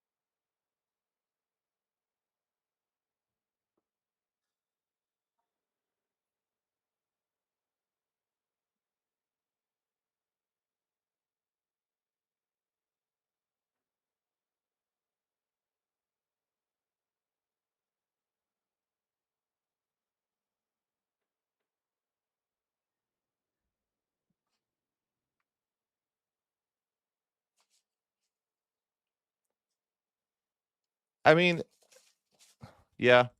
So here's some like positivity.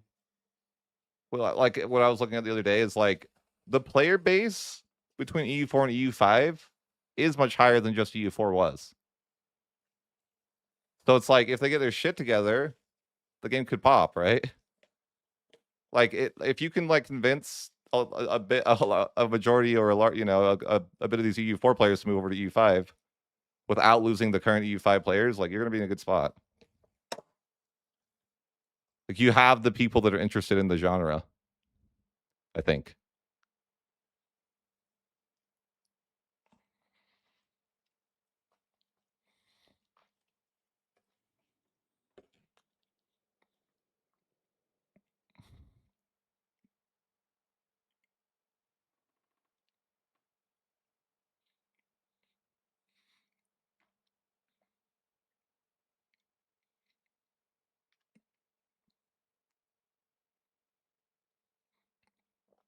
Like, here's a question for you guys. I preferred the patch where Bohemia went crazy and attacked and like murdered all the HRE, and so did France, right? And I think that's a question of like people that are more simulation people hate that. People that are like I would feel like people from EU4 would like that, and people from EU from like Vic 3 wouldn't. Like, do you see the issue there? Because I'm like totally okay. Like, if the AI wants to blah blah and get stronger, I'm all about that. I think that makes for a more fun experience. Now, could that have been could that have been a difficulty setting? Maybe, but they didn't make that a thing, right? They basically just like ruined that.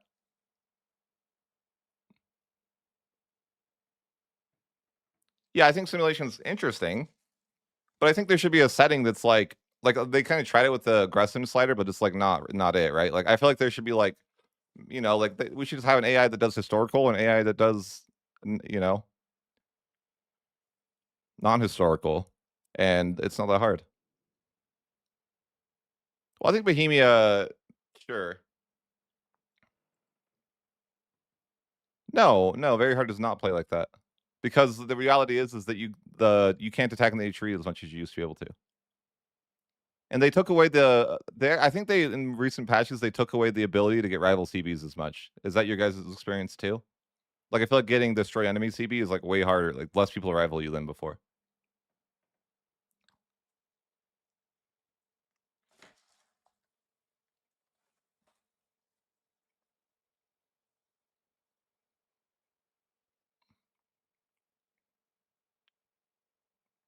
Yeah, so it's like you know how I think they can make their game better instantly? Make it so you can just get that CB with anyone all the time. And hear me out. This one's going to be controversial. Make it so that you can click it at 0 spy network, and that it's and then it sends a spy, and then once that spy hits 20, it gets the claim. That would be so good. So freaking good. Like imagine how much more fun the game would be if that was a thing, I swear. Like you could get the CB with anybody, and it was one click. And then make the freaking CB like 10 years, please. And like you have a way better system right there. It's like not even hard.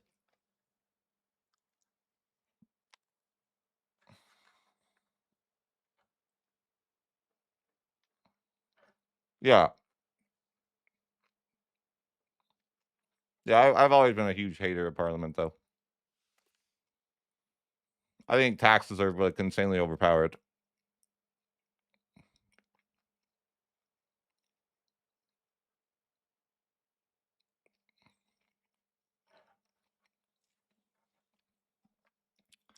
Well, I know that when I visited there, it's like I think they have like one or two people that do all their play testing. But I also know that they like encourage. I remember hearing that they had to like every employee had to like play like an hour a day. So like the debt like I feel like that's like a thing they did. Like they're play testing it, like they're like forced to do it at the end of the day. Like that sounds freaking annoying.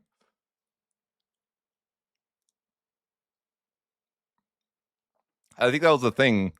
Yeah, they had to put in like at least an hour a day. Like that when we were there, that's what they said they did. But I know that when I went there, I know that one of the guys said he had like over 3,000 hours. One of the guys, like I think the play like the lead playtester, and that was like back before we even played the game.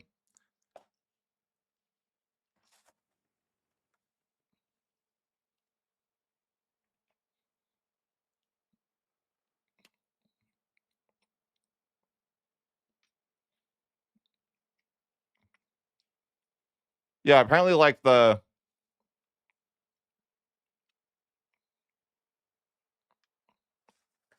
remember everyone had to do it. Like it would be like like the like the community people would have to do it too. I'm like that would be freaking weird. Like what's his name? I actually like the community guy that talks a lot. But I remember him like he would need to play, right?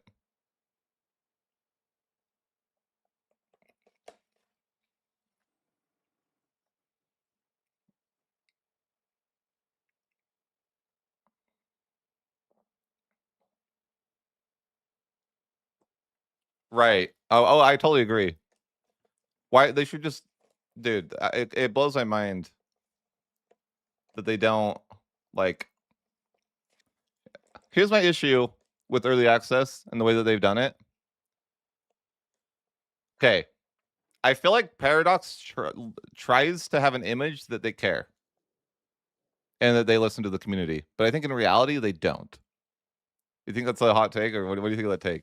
Like they try to make the appearance that they listen to the community, but I think the reality is they don't.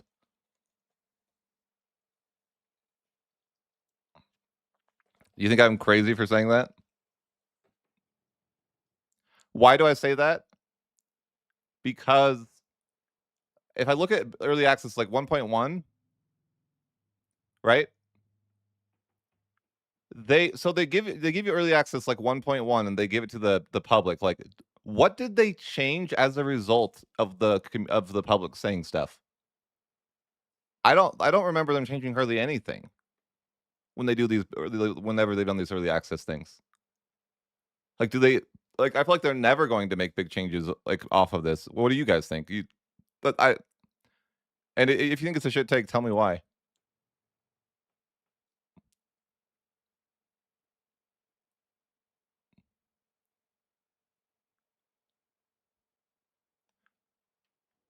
But that's sometimes I feel that way of just it's almost to me like are they doing these early access just like appease people? Because if you do an early access and things are wrong, like do you think they're going to change those things drastically? Like let's say they release 1.3 and it's mostly what they want, but like let's say that like for example like freaking what's that mechanic? The one that you get as an empire that this troll. Like why is that still in the game? It's troll. No one likes it. I don't complacency, yes.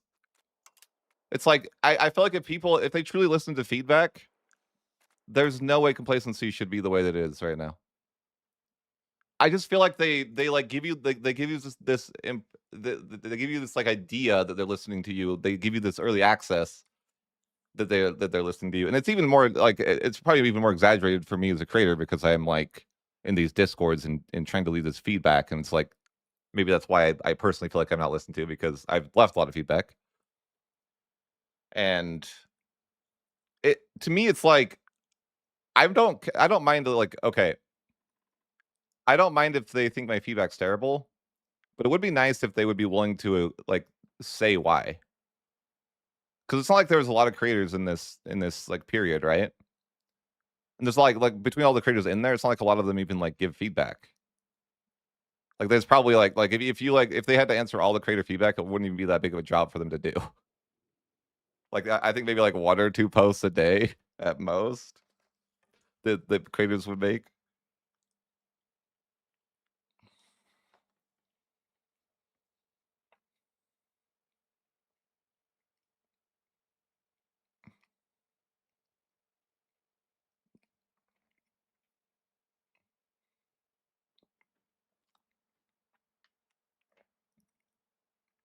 Here's my thought though, why I have it.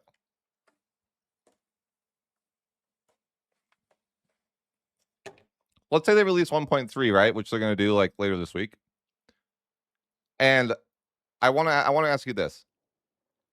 If there is a major mechanic that people don't like, do you think they're going to change it? Because based on what I've seen, I would argue that they won't. Like, let's say that I don't know what the mechanics are, but let's say that they're releasing like in 1.3, they have like I don't even know what do they have that's interesting. I haven't really looked at the patch much, but like I don't know. Let's say that that it's I should probably just look at the patch notes and see what's being added, but let's talk about like let's say they add a system like I think there's like a debt system now, right? Like it's a new word. Like let's say people hate it. Like you know what I'm talking about? The like the I don't remember the word, but it's like a new loan system that has to do with like creditworthiness. Like let's say that people freaking hate creditworthiness and they give so much like do you think like my argument is that like Paradox doesn't remove things. Like I feel like Paradox is like really they absolutely hate scrapping anything.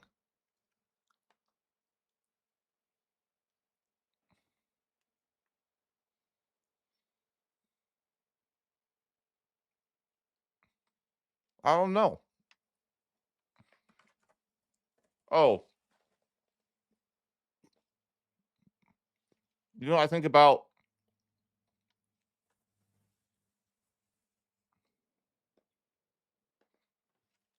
because you know why it's that because I think that they planned out all these things well before release.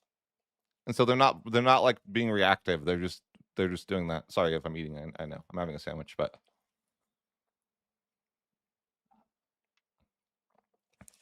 I feel like they had a plan before the game released and they had these things on the menu and I think that that's just what they're working on.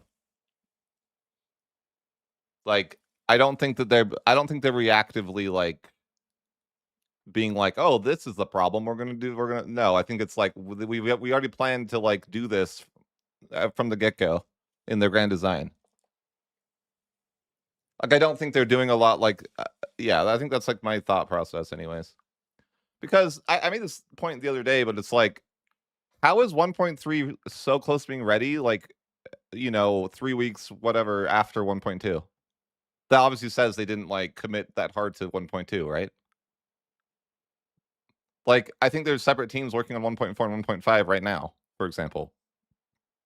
I know there are. Like that's the thing, right?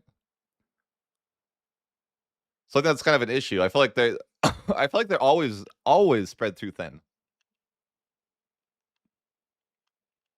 You know? That's just kinda like what I think. I'm like, you guys ever like you guys need to like lock in. I don't know. Sometimes I feel like they need to like focus on one update and they need to focus on the current like the current state of the game.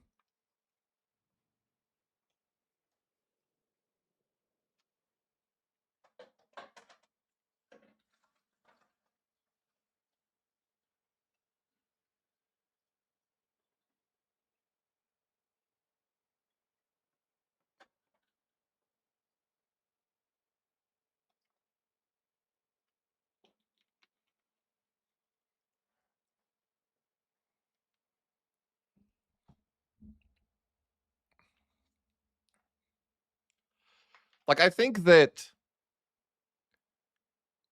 here's a random thought for you guys.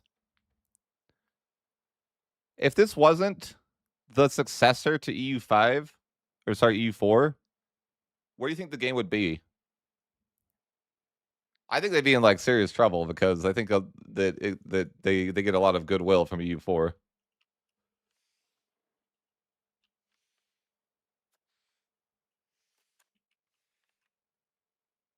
What do you think of that take?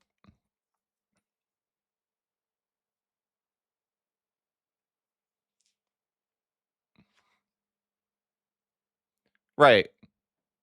But I'm saying like I think that like the only reason that they're able to like the community is trying to be patient with them because it's Europa and people love that, right?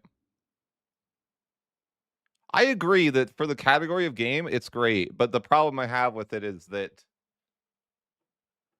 how to say it. I feel like they are in the position to make the game good and they just refuse to. Sometimes that's like my I know it's like maybe like a mean take, but I'm like I feel like they can make the game good, but they just aren't doing that.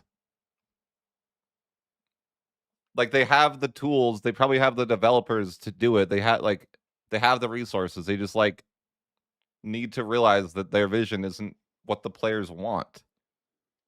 You know? Like I'm sorry that sometimes when you're making a game, I feel like you have to make it for your you know, like it's like me as a content creator. Do I always make the videos that I want to make or sometimes I have to make the videos that people want to watch? You know, it's just what it is. Cuz I have like an audience of people that want to watch a certain thing and so I don't get to just, you know, I would be, you know, I would make a lot less money or like do really poorly if I just did, you know, stuff I want to do all the time. Sometimes you gotta like like give the people give people to consume your product the thing they want.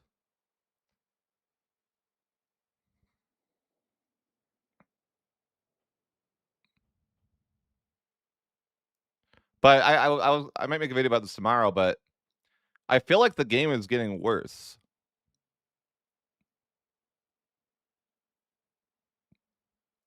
And that's concerning.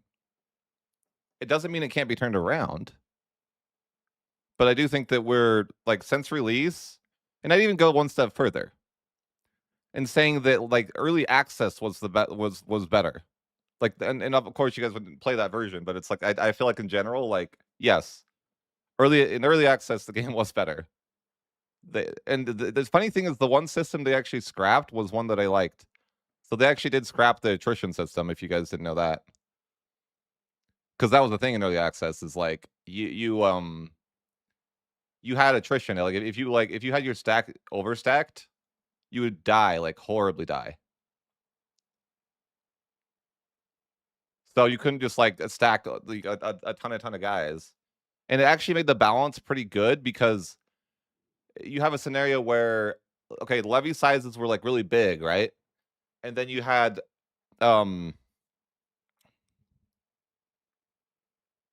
right, but so you had like you had these levy sizes that were really big. And I think that was like that on release, right? That levies are still like that. So what would happen though is if you tried to stack your army with your levy, like your army, your levies together, you would get destroyed. So you couldn't do that. So it's like it's like you had these really powerful troops, but you had to like split up your professionals in a way instead of just like being able to put a ton of professionals with your levies. It was kind of like you have to sacrifice numbers in order to get like better quality troops. So it was a little bit gamey and maybe not a great thing, but like gameplay wise, it was like pretty decent. Because then it had like a way to like balance this whole like levies versus professionals, right? Because you might be able like for example, a stack of professionals might be like 8,000 guys, but then a stack of levies was 30,000 guys, and that's like, yeah, that's a lot. But you couldn't like overstack professionals or you would get destroyed, right? You even if you could afford to have 30,000 professionals, like you couldn't stack those professionals in one stack, or you would just die to attrition.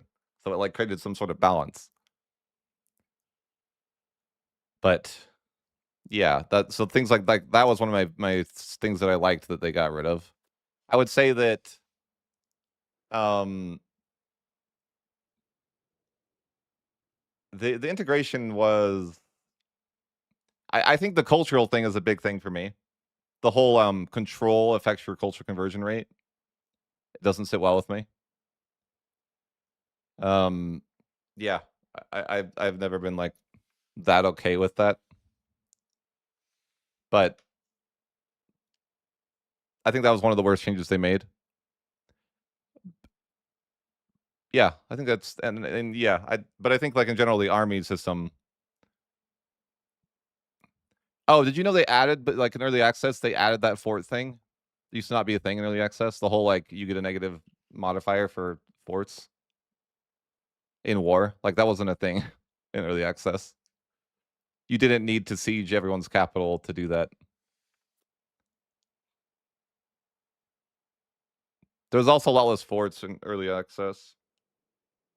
I think that's maybe just a thing of like they didn't have money though. They were like they sucked at economy, but I mean it felt better still, right?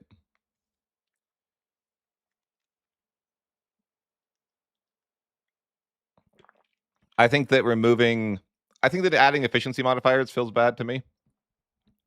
Like I think the game scaled in a way where you generally got those levels of proximity, like in the age of absolutism, which I think is like reasonable.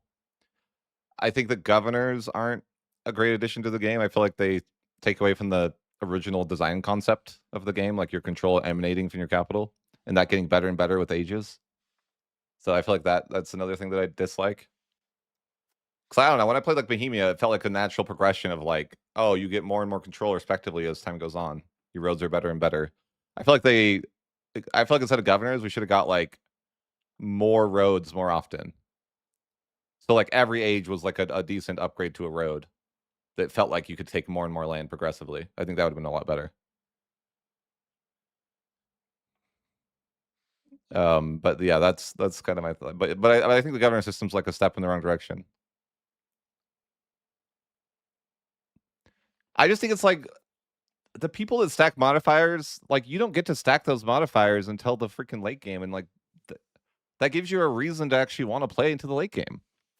Because you're like, oh, this is gonna be so fun when I'm Muscovy and I can get like insane control, you know, like that's gonna be super cool. And in like 1670, it's gonna be so worth the payout. It's like, yeah, now what? Now we just have nothingness. We're not allowed to have fun modifiers ever. I don't know. I get it. It's like I can see it on one side of the coin. Like it stops power creep from being a thing, I guess.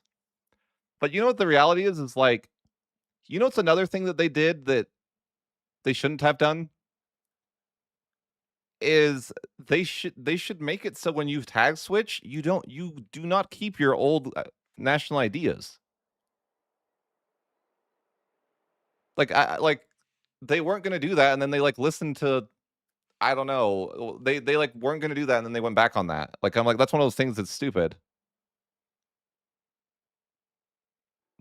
No, Shakespeare. When I did my World Conquest, it had nothing to do with war score cost. In fact, right now I think World Conquest is actually easier than ever because they buffed imperialism.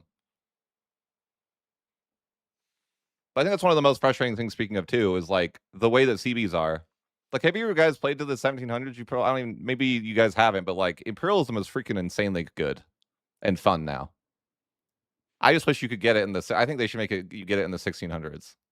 But the issue I have in the game is that there's such a lack of CBs.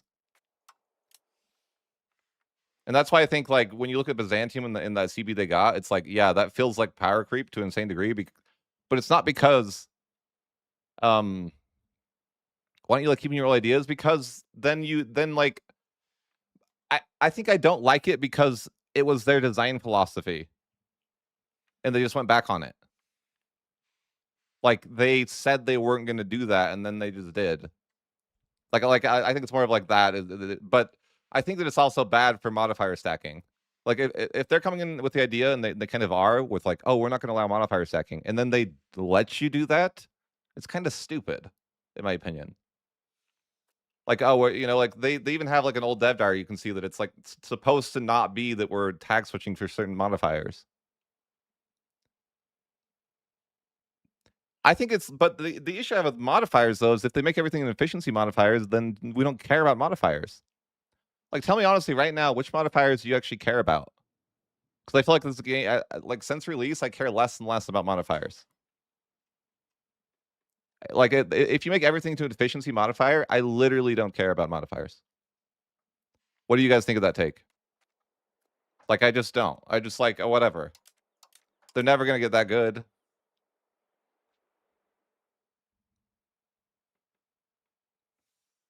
Like, maybe that's a horrible take. What do you guys think of that take? Sure, but what if those get converted into like efficiency, right? I'm just saying, like, what modifiers are like interesting to you now? Because I used to care about proximity impact, or I used to care about war score cost, but now those are efficiency, so I don't care about those at all. But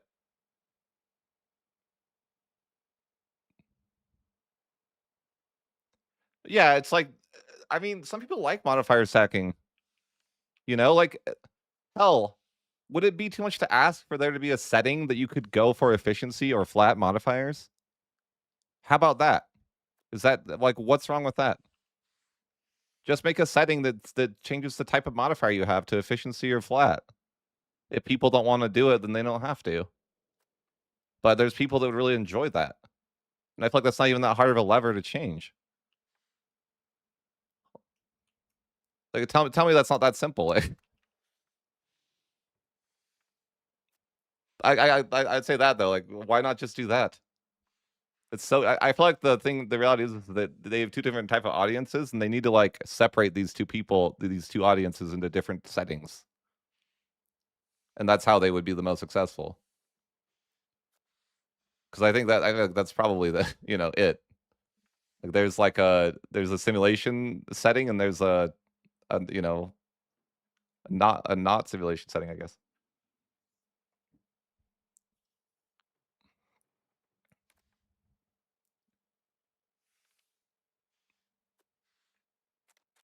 But yeah, I would say that efficiency modifiers are that's they suck.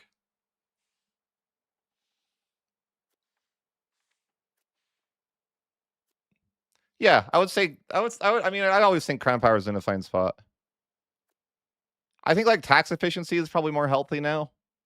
Like they nerfed, but that again, that's not because it's an efficiency modifier, right?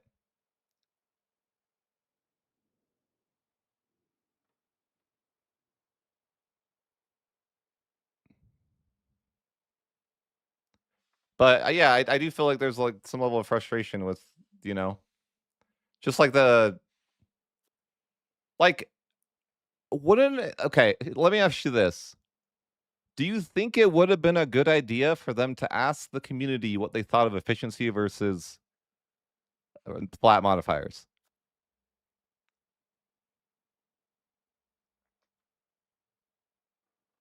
Tell me that they wouldn't like. What if we had a poll and we're like, you know, and they like explained it well. They're like, okay, effectively, if you have efficiency modifiers, you're never going to reach anything past what 60 flat is. Do you think people would want that? Maybe they would be split, and if it is split, that tells you that you need to make a setting. That's also good info, I think too. Like if you're looking at 50-50, then you should have a setting that lets you change it. If it's dominant by one side, then pick that one side. I think that's fair. But I think like also you should never ask the community something and then not be willing to act on it, which is the example of the mission tree one, right? That poll where people overwhelmingly wanted that. And then they just like are like, we're gonna delete that poll. Didn't they do that? Like don't ask questions if you and then get and then like you're like upset when the answer is not what you wanted it. Do you ever have like that friend in in your friend group that like asked for advice, but he didn't really want advice. He just wanted like validation. And then when he realizes that and that friend is never going to listen to the thing that if the advice is different than what he wanted, he would never listen to it. He just wanted validation.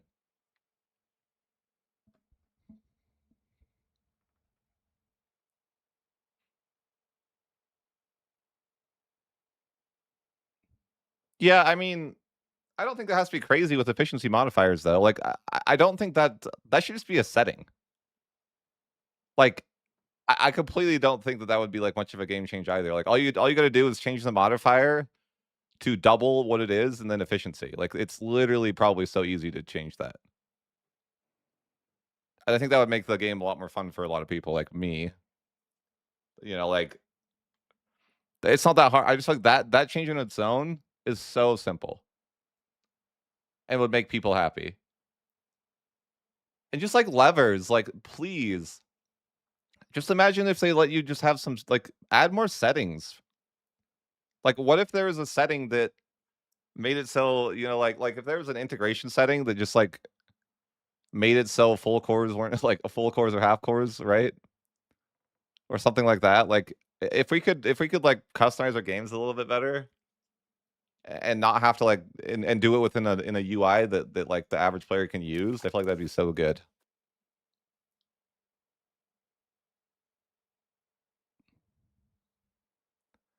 I mean, I think that again, like I'll go back to my original statement. If you fix combat and you fix integration, you have a lot more leeway as Paradox. A lot more leeway. Like I think that your community is like way happier with your game in general, and you have more room for errors. And people are, like I think that if you just do those two things, I think the combat one's a lot harder than the integration one, but for sure, like because I think combat's like I think you can just change a few numbers with integration and it's fine, but I think like combat is like yeah, that's tough. That's like you know, but also, communicate with your community and acknowledge the big issues. Because to my understanding, they don't really see combat or military as a big issue, which is really concerning to me. I haven't seen anywhere that they're like, oh, like combat's a huge problem, like, and we see that it's like just kind of like for me, it would help a lot if they would like acknowledge what they think the issues are, and then you know.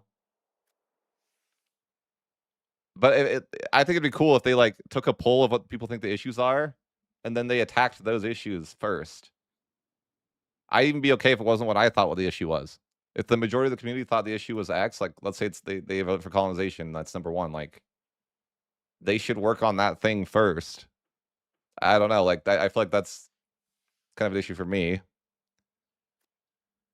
Is that I feel like they need to stop reworking things that work. Like how many times have we changed the economy since release? It's like we don't need to do that. Stop wasting your time doing that. Please. We don't need to worry about the estates being different or rebels being any different.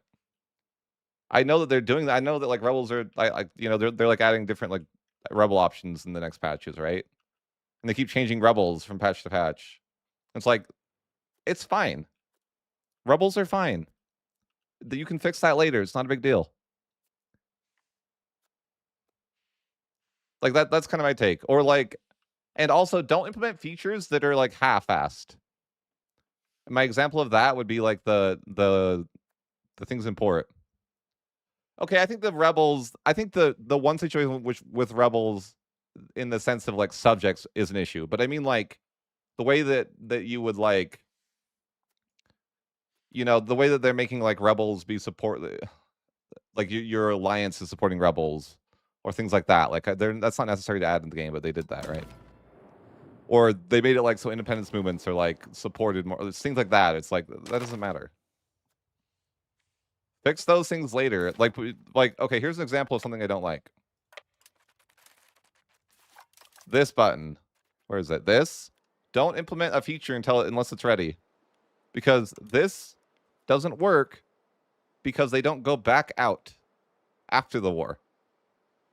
Okay, so it's like just please don't do this.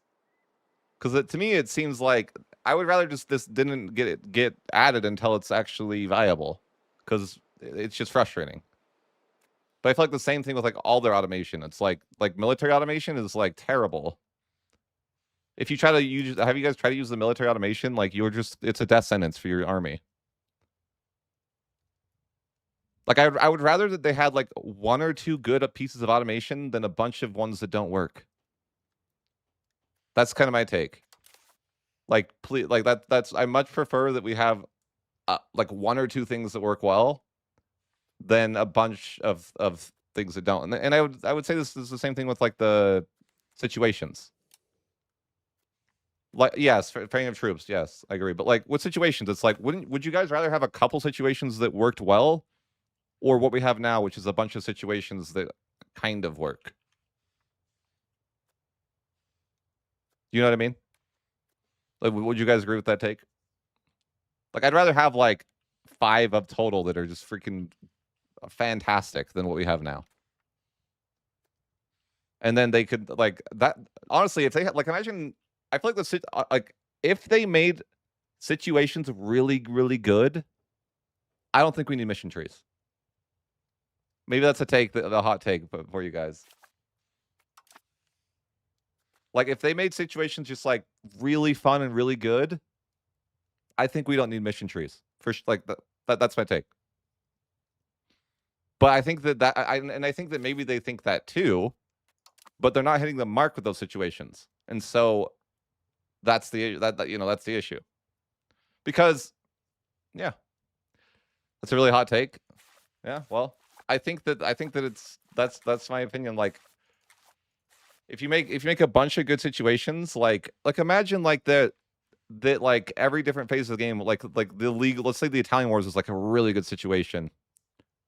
You know, you really enjoyed it, and then like the League Wars or the H3 was really good, or the Hussite Wars were really good, right? Like, and then throughout the game, you would have these like different events that like were really fun to play. I think that'd be awesome. But yeah, and then it's like if you do that, then yeah, I'm on board with not needing mission trees. My issue with like if you look at the situation like with the Ottomans, right? Like the Ottoman situations isn't bad or it's decent. But the problem is that situation ends and then it feels bad.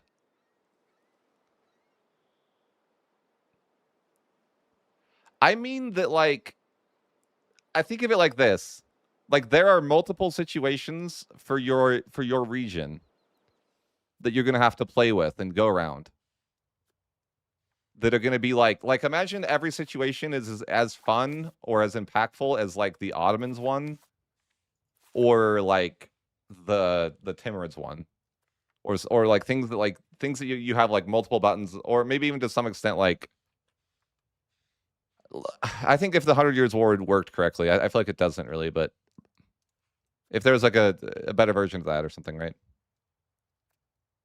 But like I think if there's like more situations that went throughout your campaign, like let's say that every 50 years or so, there's like a fun and engaging situation that like, you know, I don't know how they would make this work, but I think that would be cool. But the yeah.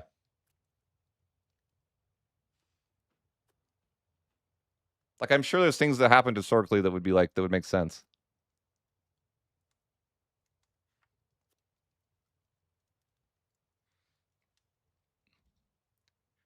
Yeah, I think the 100 Years' War could improve a lot. Like I don't know. I imagine like what if you like there could be like a system. Again, I'm not like a game designer, and it's really not my job to think about how they can make it better. But I'm sure that they could involve more of like of Germany, like that you as Germany get more involved in the war, and it actually gives you value. Like let's say that you help, and you're actually like able to get some land that you want, or maybe get some money or something, right? Something that actually makes it worth for you to do. That could be interesting.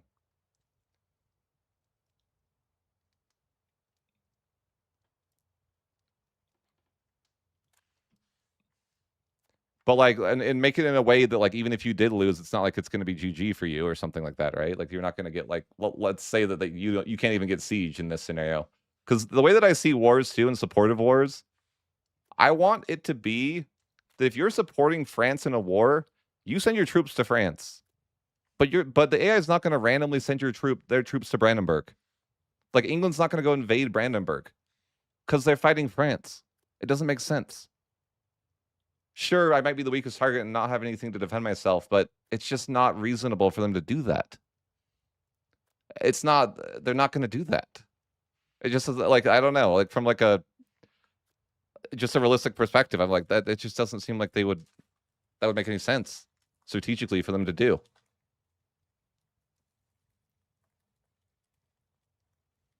But that goes within the general category of just making combat more fun, right? But I think there's stuff they could do there. Like imagine the Hussite Wars too, right? Like, can they make it so the player wants to help? Can they incentivize the player to like want to be involved in the Hussite Wars? I think they could. Like 100%, they could make it so like, oh, you help Bohemia and like you get something that is worth it, and that could be fun. But instead, it's just like, oh, you get dragged into this war that you have to be in, and you get targeted by the AI. Like it's just not it's bad, right? But it's like it could be good.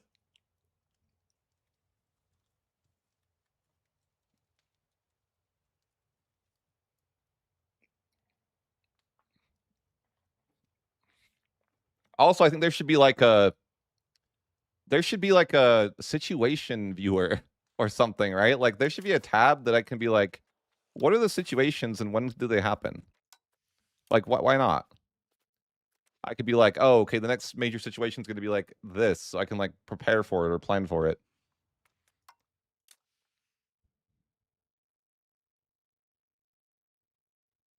100%. I think in general that there should be staging for war. Like I think that they 100% there should be that because it's so silly that you can't like have your levies raised before you go to war. Right? Like you're not gonna. That's not That's ridiculous. You're invading a nation, but you're not allowed to get your levies ready to go. What? What do you mean?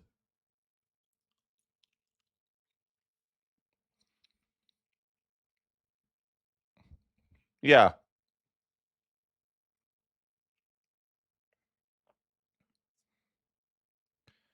I'm doing good. I'm just in a ranty mood now. I blame you guys for getting me there.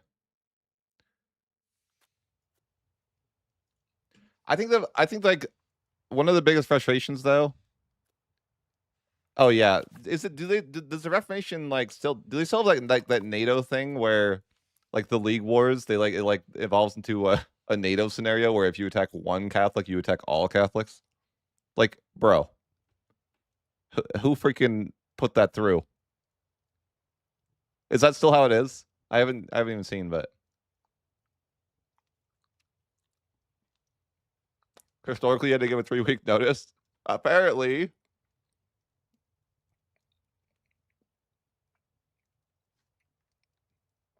last time I played, like, so I played my Byzantium game into like I haven't even loaded the save. Has it been like I don't know, maybe no one's played until the 1700s here, but like, why doesn't the revolution happen anymore?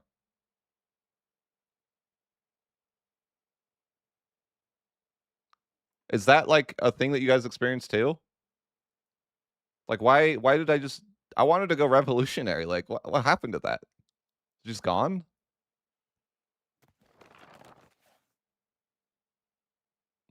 That's fair. But I'm just like, I don't understand, like, what happened to it.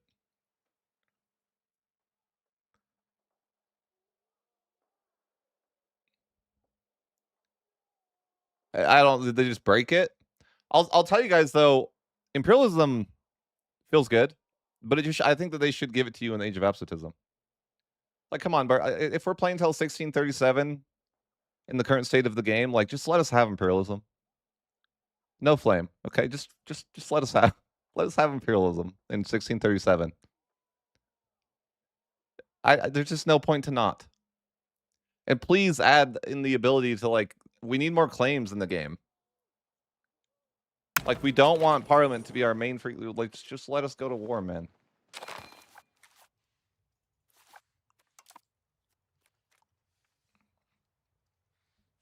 Like, I have no, like, no revolution.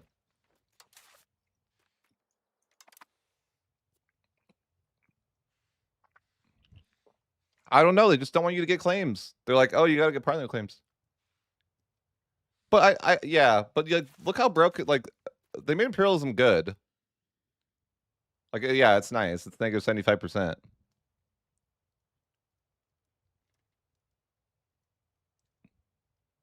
I know. That's what I've been saying all the time. Like General, why did they not incorporate the way that the HRE worked from EU4? There's so many things that make sense that you should put in the game, like the Emperor, like being allied to the Emperor. The Emperor shouldn't just go to war with you against other people in HRE. Like, why did we not just throw that into the new game when it worked? I don't get that.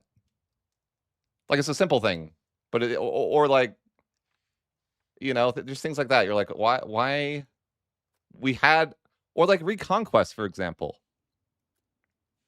Reconquest works in EU4 because once you take the Reconquest cores, that's that you're not getting more like. Why did they? What we have now is that you don't even take the Reconquest CB because you want to just keep the CB. Like, why would you not just take it from what works from EU4? Like, I don't get it. Why do we have to fabricate claims for Reconquest? Why? You don't need to. Who are you trying to convince of that claim? That freaking triggers me, man. It's like, because you're trying to like. I feel like fabricating a claim is like trying to convince the rest of the world that your war is legit. Well, why would the rest of the world not think that your Reconquest? What are you fabricating? Why do you fabricate a CB on a claim of your own land? That makes zero sense. Why is a spy doing that? What is that spy doing? You know what I'm saying? Who is that spy tricking?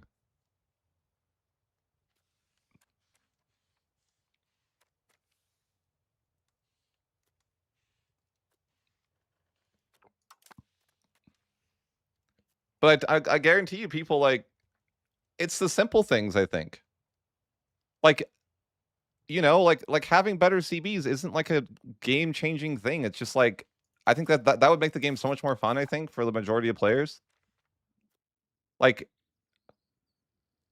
just imagine there's a CB that like it feels great when you're playing Byzantium, right? Like you can just be like, oh, I get a CB on everybody,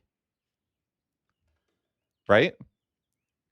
Like, why do you think Byzantium feels good to play? Like, feels better than anyone else because they have an insanely good CB that they can use on anybody. It feels great, and it's not just because it's a good CB. It's mostly just because it's a CB we can use on anybody. I think, like, that's what makes it feel good is that it's a decent CB that we can use on anybody that we want to go to war with, and so it feels nice. Why not just let us do that in general? I know I'm getting ranty, but like, I feel like that's simple. I think that, yeah, for sure. But it's like, just let us get CBs. I mean, stop making the game. I listen. I'm a content creator for this game. I want the game to succeed. I'm in your corner, Paradox. But like, you got to start listening.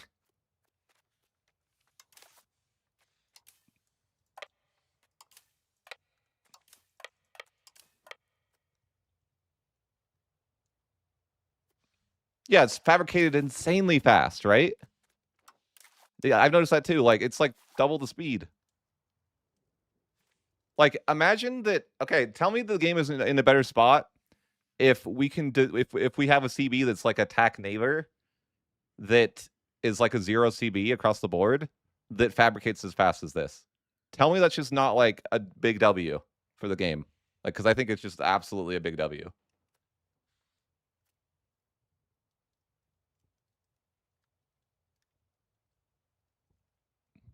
Yeah.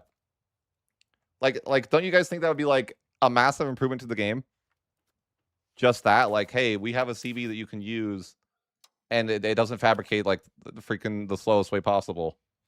And here's my fix to their game too. Maybe I honestly should make a light mod to do this, but um I think that it would be like acceptable to make. Okay, here would be my take.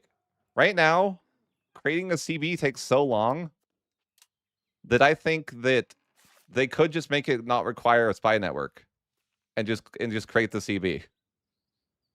Like it causes 0 spy network. Or they could just make it so it's automated. Like if you like I want to be able to just create Casus Belli, click the thing, and my work is done. I don't have to send a spy out and then wait for them to hit 20 and then going back when they're 20. And, it's like that. To me, I'm freaking ADHD, man. Like, that sucks. And then what if my spy gets caught at 25? It's like, bro, like, just let me hit the fabricate button. It can take as long as it does now. I'm fine with that. Just let me press the button. It would be such a big quality of life for me. And I do think I think claims need to last longer.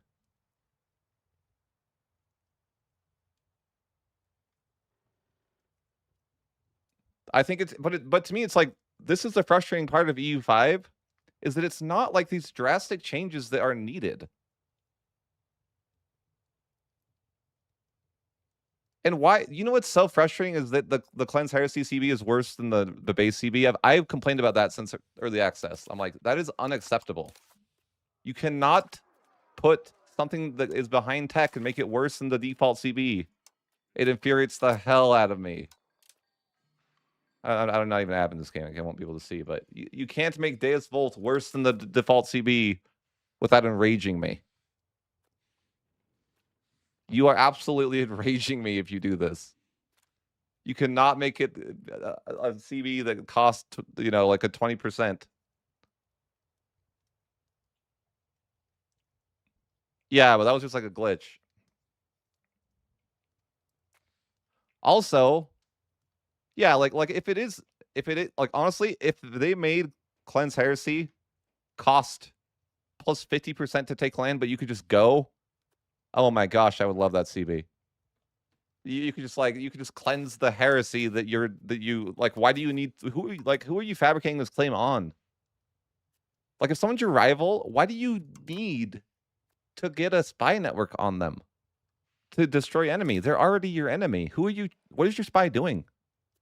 I don't get it.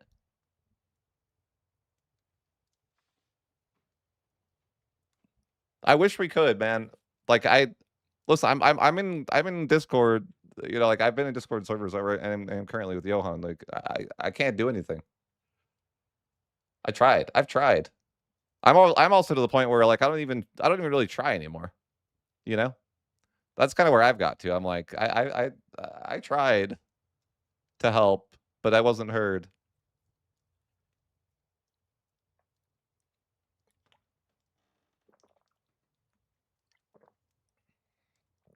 Oh, I wish I could. I can't. I mean, I could send the feedback, but it's just like, man, it's tough. It's tough when you don't like when you. It's like when you do something like that, like you give feedback and you get like no response and nothing, right? It's like, yeah, it's demotivating. You know, like do you like if you do something and you're not getting any results, you're I'm human. That's my natural response to that is I'm going to stop doing that thing. It's not working.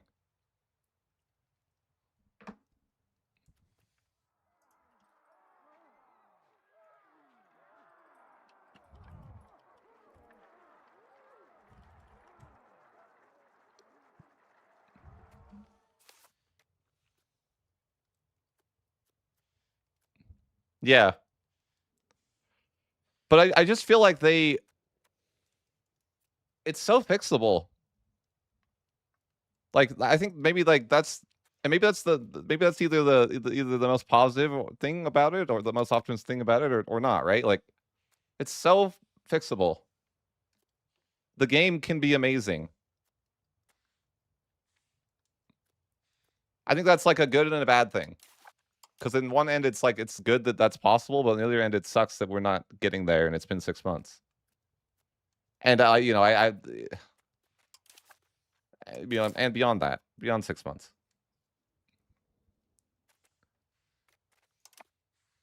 But again, I do think it's like how much better would the game be if you could like just like if they just made the CB system like a little bit better. Like I don't think that's a huge change.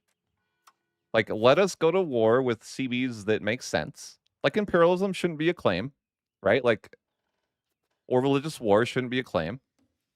Or even restore Roman borders. It shouldn't be a claim. It should be like we want permanent. We want to be able to go to war when we want to go to war.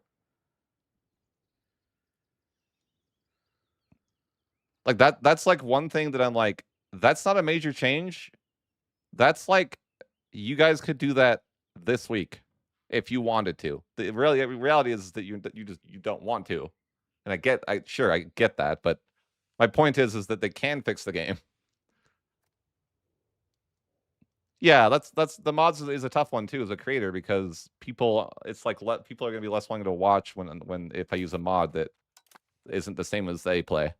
That's why I usually don't use mods because I try to make videos that people can relate to, right? But yeah, I've thought of making simple mods, but yeah, I just think like it's the simple things. And once you lock in the simple things, yeah, then you can work on the other things too. Like I agree that there's other issues, but I think Paradox's issue right now is that they don't have a sense of priority. Like we're just like you don't yeah like prioritize the things that are the biggest issues. Right? Yeah. No, it is easy. Like the one thing that I wouldn't know how to fix personally is the military balance in the military system.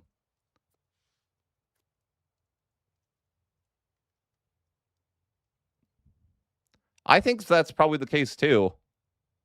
Because I'll tell you guys an experience that I had. I gave like way on early on in early access, I gave feedback about the Reconquest thing, right? Where I was like, they should work on this, right? And Johan actually responded in that thread that I made and told someone to take a look at it. It's probably just not like it's probably already being worked on, but it's like 1.7, you know? I wouldn't be surprised. Like the guy that got it was like, you're the guy that's 1.7, like he's already got that in.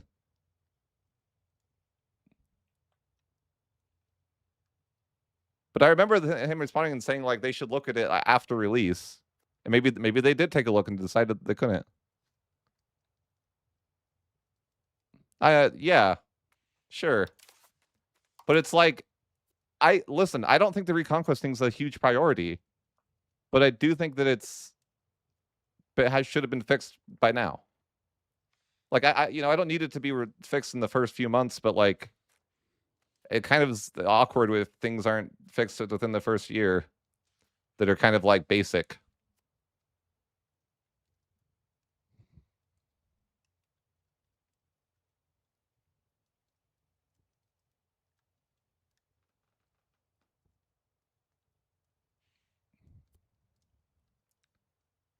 Yeah, it might be, yeah.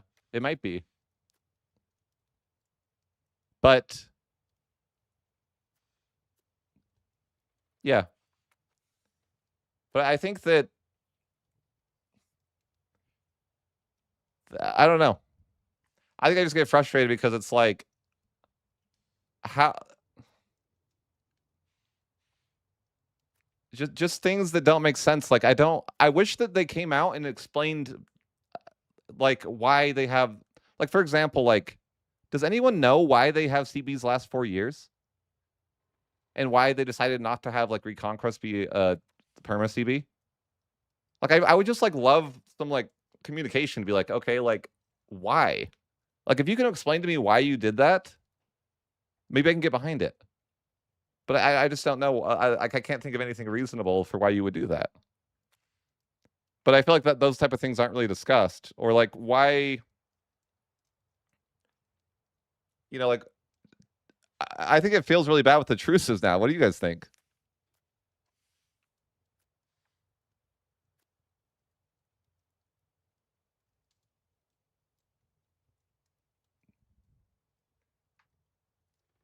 I don't know. It's just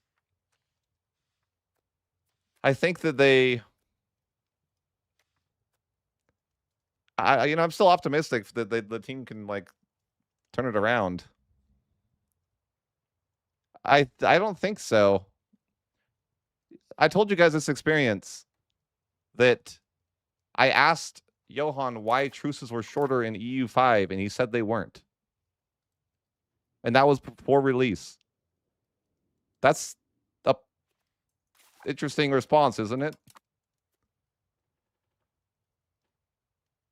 That's the answer I got. I'm like, no, you can't just say that. You can't just tell me they're not. You're just gaslighting me. Like I can open EU4. They are. What do you mean? I didn't go. I didn't. I just. I didn't like. I didn't. Be combative when he gave me that answer. I was just like, okay. It was a weird way to answer my question with a lie, but sure.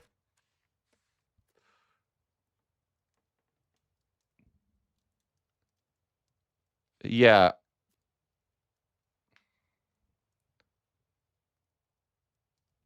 That is a weird response I got. Like because I actually just asked that straight up. Like, what was I asked the question too, like, because this is a big one for me. What do you guys think of this? I asked this like way on in early access. I'm like, I think it's bad that you can take land that you don't connect to in the early game. And the answer to that was control. Control. So like the idea that like you in an EU4 you can't take land that you don't like connect to, right? Like you can't just like randomly be like I'm Rome and I'm going to take Brandenburg. Like you couldn't do that because you don't connect to that land. Well, in this game you can do that. You could do it in the 1700s in EU4, but you have to like so it's a pretty late game thing. But I remember asking that early on, and the answer is because they thought control would be a detriment. Like control would make it so you wouldn't want to do that. But now we have governors, right? But you could take vassals in EU4 this way too, right? Like that's how, again, like there's a system from EU4 that makes sense to implement. It's already there for you. I think that's the frustrating part, is it's like, you know what works. You have a game that's like pretty similar, there are mechanics that you can take from your previous title without making it, like the cuz I know people don't want it to be like, EU4 too. But there's still mechanics that you can take from your successful title like that.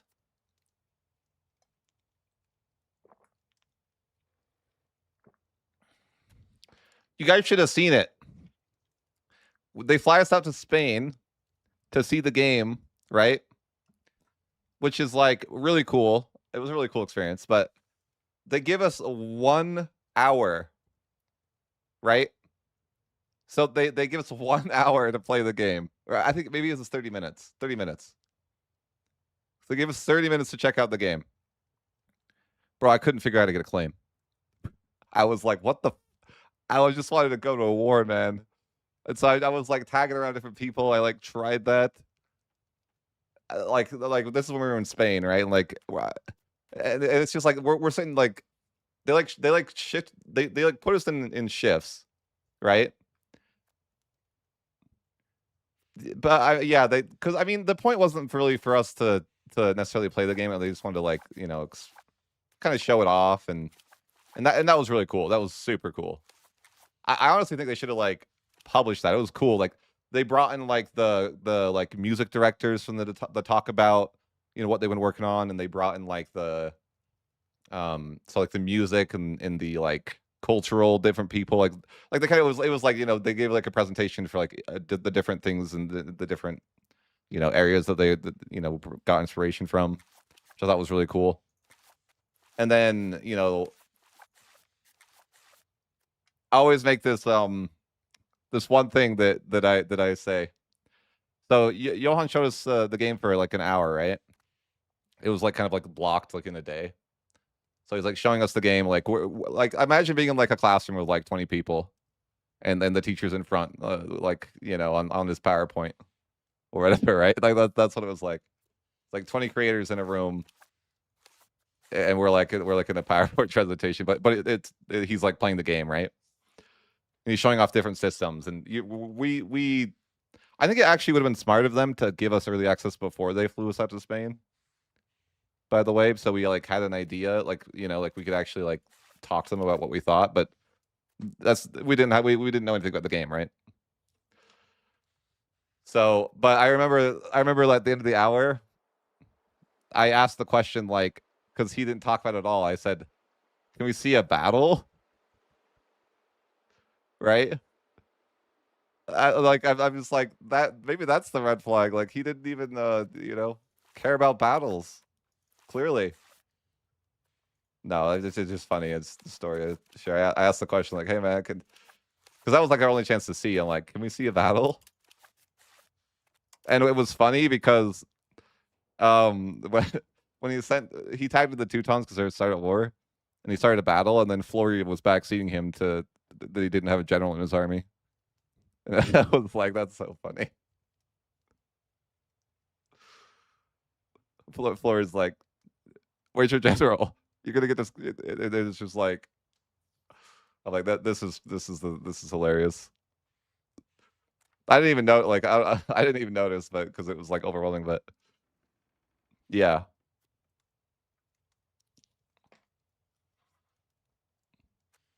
But it was like, yeah, it was a really cool experience. And definitely it was awesome. But I'm like that. It was just kind of crazy. Like I remember the first thing being there. My point is this: that I couldn't figure out how to get a claim.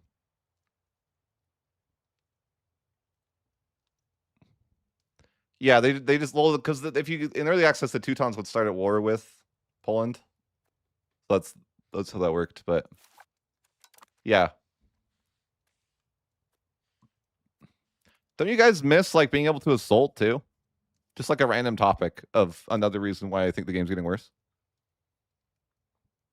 I miss when we could assault forts, man. Those were the golden days. There was a billion forts, but at least we could assault them. Now there's just a billion forts. What have you done? What have you done, Paradox? Yeah. Yes, yes. I think that it's hard to know like what they should do. I don't know. Like there's little things, but it's like my vision for I'll tell you like just a simple thing.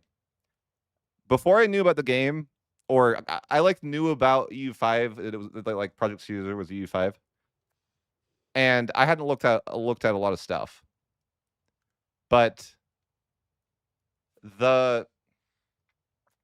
I knew that the game was coming out, and I had envisioned that they would have a completely new idea for how combat worked. And what we got was a worse version of EU4 instead, and that really frustrates me. Like I thought that they would have a completely different type of combat system.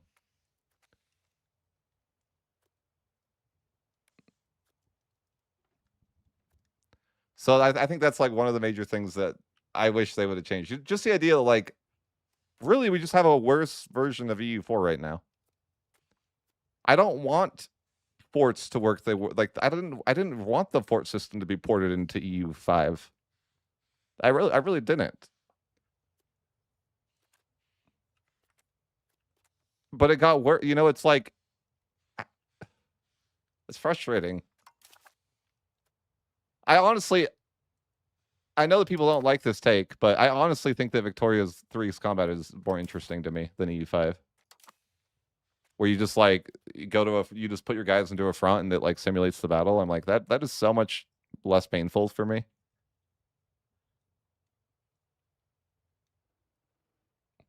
Yeah, I mean the battles the problem I have with the battles now, like I don't know how like maybe someone that's more knowledgeable on like history could like give some reference here, but I don't know how wars were fought back in the 1500s exactly, but I can't imagine that if you got declared on, you would run it down to the enemy. I can't imagine that. There's no way. Whatever it was like, it was not that. I almost guarantee you, like what, like if I declared war on Hungary, are they just gonna run into freaking Rome and see what they can do? You know what I mean? Like it's a defensive war. Why are they attacking you immediately and playing into your terrain? That makes zero sense. You know? And then the issue with the levy system is that their armies don't replenish, right? Like I think that's the biggest issue with the levy system. Like wars are more interesting in EU4 because it's not over if you lose a battle. Those guys can replenish. Like I think that's kind of one of the issues I have with levies. Like it sucks that if you lose a battle with those levies, like they're gone. And for some reason they can't come back. I don't know why. Because I imagine in real life your levies would like if you lost a bunch of people, you would be able to like get more people. What do you guys think about that? Like if you called up your levies and a bunch died, like and you were like, oh shit, we're gonna die, like don't you think some more people would be willing to fight for your independence?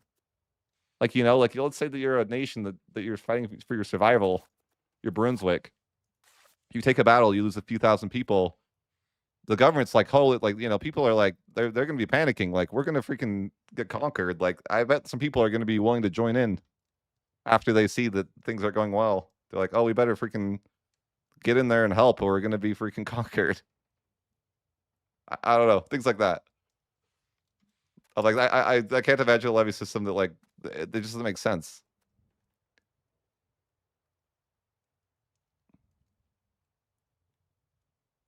I guess maybe you don't care, but yeah.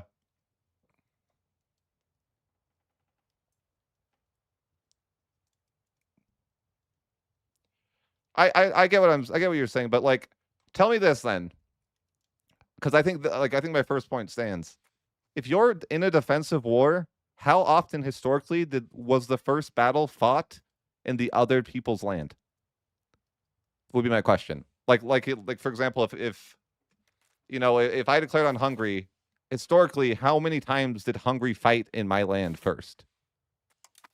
How many times did how historical is it the defender it makes the first strike into their land?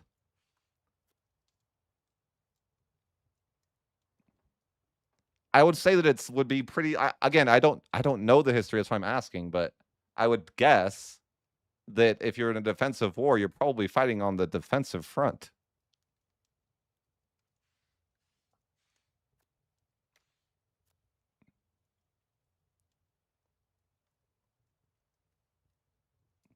Again, I don't have any idea either. That's why I'm saying that. But it's like just I guess vibes, right? Like I don't know what you want to call it. Like I'm just like making a prediction.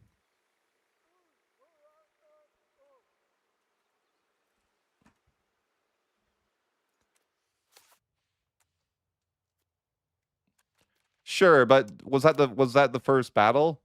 Like I'm just saying, like how historical is it that the person that attacked that declares the war is playing defense? Like for example, like the Hundred Years' War. Like why does England send guys to France when the war goal is to defend England? Why does that make sense?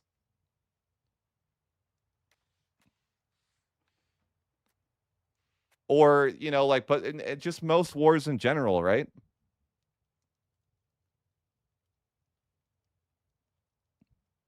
Sure, maybe it's accurate for the Hundred Years' War, but I'm not talking about the historical Hundred Years' War. I'm saying like if you're England and the war goal is to defend your capital, why are you invading France? Like I get maybe like historically they may have done that, or sure, but I'm not even really talking about that war in particular. I'm just giving you an example of a war.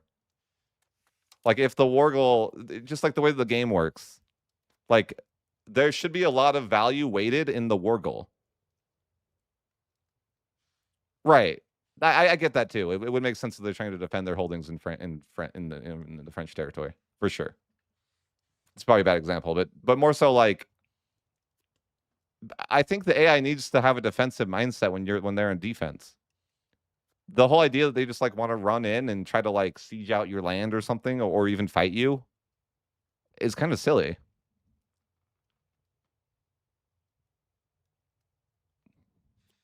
Just like just the way the game itself works is like okay, if X nation declares war on me with a Parliament CB, for example, and just from a game mechanic standpoint, we know that the war goal is worth a shifting of 50 war score, right? Where if you defend it, it's 25 in your favor. If they get it, it's 25 on theirs. So it's a 50 differential.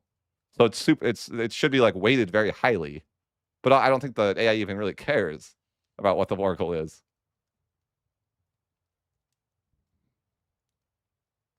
Right. No, I think that's a part of the issue though. Is like, have you seen how easy it is to cheese wars too? Like it's. I think it's really dumb that the AI gets like negative war enthusiasm for the length of the war, but but it doesn't affect the player in any way.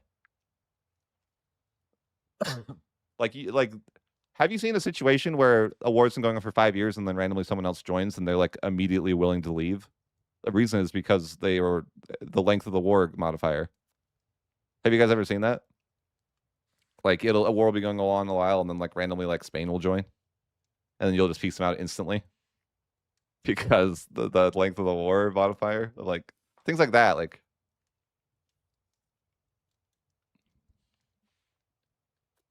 it's because the AI doesn't build like armies though.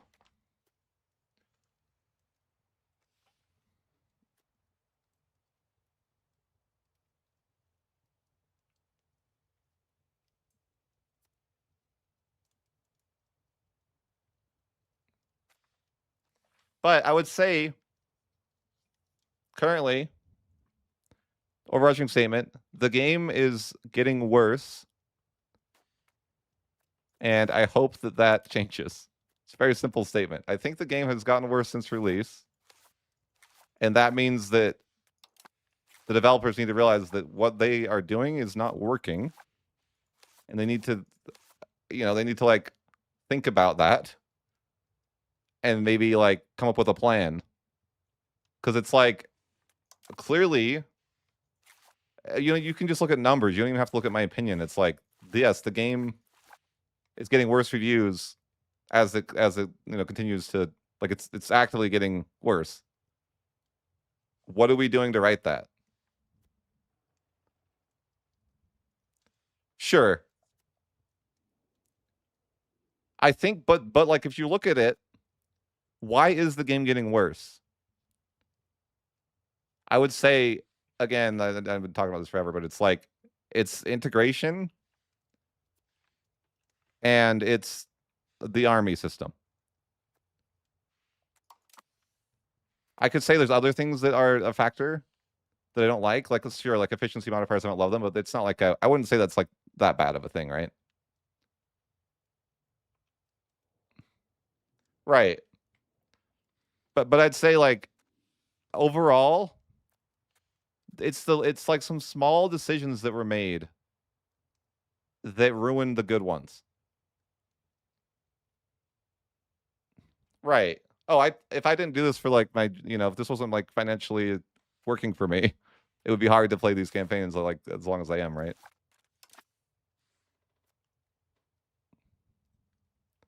But I think that I've said this like since release, or since like early on when I've seen the game, is like the game has immense potential. That remains true. But I think that we, like Paradox needs to think of it from like a,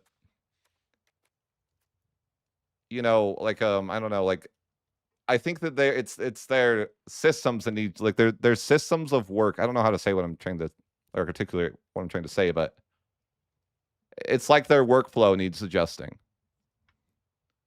If that makes sense. That's what I think.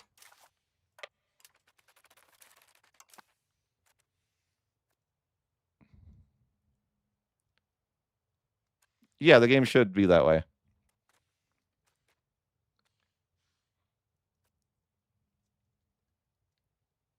But I just think that, like, what do you guys think would be like, how do you fix the military system? Like, here's a genuine question for you guys. Let's say that I don't like, my personal take is like, I don't like the fort system and how there's a million forts. How do we make that like a fun experience without making it like, you want to make the AI like like a difficult challenge, but you don't want it to be like, what would be like a good like middle ground?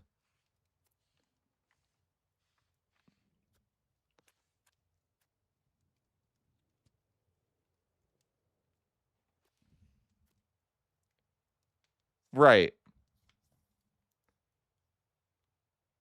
I think that it's also like, um I think that the integration problem is a big one. That's not really, I don't know. I feel like, is the community complaining about that, or is that just me?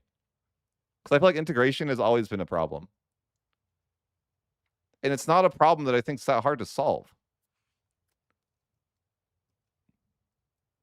Right. I think the military problem is a complicated problem. I think it's like one that I think it's, if in my opinion, it should be the biggest priority for them to fix by far. Like it's not even close. Like, I think like integration's a problem, but the game's playable. I feel like the game, like from, like the military system's not playable.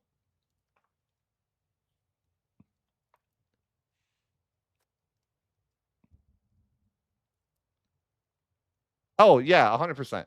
I agree that like integration sucks and it shouldn't be like it is. But I would be like, I would be happy if they just like put that off to the side so they can work on the military. But I guess at the same time, it's a lot easier of a fix, so maybe they shouldn't. But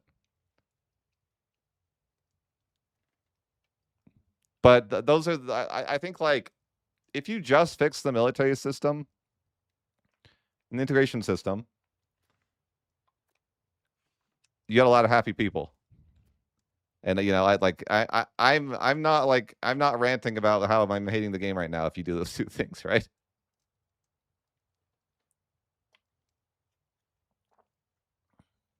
Maybe other people are though.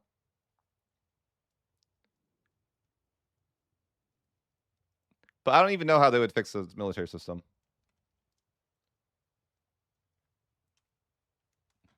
Also, yeah, that's another issue that I think that's like a you know what's funny is I was thinking of making a tier list because tier lists are funny of like things that Paradox should be working on and like putting like each like problem into its own like category of a tier list, right? But I would say like personal unions are like a B tier. I would say like I'd probably put like yeah, personal unions maybe B or even C.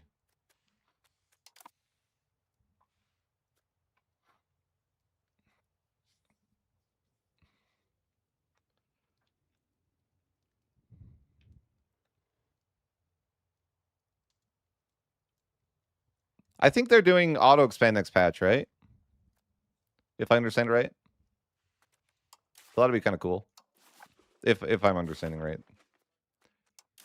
I think trade is like something that needs to be worked on. What do you guys think? I think like making trade more like I'm playing a game would be great. If that makes any sense to you, what I'm saying. Like trade is something that I like want to interact with as the player rather than just automating it every time. Because it's like a fun system that leads to that feels rewarding.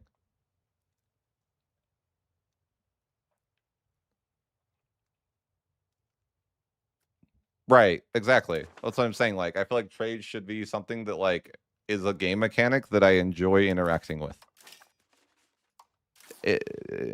That's kind of the thought process there.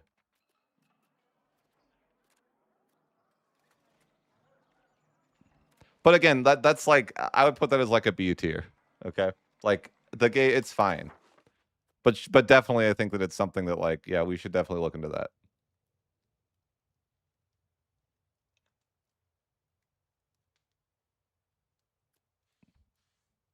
I'd agree. I think the cabinet could be A tier for sure. I would say that the 100%. Like I look at how freaking broken this nation is. By the way, like really, that's fine that I can have 14 cabinet members. Freaking crazy. Freaking ridiculous. Freaking power creep, man. Power creep is crazy. I think that the cabinet should not be doing the same thing ever. But that means that they need to fix the systems that make you use the cabinet that way. Like that's kind of what I think.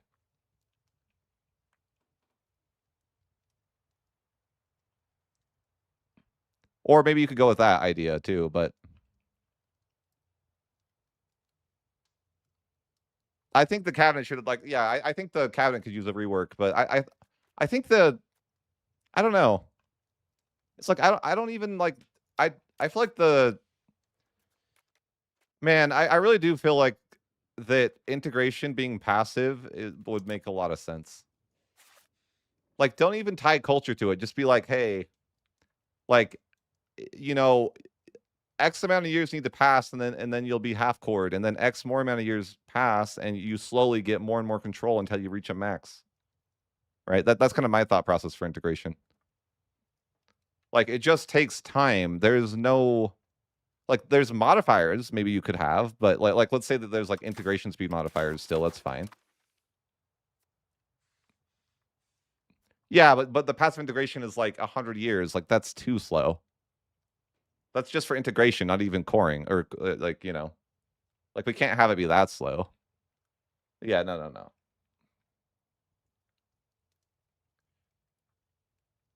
I might need to work on my mod again. I was cooking with it before. It was but then I added too much. I got crazy with it. But I'm like, I need to make the light version of my mod again. And just like put in passive integration and like claims.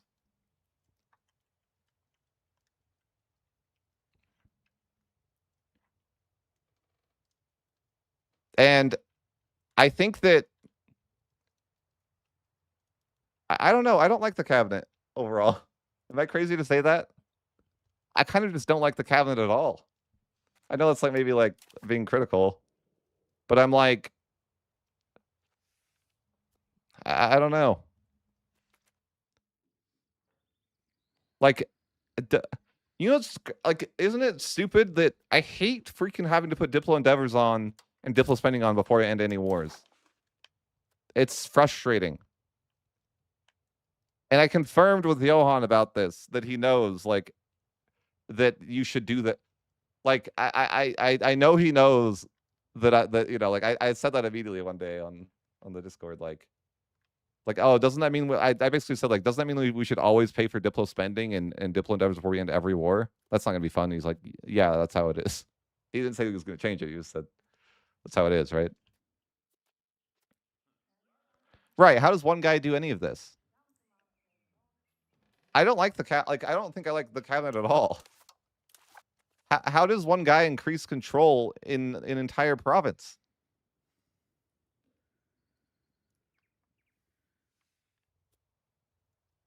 How does one guy do any of these things? Right? Like it's not like one guy can convert an entire province. You're gonna need like a freaking group of like tons of missionaries or whatever, right? Or like you know, you're gonna need like lots of stuff. None of it really makes sense.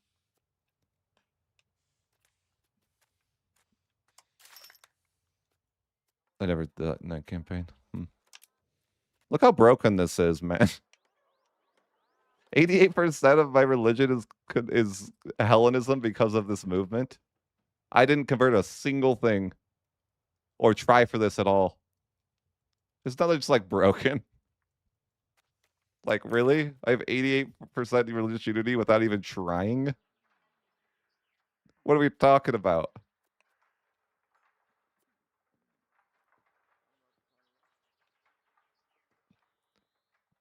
Like I didn't even like know that it was happening.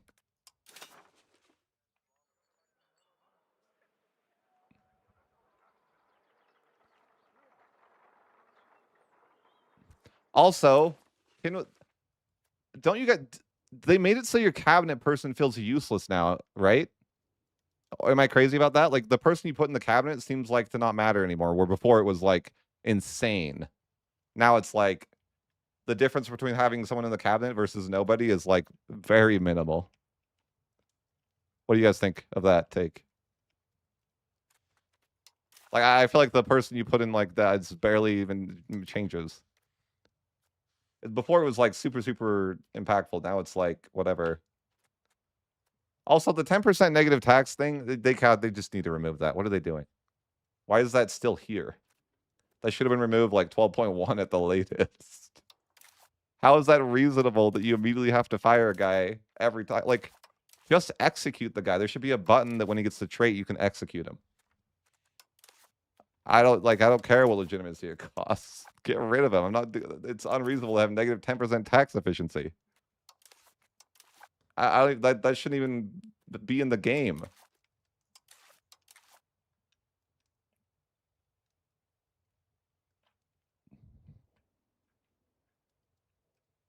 Like, watch.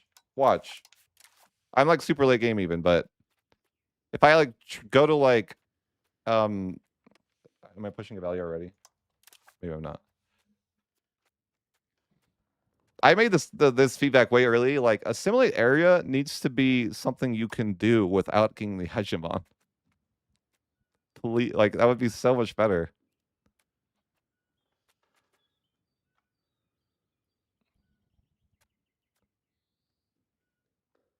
I don't know, but exactly. I think people were saying like you can get two good values. Where's the why am I like blind? Where's the thing? I'm blind. Where's the value thing? I can't. Why can't I do this? Am I already doing it? Oh, I am doing it. Okay. So if I like let's say that I just want to show you the change of this. How do I like just fire a guy? I don't know. Good question. Good question. I actually don't know how to do that at all, but let's just find the worst possible guy. So we're doing an action that costs Diplo. We're gonna pick this 17 guy. So right now we push what? 0.39? Why'd that get better? That guy's 80. I feel like I don't know why that got better. I think it just is updated or something.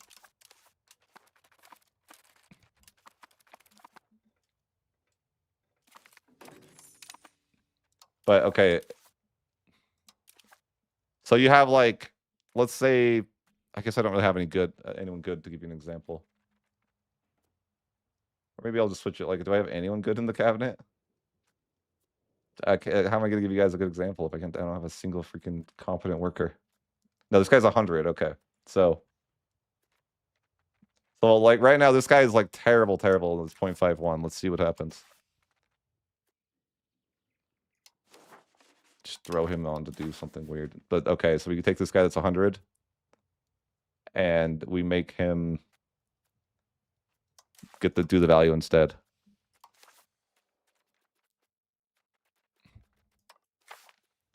.4, 0.04. Are you kidding me? But like guys, that's a 17. I think was it a 17 versus 100? You're gonna give me 0.04? Are you for real? Like that just like shows you like how little value it has, though, right? That's crazy. That's like that's an extreme example, though. Like honestly, it's like not even that worth to have like anyone in there. I think that's not reasonable, if you ask me. It used to be like insanely good. Now it's like you put someone in the cabinet and it's like I don't even know if it was worth the money to hire that guy.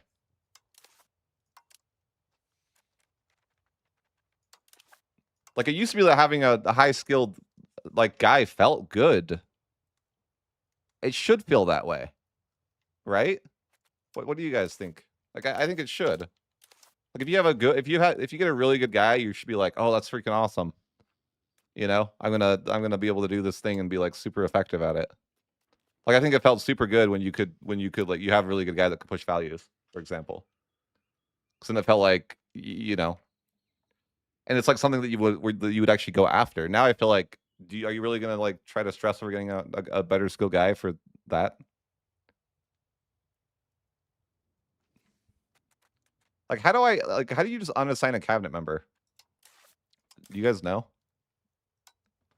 Like if I just wanted to like, is that even possible to do?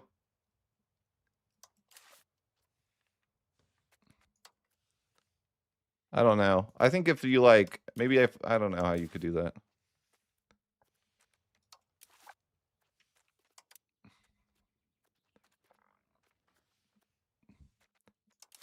A government tab cabinet, can you just like fire them? How do you do that?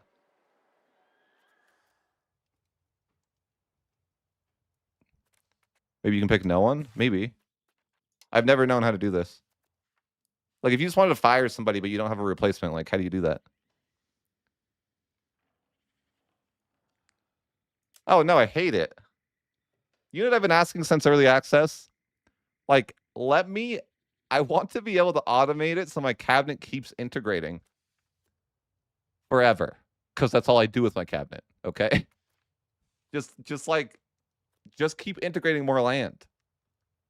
That's all I want you to do. I asked for that automation, like what that was like one of the first things I wanted. Right click that spot? What do you mean? I don't think you can. I'm not convinced you can fire people. Like unless you have a replacement. I'm not convinced. Like, you tell me if you guys know of a way. I don't think you can.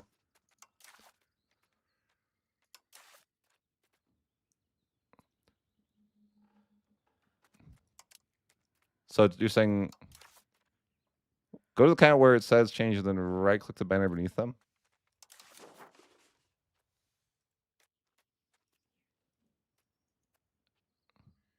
What banner?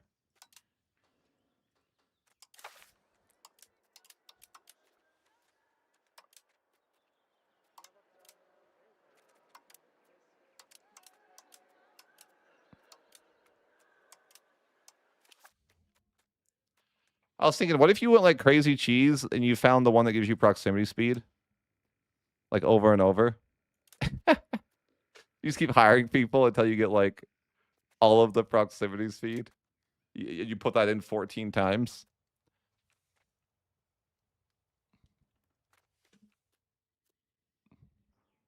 What about this? Like, oh, it's a ruler trait. Like, is there any like broken traits in here that if you like could stack, it'd be broken? I've not tried to, but I'm like curious.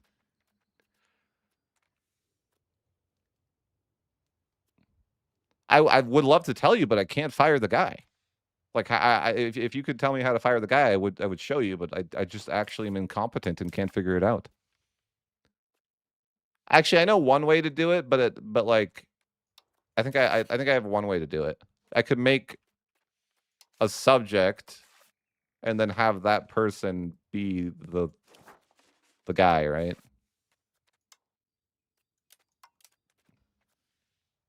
This guy.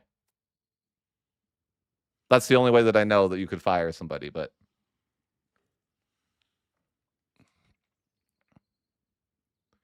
right. But I'm saying like, even if I reassign him, I don't have an empty cabinet seat, so I couldn't do that because I there's no way to fire people.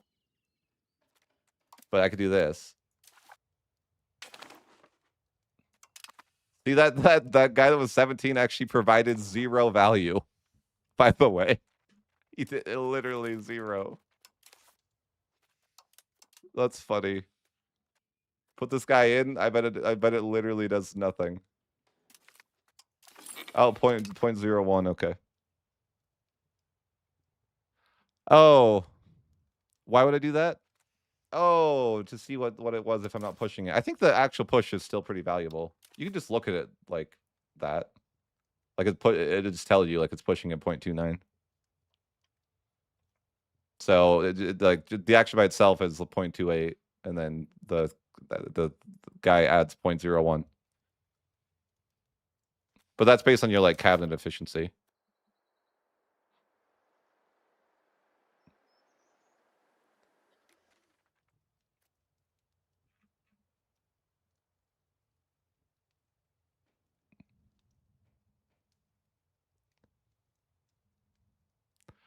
I wonder if like if like you know like if you're at this point of the game, like you could hire explorers forever, right? I like, do these guys ever have like different traits? Because I know you can put them in the cabinet. I think I guess they only have naval traits though, huh? Sad. Sad, but you could like infinitely spam for high level people, but I guess that doesn't even matter, right?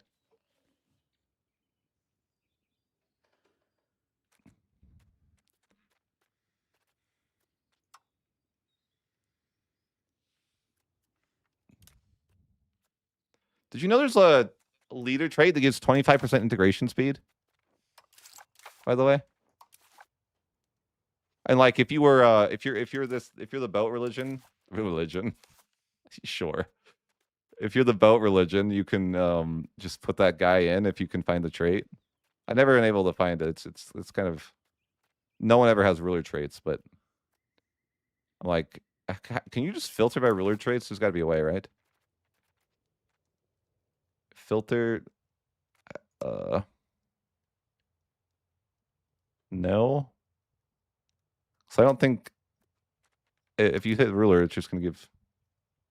Is this just the ones with ruler traits, or there's what? Or are these actual rulers? I don't know. Is that really, if that's the case, is that just really they only have that many ruler traits? I guess so. Or that's just the play. Like, how do I get people to get ruler traits?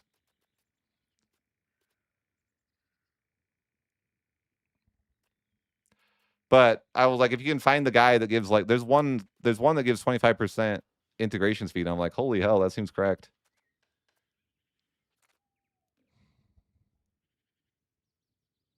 They have to be ruling. How would you like get that to happen then? Like organically? Like, how does this guy have a ruler trait but no one else does?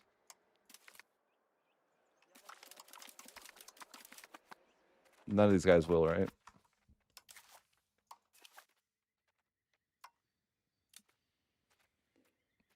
I don't. I will be. I actually left feedback on this recently to Paradox. They need to remove this government reform. It's stupidly broken. The Admiral regimen, like, it's just stupidly broken to be able to pick your leader. It's not okay. Get rid of it. That's just a simple way I can say it. Like that's it. It's not okay to be able to pick your leader. Yeah, even like it's just not the play. It's just not a good idea.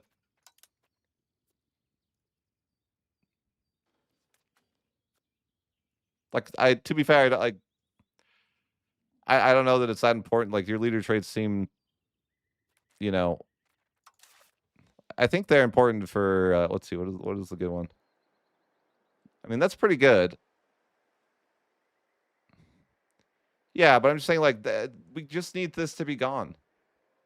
We can't be doing this. That's all I can say.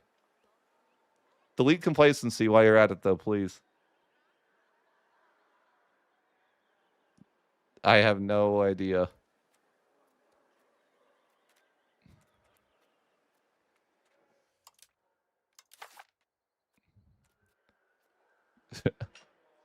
%87 ground power. Does it even like do that much for me? Like not really, right? It's kind of like meh.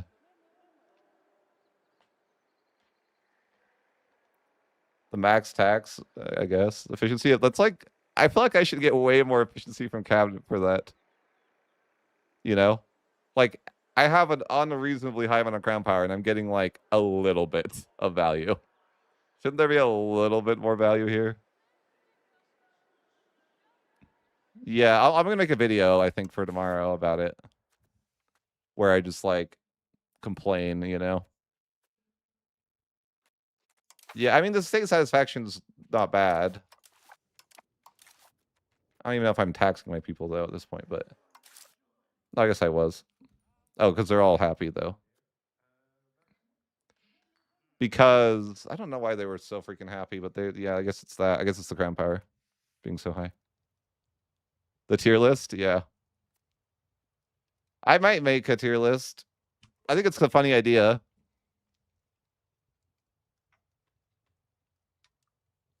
But the idea is just like it's more of just the like me giving a priority list of things I think are wrong. Yeah. Bro, they don't care about they don't care about us. They certainly don't care about me. And I don't even think they care about like the bigger ones because you see like Ludi, you know, bringing up issues and they seem to just not really care.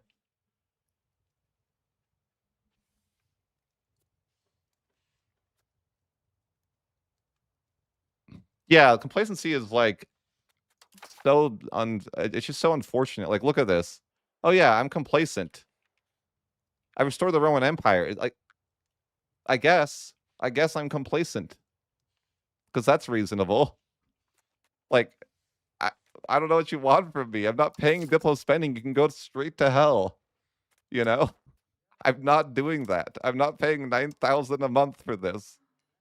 You're out of your goddamn mind.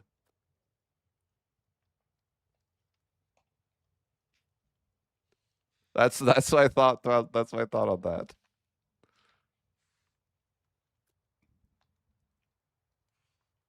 Yeah, I'm not doing that. And all you have to do is have positive stability to not get the disaster. It's like okay, I guess that's fun. Paradox, just make it so we can never have negative stability and we're gonna reload our save.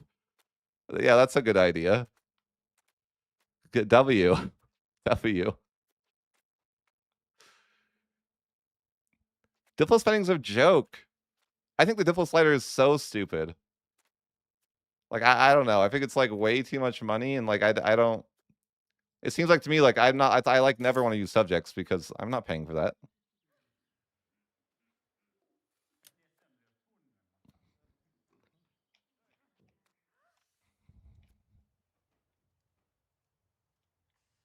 Yeah,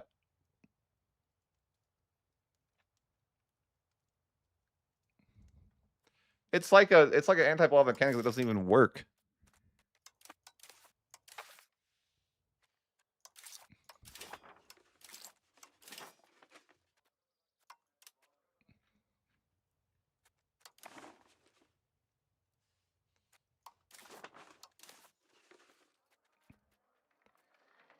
Granary Town. How do you like do this on a reasonable level? You're like, bro, how do I like make everything a Granary Town at once? Is there any way to do that? Like I think look at my city mode here. Everything is a city. I made everything I owned a city at one point in the campaign, and it was like I owned like the coast and like Italy. Why is this is like this is incorrect from a simulation perspective though, right? Like why is this the thing? It just doesn't matter that everything's a city. You can just like isn't that not what I feel like it's not the designed intent, right? Like clearly there it's not whatever your vision was, it's not working. Why does and listen, if you're gonna want me to make everything a city, just please add a upgrade everything to city button. Like, you know, I don't mind.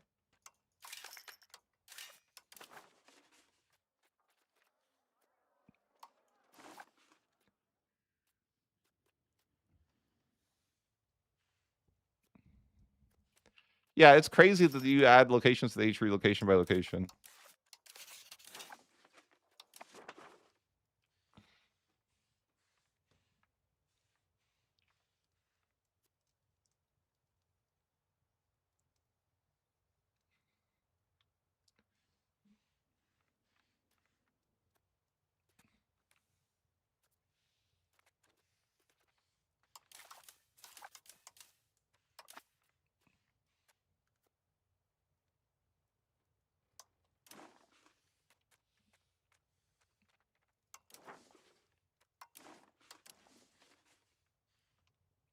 How do you guys think the cabinet would be more fun?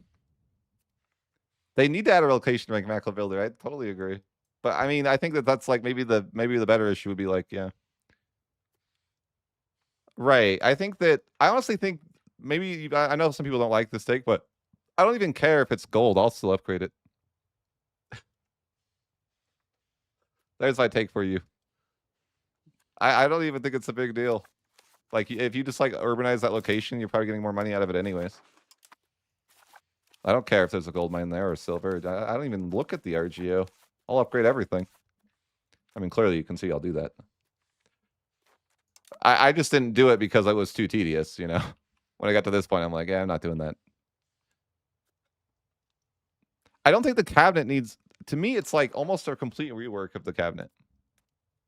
Yeah, take care, man. Hopefully you'll enjoy my video. How would you guys think that reworking the cabinet would be interesting, though? Like, do you guys here? Anyone watching? I want you to answer this honestly. Have you any of you used the expel people cabinet action?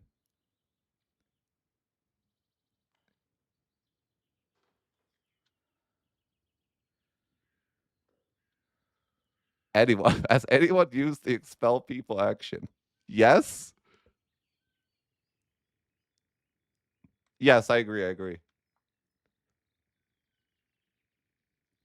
Does it work? Does it help with migration? So do you like encourage migration and then like put the expel people like nearby like or something? Is that what you is that like a thing? You if I wanted this to be like I'd like expel people from here and then attract them here or something? Is that what you're saying? Really? Or you use it on the same location twice?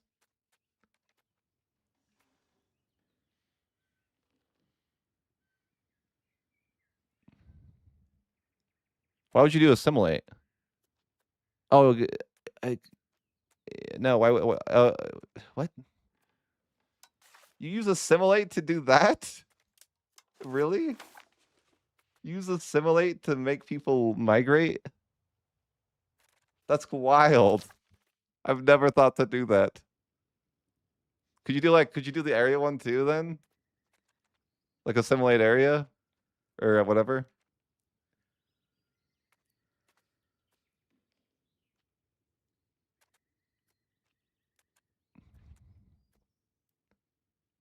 So what if you like okay, so did you do like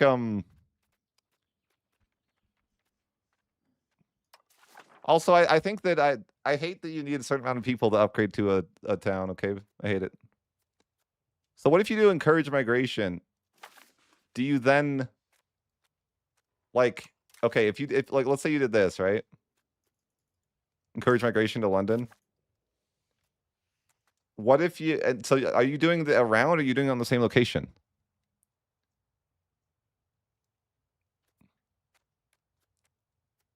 But like would it be reasonable to just like assimilate everything around the area so they migrate away?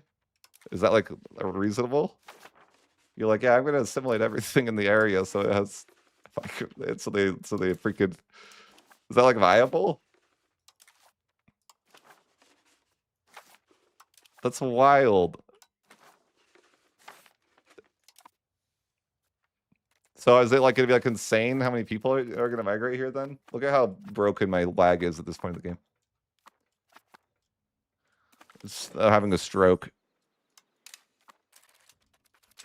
I didn't even look at how many people moved.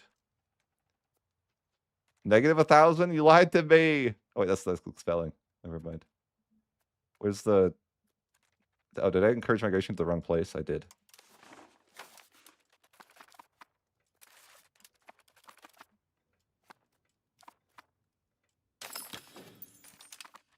$1,200?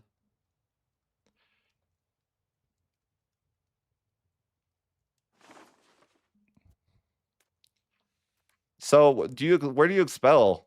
Does it matter where or you just like expel somewhere nearby? Now I have a question here. If you deleted every market, would you get more migration? Because doesn't migration only work in your market? Like if I deleted every market and there's one market in Rome, would we migrate faster? I don't know why I'd want to do that, but I was just curious.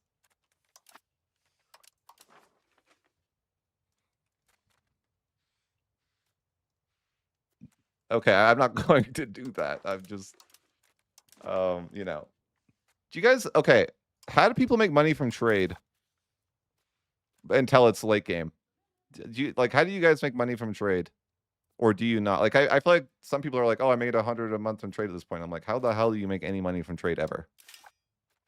Like, unless it's like late game or something. Like, sure, but like, unless you have like an insane amount of crown power, like, how do you make money from trade? You just build marketplaces and like hope. Like I built 4,000 of these merchant quarters and I don't even make that much money from trade.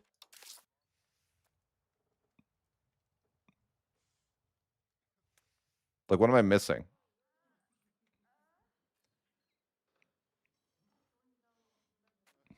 I mean that's interesting, yeah. I didn't realize that's a good thing to know though. That the culture that you can expel people and you can also do that too.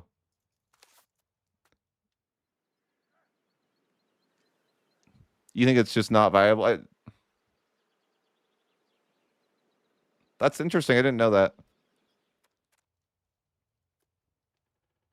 Have you guys tried this new system? I tried it. I was looking at this trade system today and I got triggered.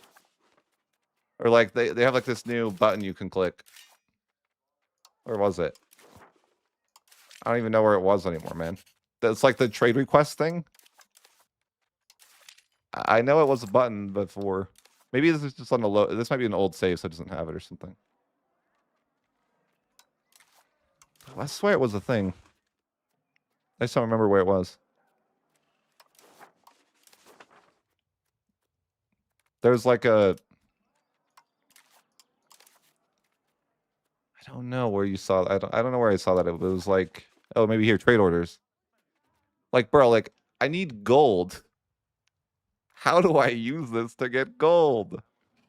Could you explain? I don't understand. Like, I just wanted it to be like if I'm here and I'm like, okay, I need to import gold, right? Like, how do I do that?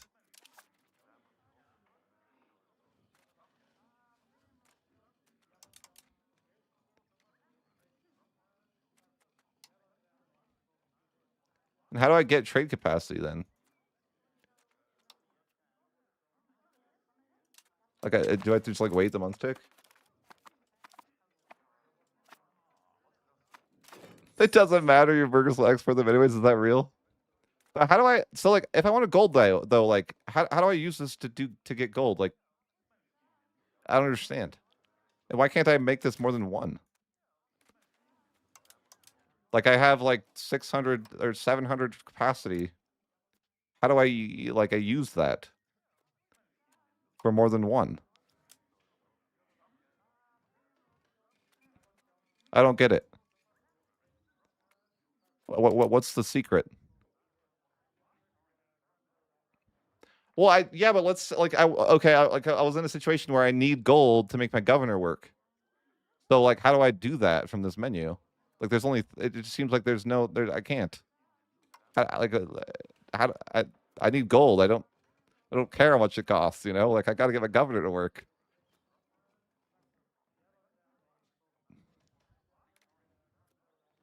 Why doesn't this work? Like, I don't get it.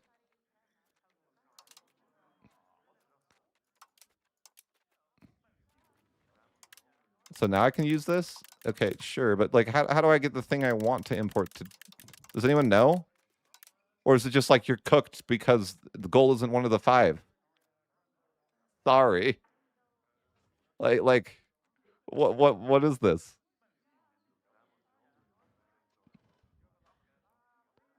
Sure, but like how could I get gold from this menu? Because like like I don't want to put it in the trade manually. I want to do it as a trade order. If I want to do a trade manually, I do a trade manually. Which I would rather just the governor didn't. Am I stubborn to say this? Like I would rather the governor didn't work than me have to figure out how to get gold. Like I feel like it's more worth it to just like it's not worth the pain of trying to trade for gold. I'll just accept that the governor doesn't work. Am I crazy for saying that?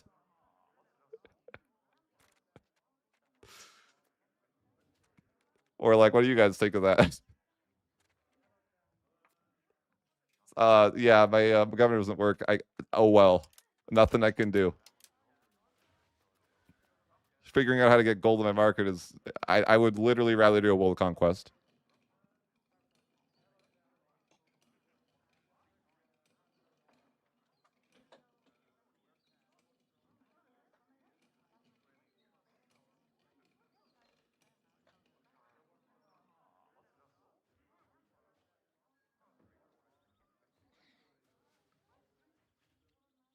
Import everything until you get to gold.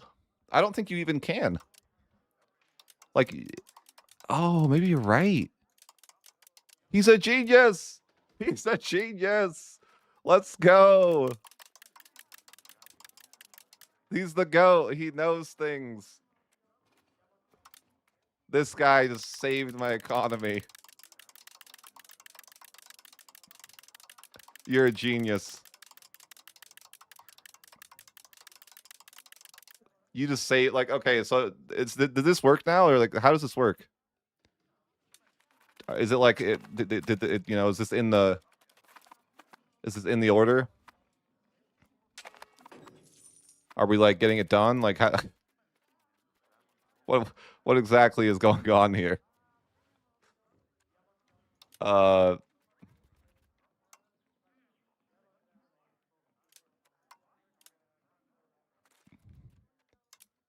is this working out for me, or do I need to click it?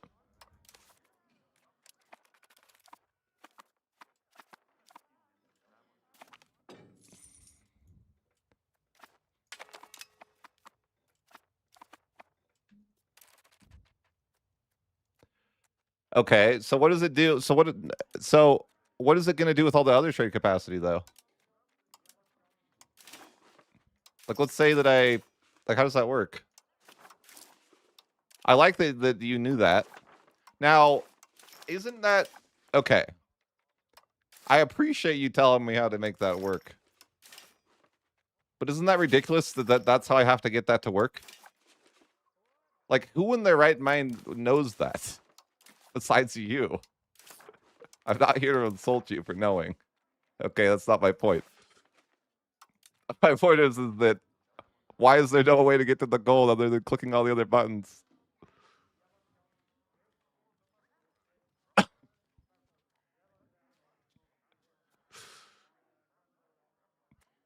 I mean, that's a problem, right? Like, was this play tested?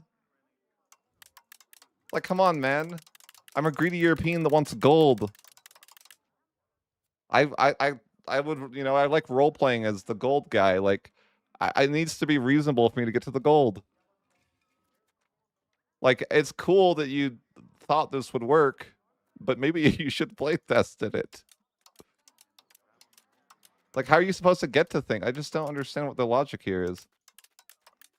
Should I leave feedback in the creator Discord on this? Maybe I should. It won't do anything. I don't think I will. Let's just be honest. I'm not going to do that. F that. I thought about it and then I was like, no, I'm not doing that. Not a chance.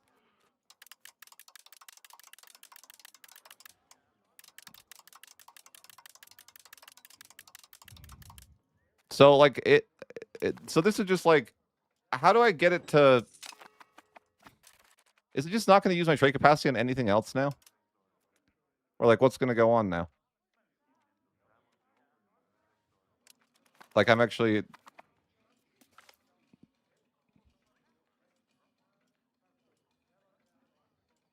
What happens here? So is it just like what are we doing now? So it's just going to try to do that as much as possible and then use the trade capacity otherwise? It just canceled everything? What is it doing? Why did it just do that? What? It like tries to pretend like it's going to do it and then just doesn't do it? That's got to be a waste of logic for the system for like CPU use, right? For performance. It's like calculating different trades that it's overriding anyways. Something weird is going on, right? It's got to be incredibly not performative.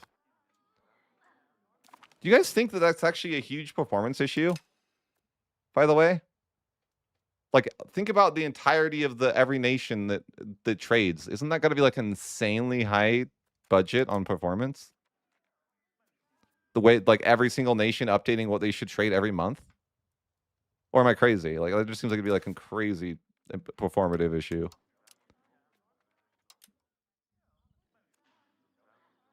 Okay, but like, how do I? So, what the hell is going on? I can't even click this button. I don't understand. What is happening? Because I've already clicked too much, and so they're like, yeah, we're gonna take that away from you.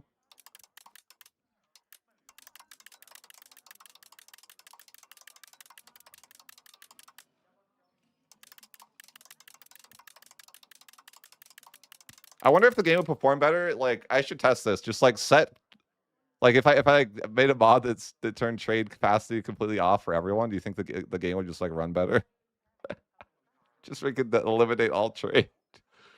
Watch the game like be like insanely performative. That'd be hilarious.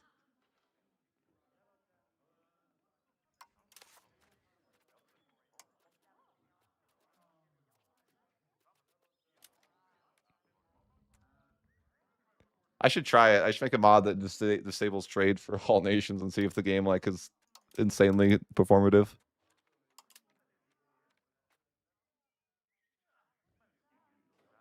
There actually was like I think there was a scenario where trade was slowing down. I remember in some sort of patch like they figured out trade was a major issue. I know, that's what I'm saying. Like, I don't make money. Like, honestly, like, I don't make much money through trade anyways. I'll just turn that off. We'll make the game. We'll make the game work way better. I'll just make a mod that gives like every nation negative 1,000, like trade capacity in every market.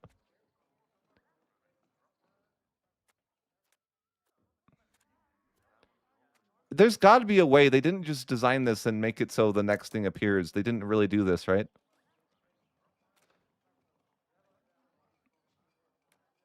No, I haven't. I mean, they couldn't have done this. There has to be a way to do this, right? Like, I feel like there has to be. They didn't just make a system where you can only pick 5 things. I don't believe they would do that. There has to be a way that you can pick other things, right? I'm just saying, like, what's the way? How? And if you're telling me it's by clicking all the other options, that's stupid. That's not what they can't have made that the design. Like, no way. Goods tab? Okay. Okay. Tell me more.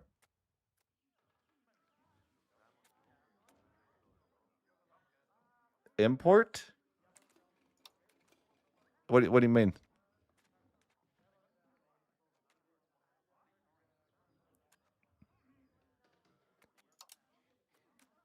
No, I'm saying like, okay, let's say that you are a developer for Paradox, okay, and you're like, okay, I'm gonna make this new trade order system. Surely you added a way that I could click all of the goods, right? Goods import. What do you mean import? Like here? What are we talking about? I don't understand.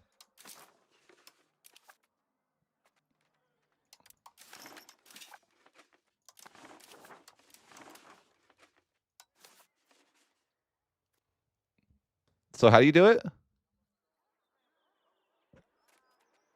You click goods and then you like click here. Are you saying?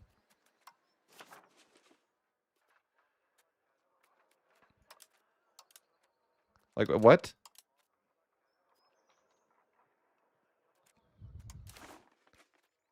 Are you saying I have to import like this? That's just the normal way of importing though. Right? Like that's why I don't want that. I'm talking about the new feature they made. I want to use the new feature that they've been touting, that they've been working all these dev hours on, right? That's what I'm talking about, and I want to know how they freaking intended this to work.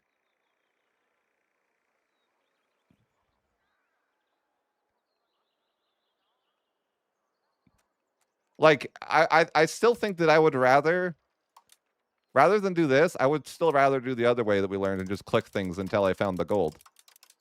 Like, I guess that's just the best way, but like, is that really a thing?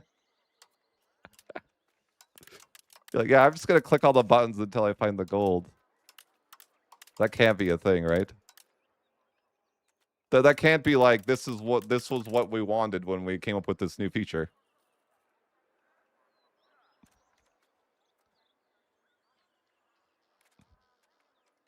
You're like, oh, I want to export I want to export gold. Just give me a minute. I'll export some gold. Oh, I don't have any gold to export, do I? No. Dude, well, I guess I'll just export everything else. Couldn't find it.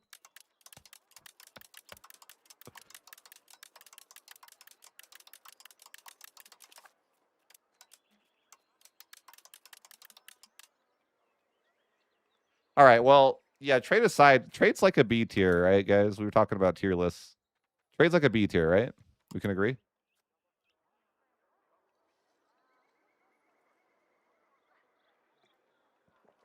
And we don't worry about B tier items, right? It is what it is.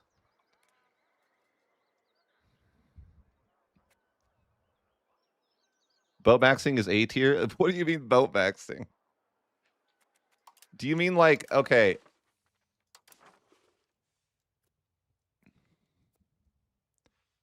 You think the UI, the UX designers are overrated?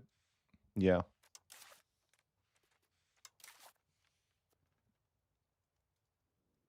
It was a Portugal run, but then I was gonna, But then I realized that Portugal's useless, and then I'll do that run tomorrow. I was just practicing Portugal, and then I realized that they suck, and that they aren't going to be good for what I'm going for. Instead, I should play Spain. All right, guys, tier list time. Let's make a tier list. We're gonna make it for tomorrow's video. What is S plus tier as things that need to be fixed? S, or maybe should we do an S plus or just an S? Well, we could just do S. What is S tier in things that need to be fixed? Army. Do you think it's just army, or is integration in there too? Or is integration like A tier? And I wouldn't say cabinet trait farming is that high priority.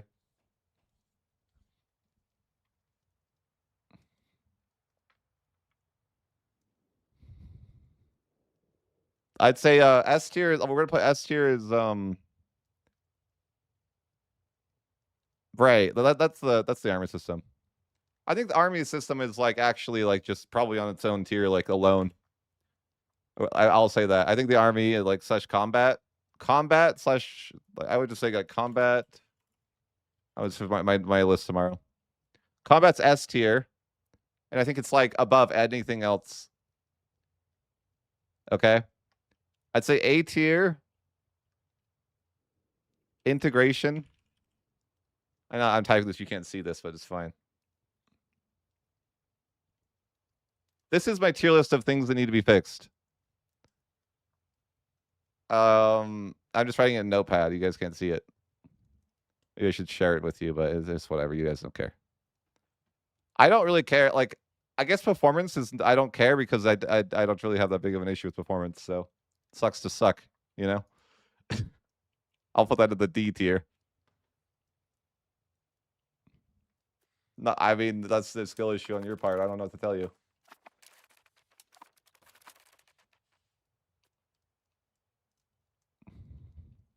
Right. I think that's like, I think performance probably is important, but it's not important to me because it doesn't affect me. But if it did, then it would be. But I think probably like if I was saying overall for the community, but this tier list is just me, you know? What do you do? It's playable. I'd say it's playable.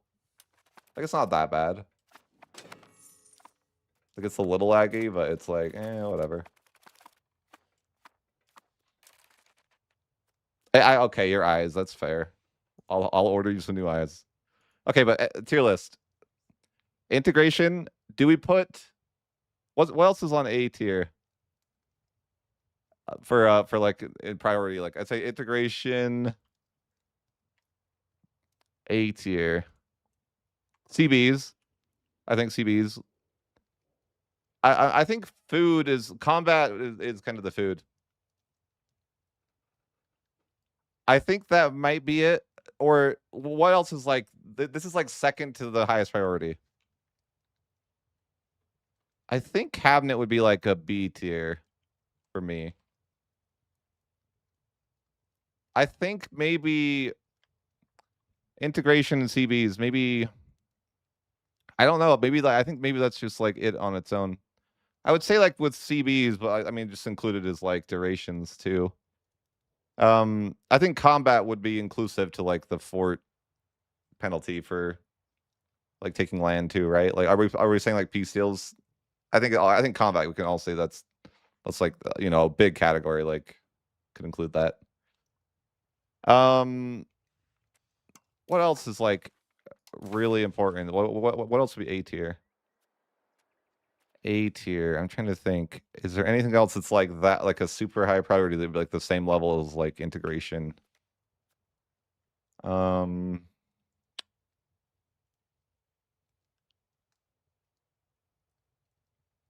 think there is Diplo spending slider cost, but I would be able to, I'd be willing to say sliders would be like a B or C tier. I don't know if anything else fits on the A tier. Like, I'm trying to think, like, what else is like a big issue that isn't categorized? Um, I don't know. You guys think of anything?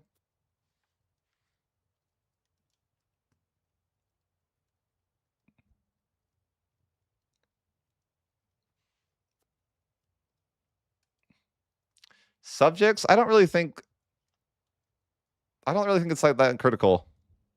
Like, is the game unplayable because of subjects? Like, I think it's unplayable because of integration, but I don't think it's like unplayable because of subjects.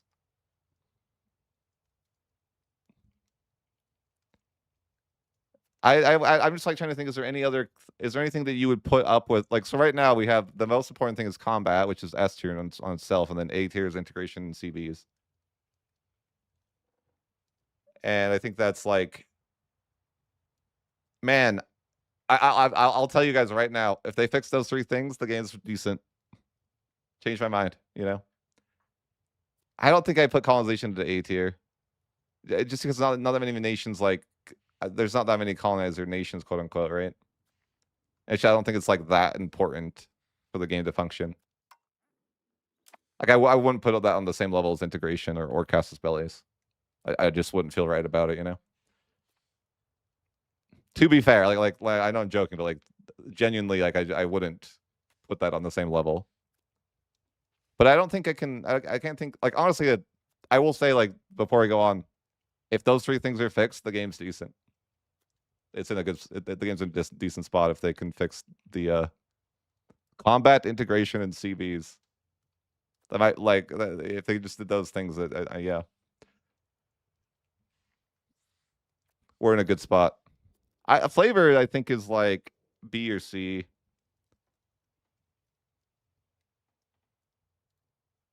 Why did you come back? That's crazy. Aren't you supposed to be asleep? I think combat will cover mercenaries, to be fair. And possibly even cover the AI. Like I think the AI needs to have armies, and that's kind of like kind of with combat. I think that would be like fair to put that into combat, but both of those things.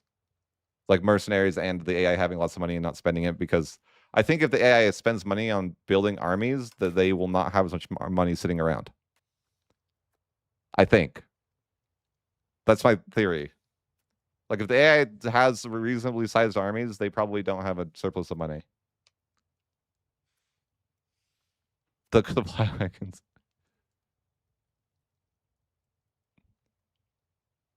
Okay, well, tell me if you guys can think of anything that's like on the same level as A. I think that I could give flavor like B. Like it's like playable right now. I feel like the integration and the CVs are like what I would call, I guess I could say, quote unquote, unplayable. Like it's pretty bad. I feel like the flavor is like, it's not great, but it's not quite as. Yeah, I think I would be willing to put. I just like I don't think anything else is like A tier worthy. So I guess we can move on to B tier. B tier. Well, let's add a time frame just to be like interesting.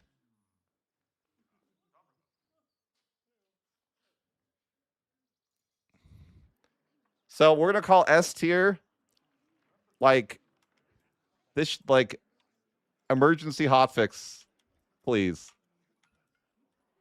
Level, right? Emergency hotfix needed level. A tier is like the next patch. Next patch, please.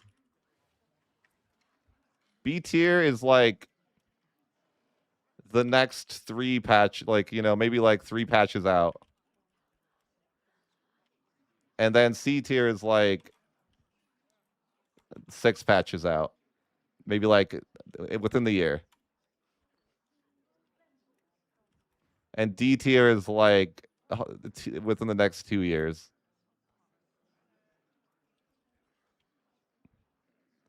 Or maybe not. Maybe that's too long. Maybe like we'll call C tier 6 months and D tier within the year. There we go. So S is like emergency hotfix needed. A is the next major patch. B is we'll say within the next we'll say within like 3 months. So B tier is like 3 months fix. I guess we'll just make it all the time. We'll say S is ASAP. A is within the next month, B within 3 months, C within 6 months, and D within this year. Of like when is it acceptable for these things to be fixed based on their whatever. I'm writing these down. Okay, so I would say the fixing as soon as possible. You know what? I might even throw integration on that. I mean, I guess integration's playable for now, but it would be borderline. Like I feel like I guess I could wait a month. Okay, so anything. Let's say B tier. I'm gonna throw in colonization to B tier. Like I want that fixed with like in the next 3 months. Like I'm not dying for it, but it should be like on the radar in the next like major maybe like 1.4 or 1.5. If I had it my way, I know I'm not, and it's probably not going to happen. But um, what else is like on this level? UI rework. I want to say UI like what in particular? Oh, actually, that's a good call. Fix it during Iberia actually would be a good call. So maybe it actually is within the next 3 to 6 months. So yeah, okay. Colonization. I think UI rework could be like a C tier. Like I'd be okay if that was like 6 months out. But I also think that's something that realistically gets like patched every single time, right? Like it's not the most important thing, but I'd say like for me it'd be like a C tier.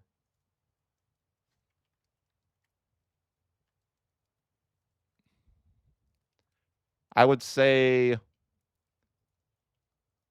what else is like kind of important? Colonization. I think flavor I would put as like a B tier.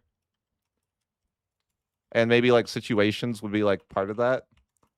Combat is on the tier list as S as like the most important the thing that needed to fix.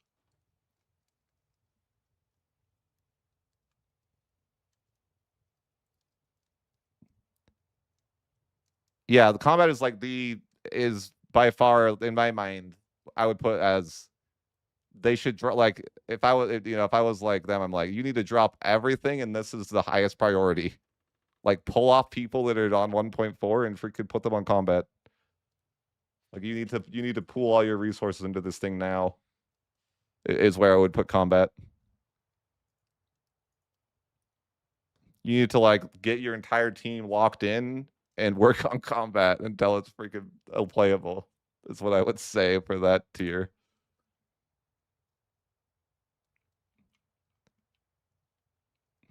That's what I want. Like freaking all hands on deck. Like you guys probably have jobs where that's like a thing. Like there's like things you like drop everything you're doing to freaking lock in on that issue.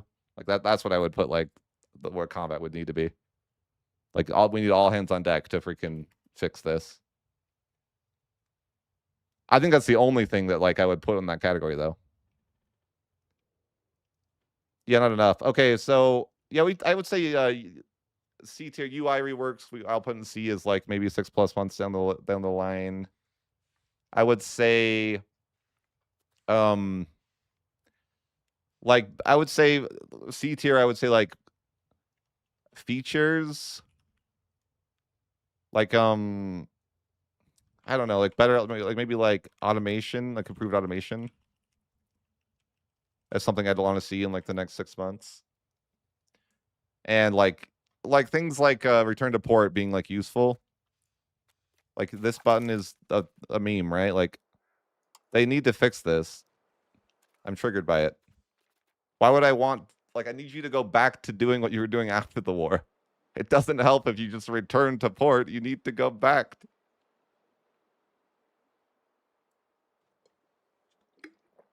I think performance is hard because it depends, but I would say that like I could put performance on like I think B tier for performance, but I think that's like skewed towards me, who like skewed towards having a nice PC.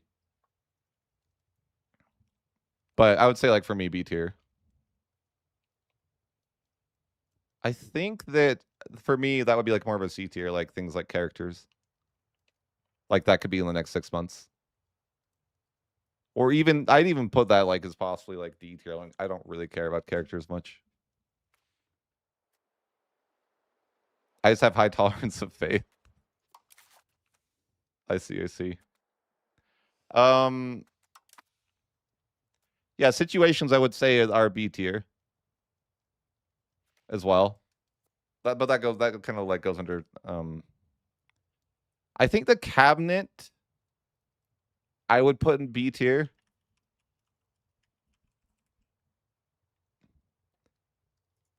But that's a tough one because that's almost like what I want is I would probably put like Parliament into like B tier as well.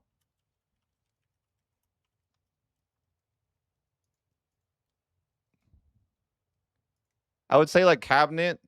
So here's my thinking. Cabinet used to be like a C tier issue, but they made it into a B tier issue with the cabinet traits. It used to not be that big of an issue, but now you've actually turned it into a bigger issue for me. I'm like that. I mean, I could have let them that go for like 6 months, but now it's like, guys, I need you to freaking lock in. Yeah, before we had the vassal cabinets. So colonization, flavor, performance, cabinet, and parliament on B tier.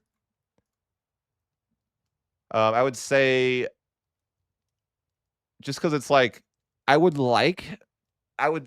like I'm putting too much on B tier because like it's not realistic for them. I mean, 6 months isn't even realistic for them. I mean it's more like 3 to 6 months is I guess what we're saying with B tier. And then C would be like 6 to 12 months, and then D would be like year plus. But I would say like what's like a low priority thing? It would be like, well, like I feel like unions would be like C tier. Like but maybe B tier. But the issue is like I don't know if it's that big. Like, what do you guys think about that? Where would you guys put unions as far as like a problem for you guys and the way they work?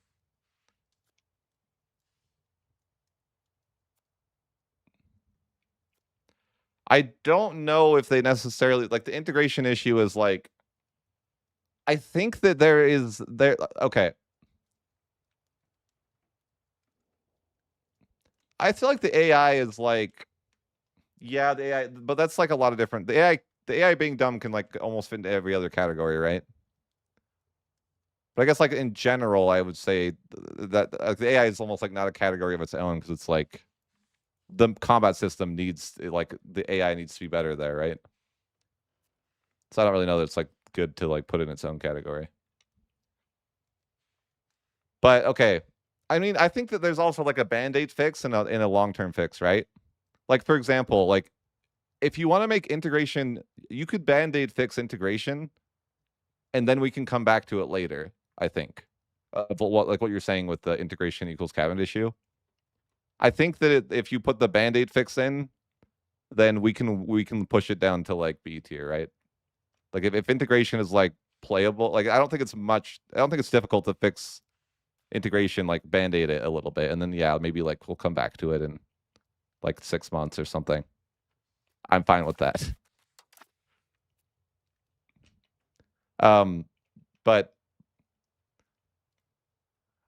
yeah. I'm trying to think what else. Is there anything on your mind that's like a year plus? Like what's D tier, like really low priority things? Like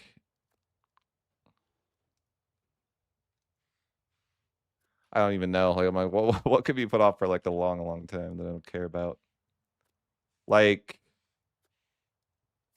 I would be okay if they put off like like content for like natives would be something that I would like. I would like there to be better content for natives, but also like add take your time. I would say like content for like obscure regions, I guess. Like like I think eventually they would be cool to have like better content for like Africa, like somewhere down here, like here. I don't know. I haven't really played the region though. Society of Pops is like colonization. I think it's like B tier.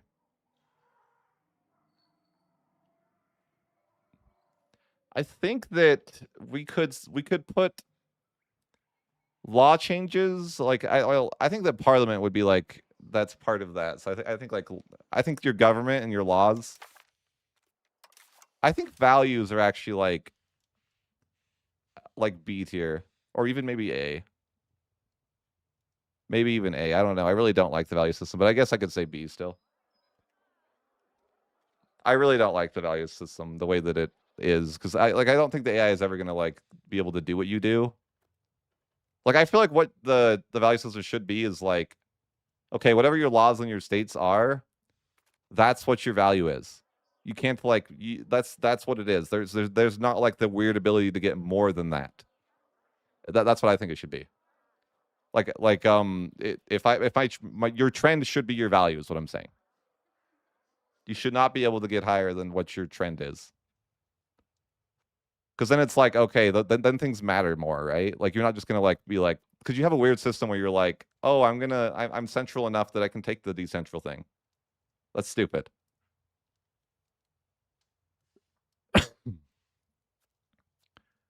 I was trying to get rid of aristocracy to get because the cost of court.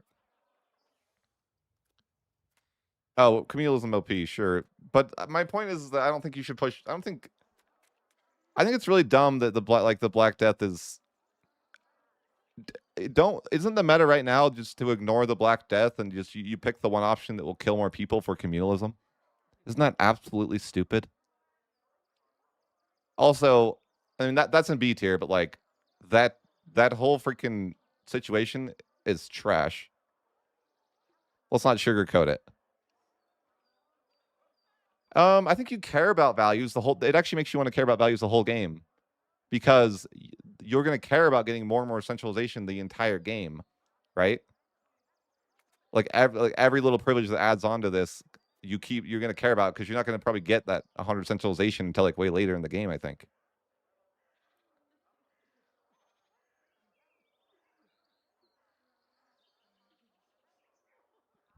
Absolutely not. I think that colonizing is like throwing your money into the ocean. Like, absolutely not. It is not worth it. I think that I'd rather put my money into the ocean.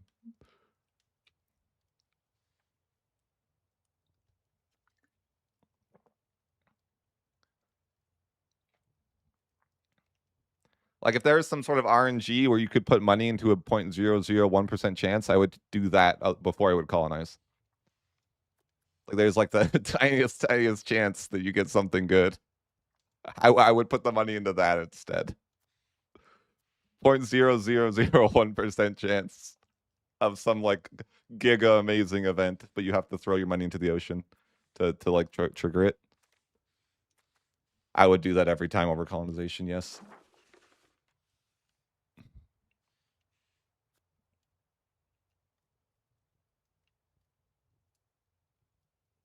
Yeah. I would say though that like I think religion would be like what C tier. What do you guys think? Like I don't think it's like on the like a huge priority, but I'm like I think the religion could use some love.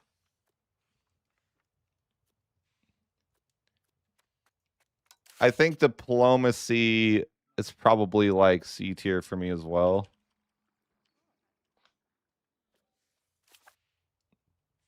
Just like as a general category.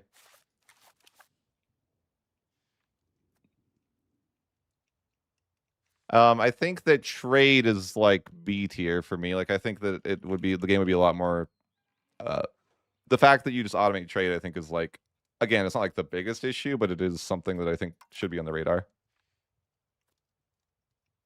I said that in my video today that colonizations are the excess. I think complacency is like it's not even on the tier list, just delete it. Just delete it. There you go. It doesn't even deserve a spot on the tier list. Just literally delete that from the code, and then just that's fine. I don't think anyone would complain. Hey, how's it going?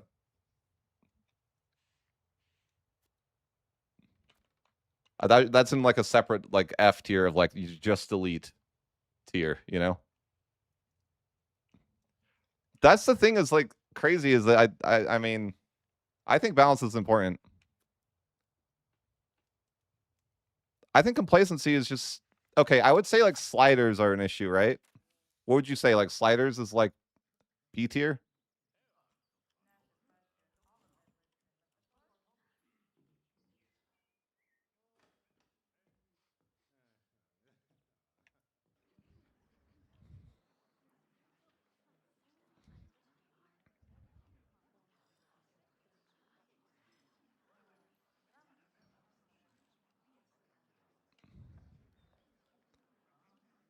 All right, what other topics can I think about?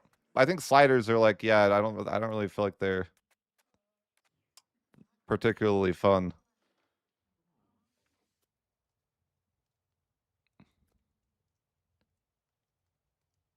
Like the Diplo slider, like, bro, you think I'm paying 9,000 ducats? Hell no. Like, okay, but this is like honestly though, if they did make you pay for sliders, maybe that would be healthy for the economy.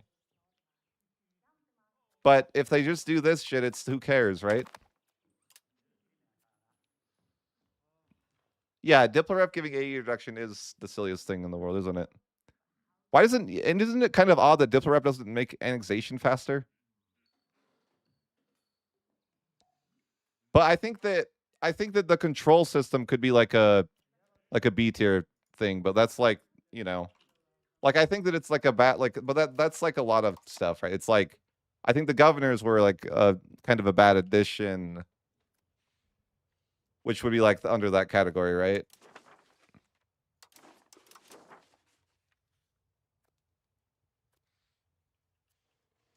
Rome, my beloved.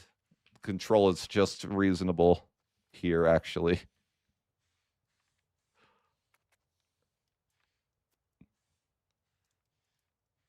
Yeah, my average control is 87%. It's just like it's just Rome. Because Rome gives you like you know, it's just paradox design philosophy with Rome.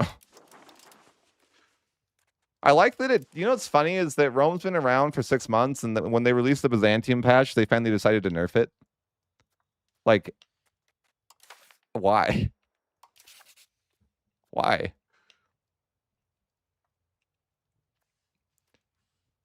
It's like the control's not even really real. Well, it's somewhat real, but it's like I think it's because that some stuff got nerfed. Okay, never mind. It's just real. Actually, I let a couple months play anyways. It actually is real. It's the whole idea of like when you're Rome, you get like you know you have negative 39, which is ridiculous. So the one from one distance to the next is 1, and then it's like all your speed modifiers are modifying that.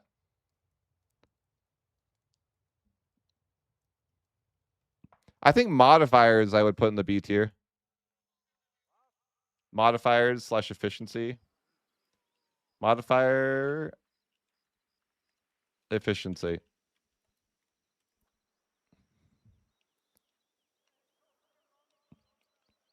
I mean, does it really matter if it's this late in the game, anyways, that I have this high control? You know, like it's 1798. Like, who cares? Is that just me that thinks that, or like, what do you guys think? Like, if I've made it to 17, like 798, let me have my broken control. Okay, it's fine. I don't care. No one should care. It's a miracle that I'm this late in the game, anyways. Okay, like give me a reason to want to be this late in the game. Yeah, you can get it before 1798, but I mean, Rome's just here. Okay, let me agree or disagree with this take. Agree or disagree with this take. This nerfed advance, all roads lead to Rome, where it got nerfed by more than 50%, is still the best modifier in the game. Agree or disagree? The nerfed version of this modifier is still the best modifier in the game. Agree or disagree?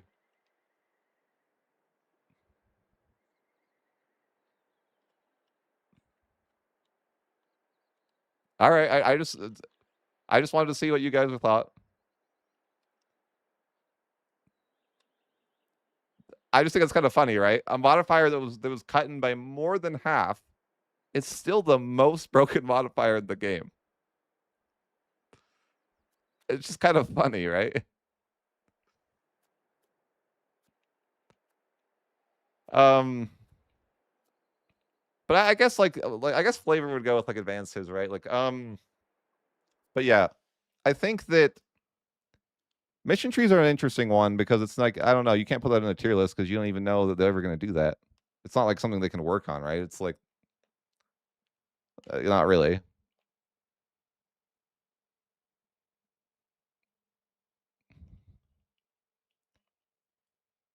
I think that yeah, I know. Mission trees is an interesting topic. I was talking about this, and it's like I think that if they just made what they already have into like some sort of a mission tree, it'd be really good. Like, what I mean is just like take your content and make it into a mission tree, just so we can click and have that dopamine hit. Okay, like go to your event thing, like turn these events into a mission tree. I'm like, you're not even adding new content. I just like turn these things into a mission tree. Like, wouldn't it feel better to get Jerusalem back and then you get to click a button that gives you this reward? Tell me I'm wrong. Wouldn't you rather click the button, the shiny button that pops up and lets you get that integration? For what do you guys think? Am I crazy? Am I being crazy there? Just like let me click the button. It would feel so much better. That's what I'm saying with mission trees. I'm like just you don't even need to add new content. Just like you know, just let me click the button.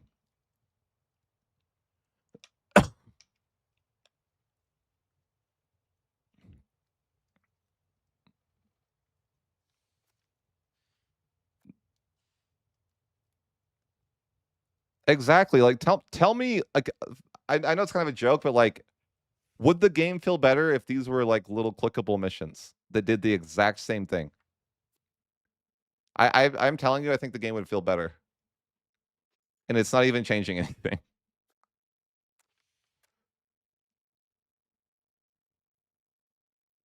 Cores being tied to culture and cultural acceptance as a system, then just I think cores being tied to culture is like A tier. The integration system I would say is like A tier in priority for me. In fact, I think that one of the major reasons the game has been declining is because of the way they've handled integration. In fact, I think it's maybe one of the leading reasons the game is declining.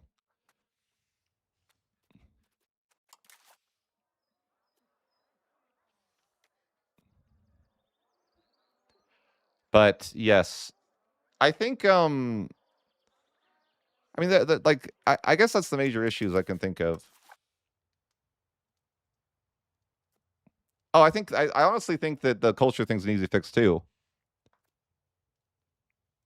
I think the cabinet would be I don't know. I feel like the cabinet's just like should just be deleted, okay? Like I don't like the cabinet at all. Like I'm like all these things are just like everyone knows that I'm just going to use my cabinet on integration for everything, and that's the cabinet's completely. It's either I'm using the cabinet to entirely integrate or entirely culture convert, and nothing else in between. Okay, that's all the cabinet is, except if you're Byzantium because you have 14 cabinet seats. Okay, but if you're not Byzantium, there's no chance you're not just using it to integrate.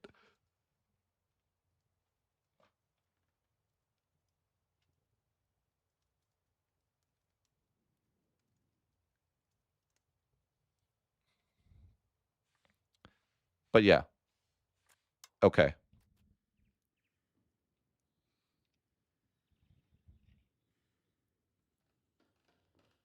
But what else? What else? What else? Like seriously though, like is it reasonable to like, bro, why would I ever care about getting 2.5 production efficiency in one place? I just don't. I just can't. If it was more than one place, maybe. I don't care at all. Like, what? Who uses this? Like, okay, it's actually not that bad, but like, you only use it to like make them leave the movement, and it's cheese. Okay, like I don't know. The convert province should be a separate thing entirely, like it is in EU4. Like, rebel crackdown shouldn't be something that one guy can just go to a nation and do. Nor should one guy be able to reduce the inflation of his entire country. Like all it's so dumb. One person can't do any of these things. Change my mind. There's no way that one guy can do any of these things by himself. Not a chance. Like I think the cabinet should be like, I don't know, like you pick a cabinet guy and he like gives your nation a modifier. Like you're like a slightly better like integration for having a certain cabinet, or you get slightly more development growth as a nation because of a guy, or you know that would be like the way that I would see the cabinet like working in a more authentic way.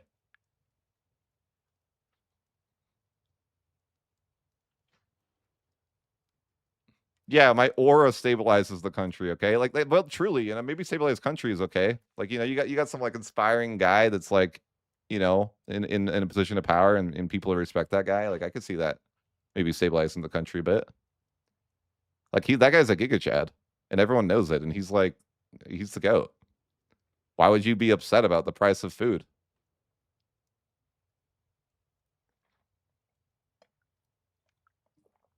You're chilling, you know. You're like, yeah, whatever, man. Hey, sweetie.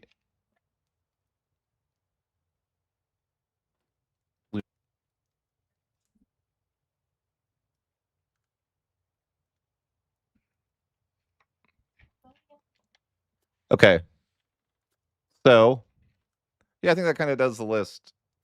I mean, I know I'm not showing the list, guys. I've just been talking about it. I think rebels are like a, what do you think? B tier, C tier, maybe. Like I really don't want them to focus on that, but like I'd like it to not suck as much, but like there's stuff that's a lot more important. So maybe like C tier.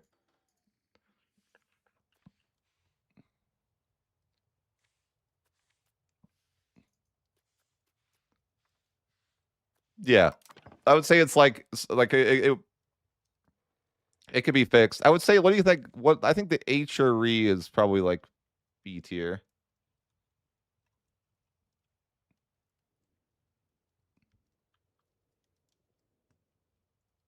I mean, the -10 tax efficiency trade is like a meme, man. I've already left feedback on that to the devs. Okay, I tried. I'm like, bro, -10 tax efficiency is troll. I think I said that. Maybe they'll fix it by 1.3.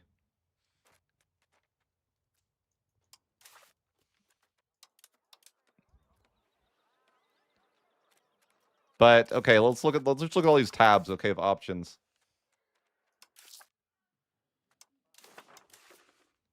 Markets. I don't even know if I care to rework that. I think the food system's like at least. I mean, I guess that's like mixing with other things though. I mean, I think it should be a copy. I think there's a lot of things that should be copy pasted from EU4 though. I did that. I got trolled the other day. Like I put the guy in the head of cabinet. I didn't, and then he got the freaking -10 tax efficiency, and you're freaking cooked because you can't fire that guy. But there's a way out. You make that guy a vassal. There's hope. Okay, there's still hope. Oh my gosh.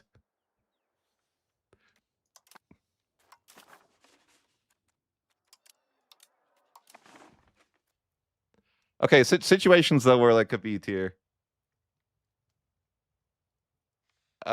Yeah, I think that's kind of it though. I mean, I think subjects could be like they're like a C tier.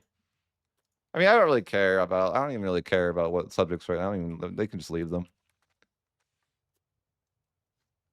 Oh, economy. I don't know. I didn't think about that at all. I think like economy is definitely like a B tier issue. Like just like too much money. Too much money, like super scaling.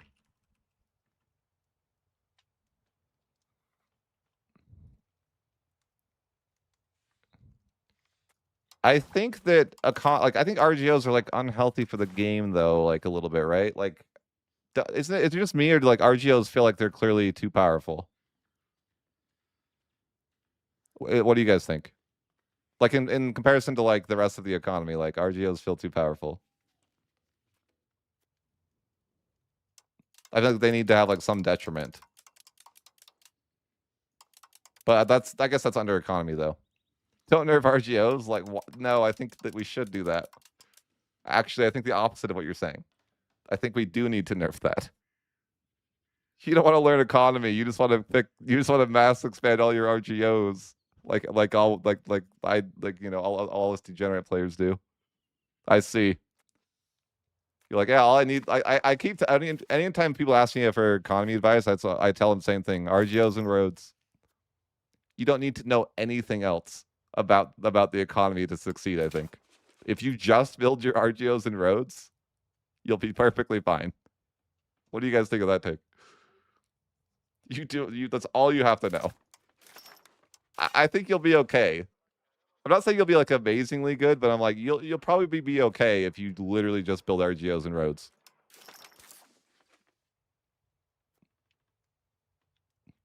And bridges, okay? But I forget about those every game, so actually you don't even need those. I have proof.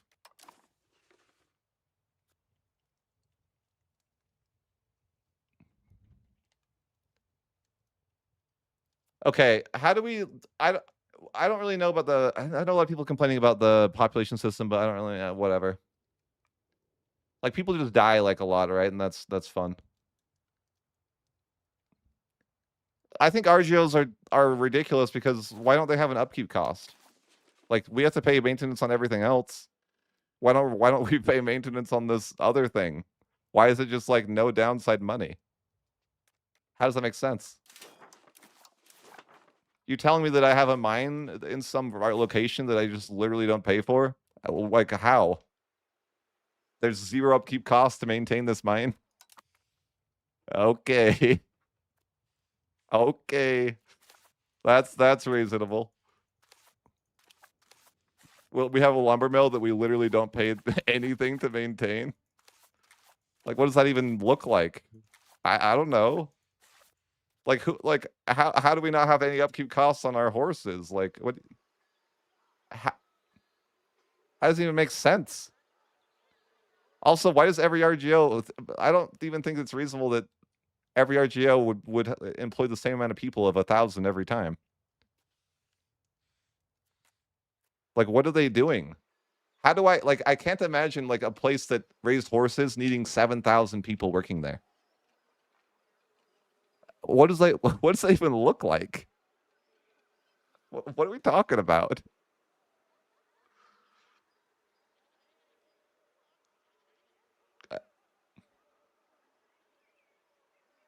Well, that's like literally crazy. Like, there's 29,000 people. What percentage of my people are literally people that just work with horses? What does that even look like? What do you mean? That's crazy. What percentage of my population is people that work with the horses? That's stupid. What do you mean? That's ridiculous. What about this? You're telling me that 15,000 of my 21,000 people here are just literally working in the wool factory or something? Like, what? What are we talking? Why are you so stupid? Like percentage wise, like what is this? What? I don't even get that. That's freaking stupid. Like, look at the percentage of the people that work in these RGOs. This is not reasonable. This is like 70% of my people work in this one thing. It's like, what? Yeah, I guess. No wonder I don't need to build anything else. They can just all be employed in a single place. Like, I think I might actually have situations like that where it's like, okay, look, I could employ literally every single person that lives here to just work at just do livestock. That's it. That's it. Just literally, that's all you guys do. You literally up to the last man. Do you think EU5 was actually meant to be a side grade to EU4, or did the paradox? What do you mean a side grade? How stupid is this, though? I can show the control map. Yeah, sure.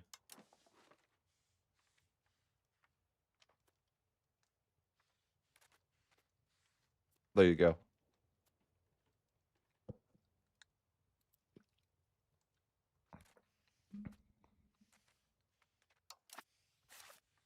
I'm saying, how ridiculous is this?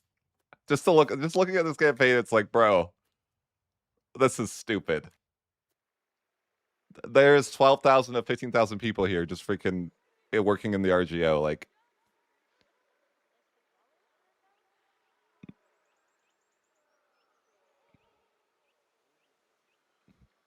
Like as a game to exist alongside EU4, not replace. I think that it's like, I mean, I think that they wouldn't. I think if you're making EU5, you would intend that it replaces the previous title, like every time, right? I think that would be like your intent because you're not investing money into like keeping that. Like I don't know. For me, it'd be like I would imagine that you'd want people to move on because you're not really, you know, you want your player base from EU4 to come to EU5. Would be like, I mean, I would imagine if I was a developer, but I'm not a developer, so I guess I can't really imagine that.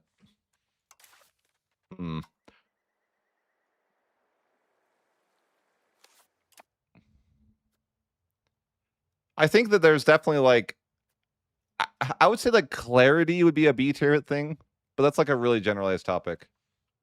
Like a lot of times I feel like I don't understand like what is happening in some scenarios, like food. Like I cannot understand how freaking logistics works, and I don't understand how you're supposed to know. Oh yeah, I think it failed in some way. I think that with any new release like that, there's going to be a period where it takes some time for people to migrate to the new game. But I think that it's not looking good right now. Like it's not going as well as they would have hoped, for sure. But I do think like with any game release, that's going to happen, right? There's going to be people that like don't move on to the new game for a bit. I think a lot of people that are smart. Wait, I didn't say that. I think a lot of people that are, smart probably are just like waiting for 2 years to get EU5. Like, I wouldn't blame somebody for that at all.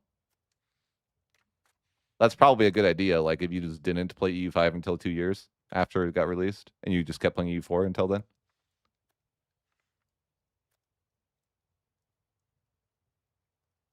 Huge. I love that. Thank you so much, sir, for the support. Keep the dream alive for me. I'm gonna ask for a refund. I think that. I mean, it depends on the player. I don't care. I'm affiliated, yeah. But I'm gonna be honest. Like, I'm not saying that you shouldn't get the game. Like, I'm just saying like, yeah, it has early access vibes, right? I mean, that's what it is. I mean, let's be honest.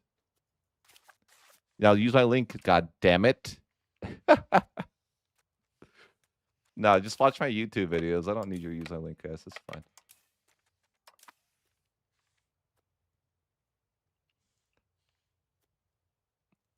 No, I will say I like the people at Paradox. They have treated me well, and I have a good relationship with them. But I won't lie, you know, like, and they've even said that they don't ask us to do that specifically. What they have asked us to do is that we don't attack the people, which I think is fair. Like we can attack the game, but don't attack the people that are working on the game. So that's kind of the like agreement that we have, in a sense. Like, and I think that's like totally reasonable. Like, say what we want about the game, but it's not our, it's not like we should go after like the devs for, or like whatever.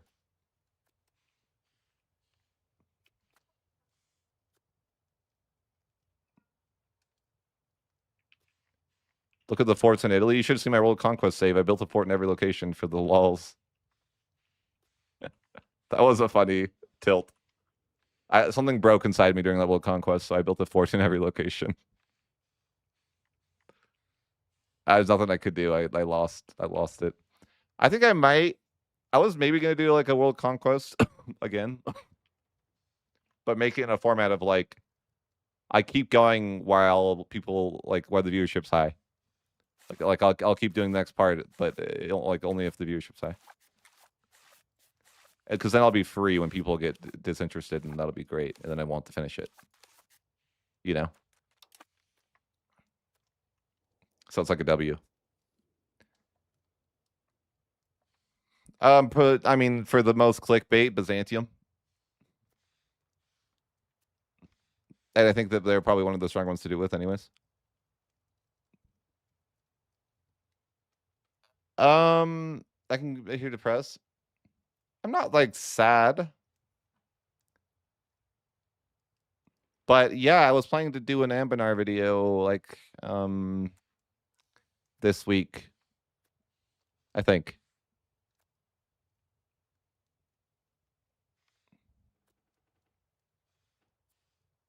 That was the plan, if I like have the time for it, or yeah, but I think that's like one of those things that like I will try doing an Ambinar video, but I don't think it'll do well. And then I probably won't do it again if it doesn't do well. So, what do you do? But if it does well randomly, then I will keep doing it. Like, I think I mentioned like if I like maybe I'll test out some EU4, and if it like does better than EU5, like yeah, I'll probably do a lot more of that stuff, right? At the end of the day, like I just do what people. I'm more focused on. I think EU5 pulls more numbers, yeah. But like like at the end of the day, like I'm a content creator. I'm trying to get people to watch my videos so I can make money. And if people want to watch EU4, I'm down.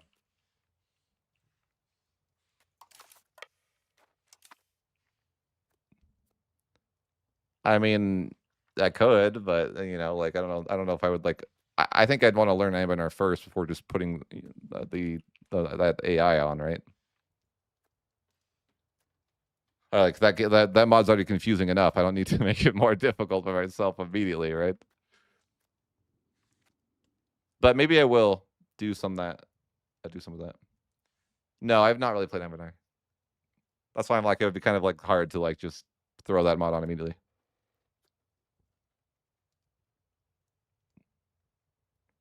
Oh, I saw you read that comment. No, that's my plan for tomorrow's videos. I want to make like, I don't know why I'm making it a tier list, but just because that's kind of, I think it's just funny. Because I think tier lists are like, but it's also easy to look at in the shell of like, okay, here is what it's meant to do is like, here is my priority list of things I think Paradox should fix or be focusing on.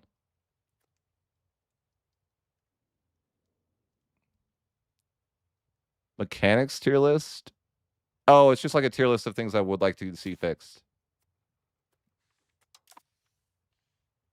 But it's really just like but it's really just giving my like opinion and like I think Paradox might watch my videos, especially the ones like that are going to be like more discussion ones. And so the hope would be like they don't really care about what I think anyways, but it doesn't mean I can't try. Can you open construction and spam RGOs? Sure. Oh, it's all markets.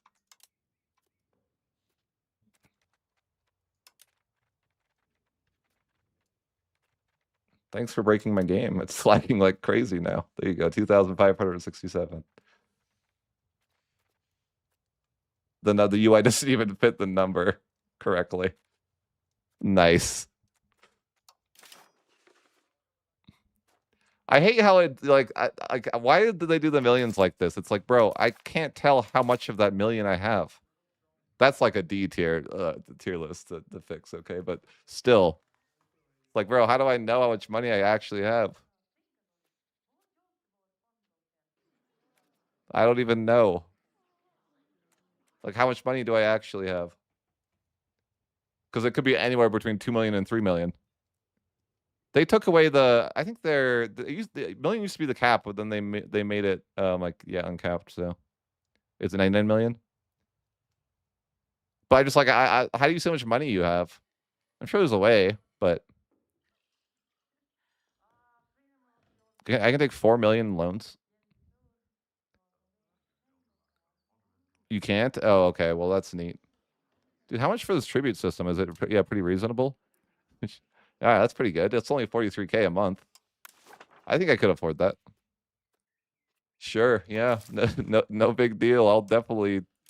I guess we could throw the Middle Kingdom into the C tier.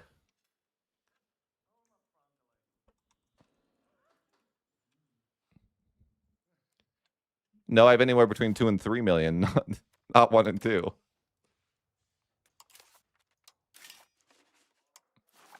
Guys, should I turn the automation and see what happens if I just like automate building? Yes, I would like you to save 1,000 ducats. Other than that, please build. I'm sure it doesn't, it's not really doing much. Is it doing anything? I don't think so. No.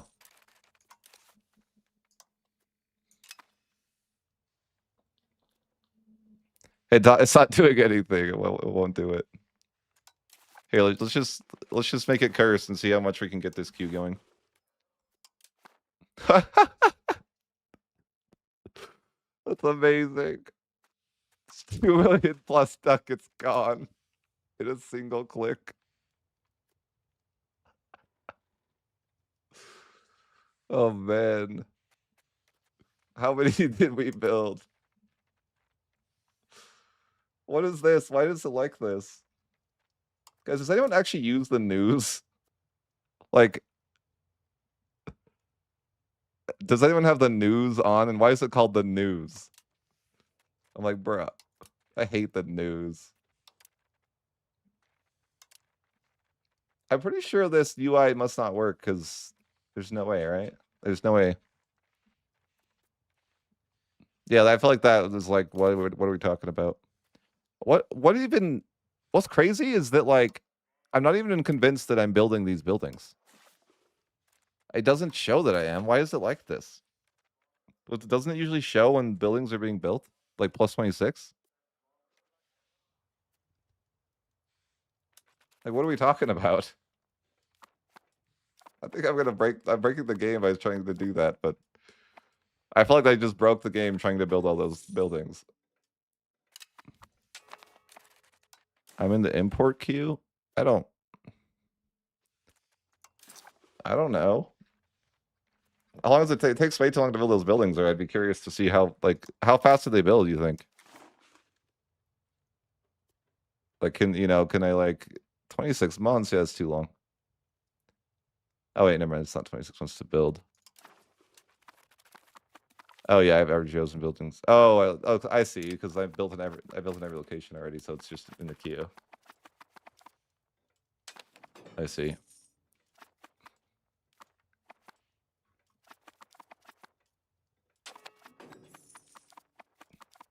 So I have mass expanded RGOs. It's funny how much money that costs, though. Employment crisis. 10K subs. I think I've actually thought about doing like a little bit of like Victoria 3 or CK3 content. I think like CK3 is kind of funny. I played a little bit. I think it's kind of just like fun to mess around with. Like I could vibe with like a CK3 video. Mostly because it would be like me just stumbling around and doing stupid stuff, which I find funny.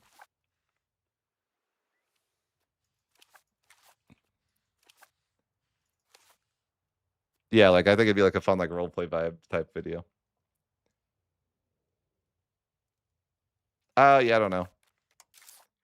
I don't know. Maybe we're all just dust in the wind though. I think I suck at CK3, and that's why it would be fun to watch / play.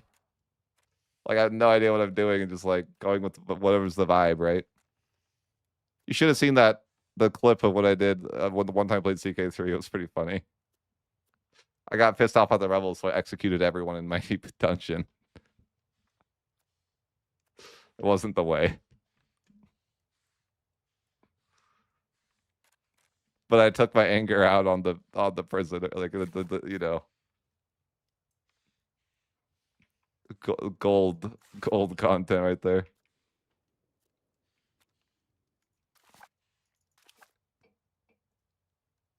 How many actual megalopolises can you build right now? Probably 0.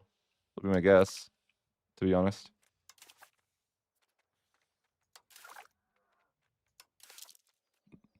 Right? Like, I mean, probably 0. What would you guess? Where's the locations tab? It's new. Okay, I don't know. Filter by, let's see. Cities. There's probably not that many cities. Oh, filter by population. Oh, okay. No. Why can't I do it there? Come on, I have enough people. What are you talking about? What's wrong? Well, you can only build it in the capital.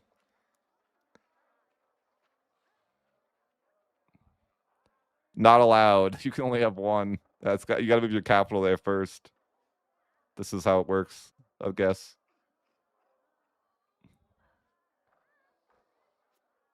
If I move my capital around, I could do it. In like, I have quite a few places really. Like that's like what, 4, 5, 6, 7. Oh no, it's 400k, right? I can only do it in 2 cases. Never mind. 300k is not enough, right?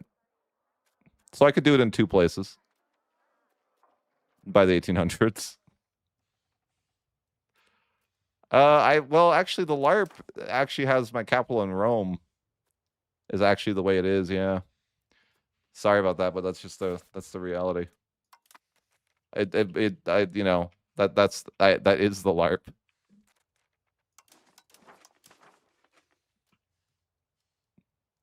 Nah, dude, we don't have a capital Constantinople. Yeah, it is. Alexandria it's a megalopolis. There's 914k people. Holy hell. Good God. This was the broken version of the game though. I shouldn't have this many people. But when I played on this save, I was able to get 1% population growth from Hellenism every time. So it's like you couldn't really do, you probably shouldn't, like my population's not reasonable. Like this used to give a full % of population growth. And I had that for like years and years and years. So I was able to get like insane population growth for a while.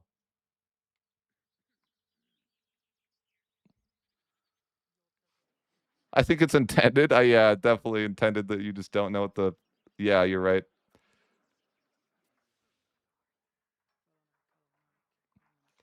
Yeah, I think that's the way, yeah. That's what I say in my videos. Like you just starve and that's how it is. Yep, that's how food works. You just starve and that's life. But what do? You just send them in anyways, you know? I wonder if they ever fix this because I left feedback on it. Like it being like broken OP. Starvation LARP. What was the point of making megalopoli? Megalopolia. That's such a funny way to say it.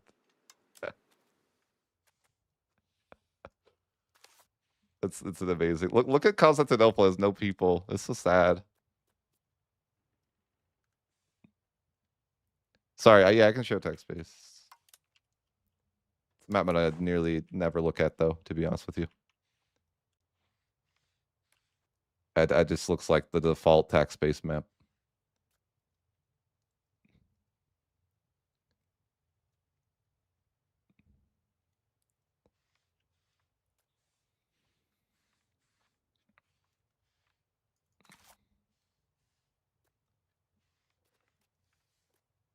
Wealth.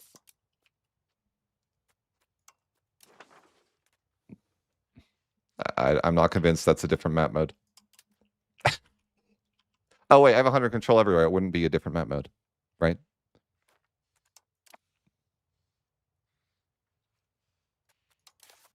Like it's relatively the same. Yeah, like it's not going to be different.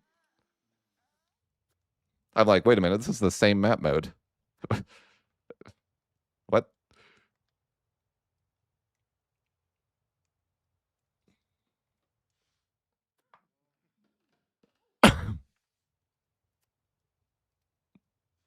How do I not have green tax based locations?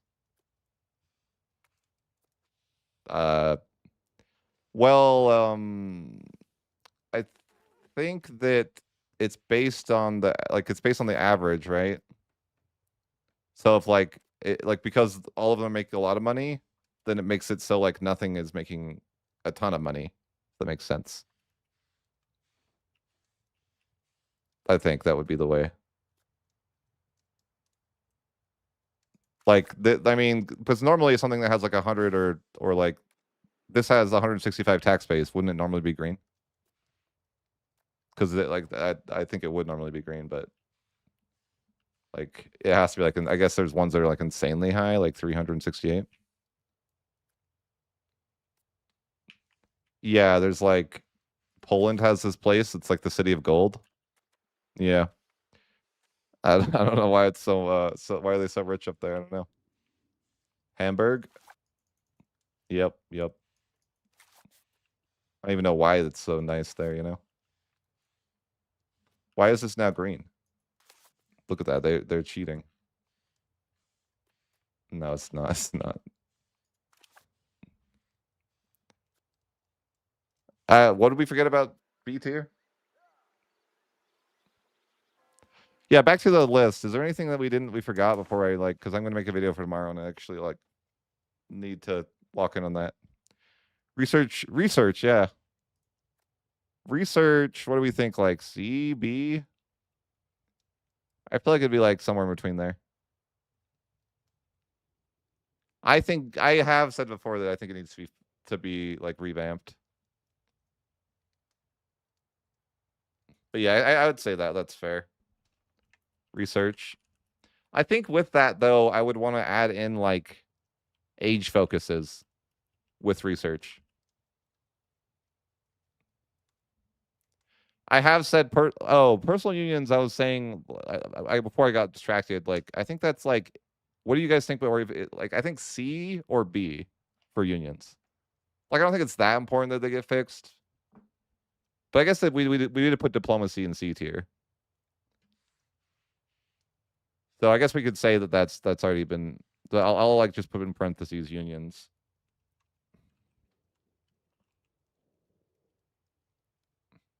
Game ending. What do you? I've never had that situation. How are PU's game ending?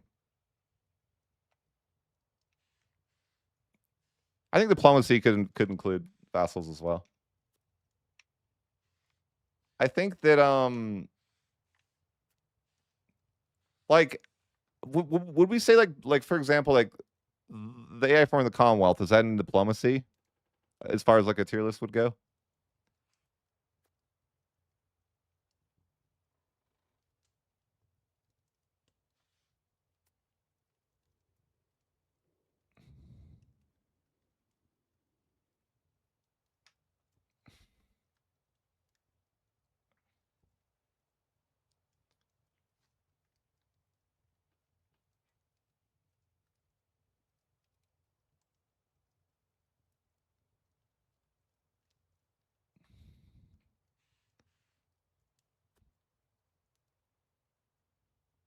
Not enough locations. I would say that it's flavor. Horrible nations.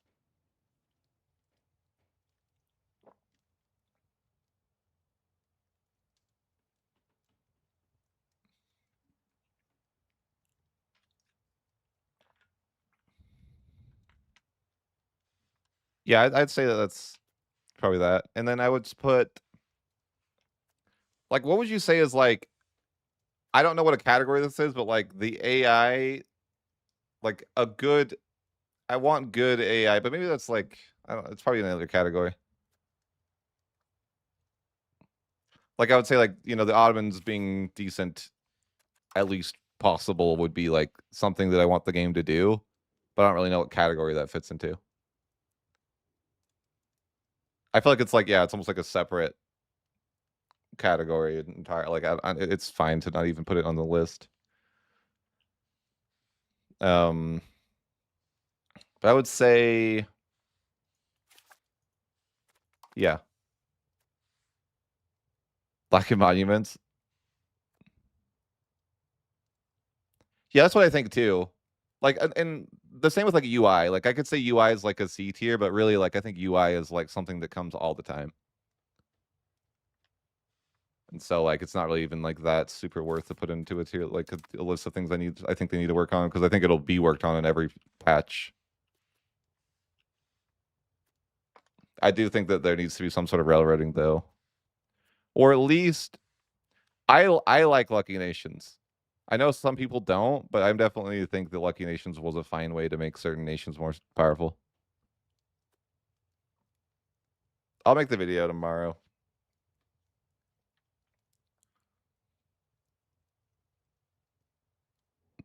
I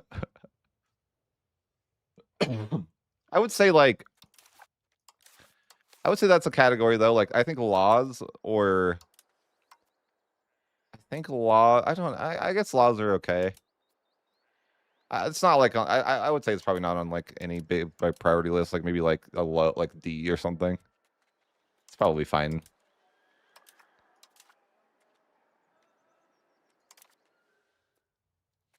I think like there could be more reforms that would be nice. Like, but like that's like a low priority. Like I think like estates, I might put like as a C tier. Like estates slash laws. Like it's not something that I'm like that's not like that. It's not that important to me, but it's also like something I think that should be addressed eventually.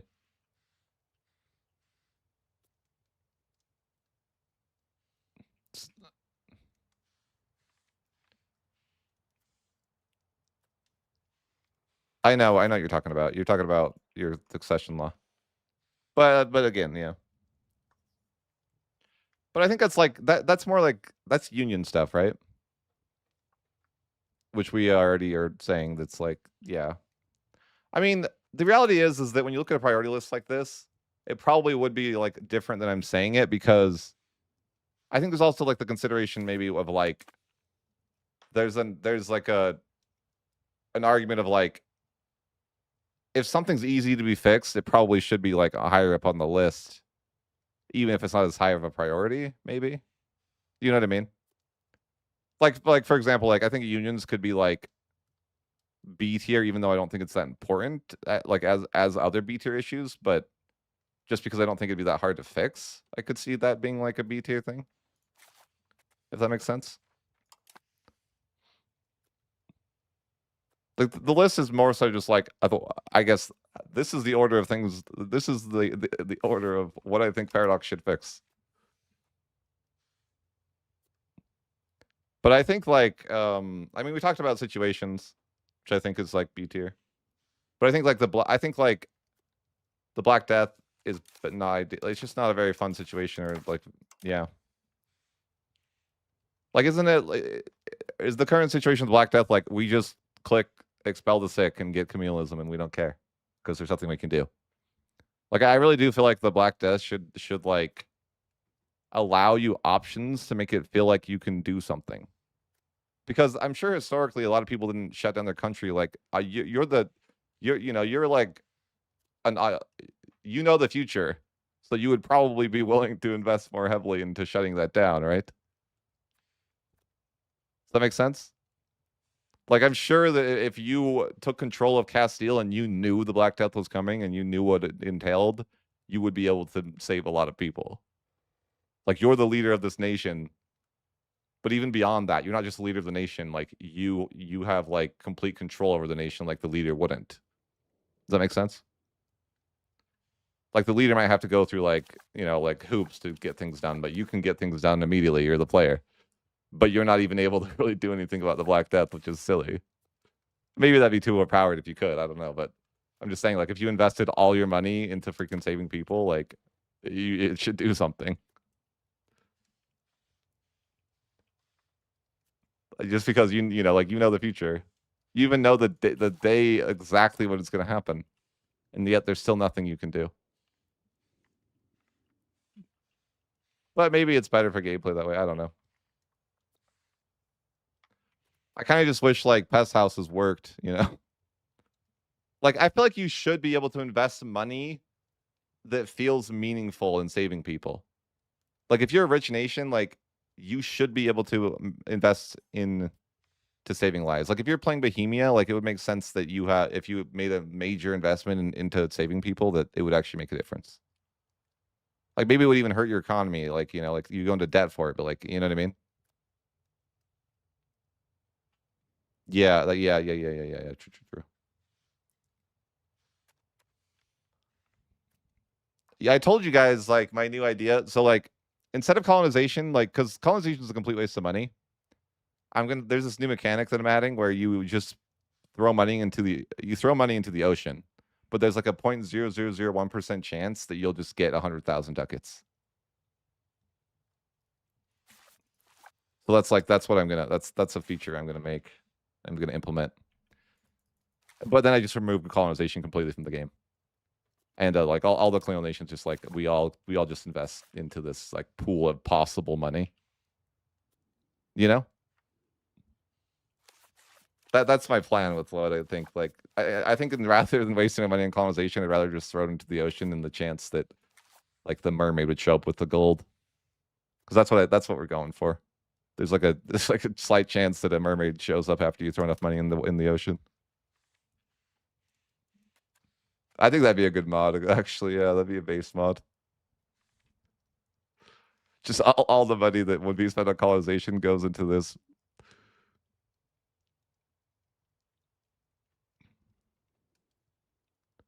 Yes. This is so gross. Can we agree?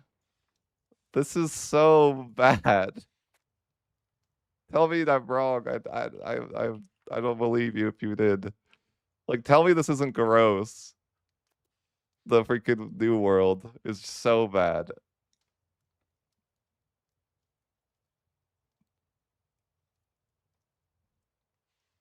Isn't this just like terrible for 17? I mean, to me, it's like, oh, this is just, it's awful.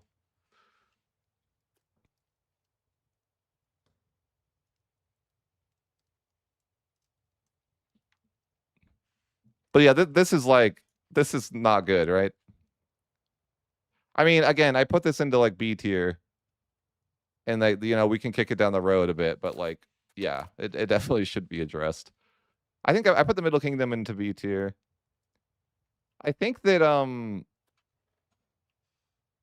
don't play a lot. I don't play much like over here, so I don't have like much of an opinion on it. But what do we get? What do we think of like? Is gameplay fun over here? I feel like the gameplay just isn't unique, but that's a different argument, right? Like I feel like when you play, like if I play like Vajanagar, it's like really not that much different from playing like Byzantium, right? Is it? Like you have more people, I guess. But like, do you guys feel like it's that much different of gameplay?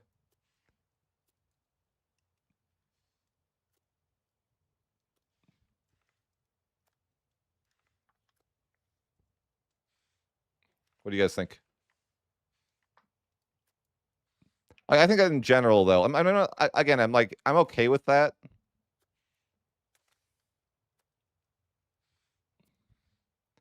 I mean, Frontier just depends on what you're looking for in your campaign, right?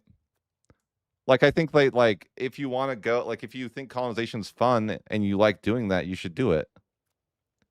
It's not, but if I was to tell you, like, if you're asking me like from a min-max perspective, then yeah, you absolutely should not colonize. But if you're like, if you like are just like vibing and having a good time, like, yeah, go colonize. I don't know if that helps you, but that's my advice.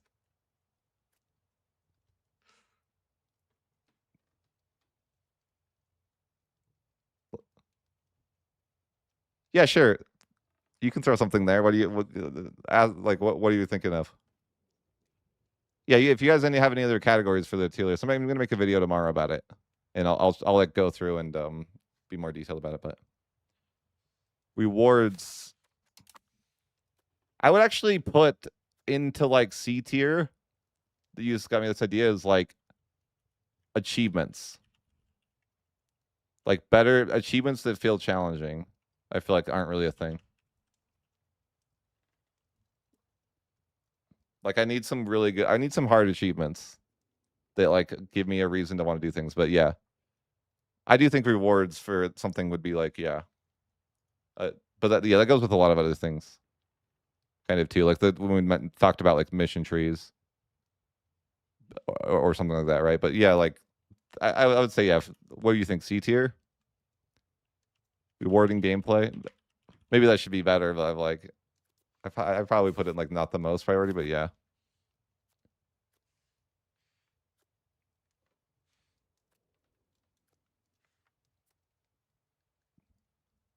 I think they should add force limit, but that's in the that I think force limit should be added, but that's in the combat category anyways.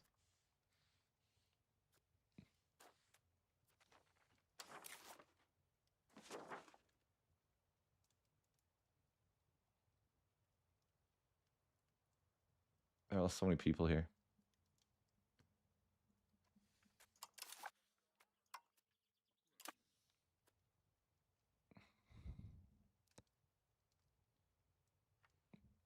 But yeah, colonization definitely is like something that needs to be looked at eventually.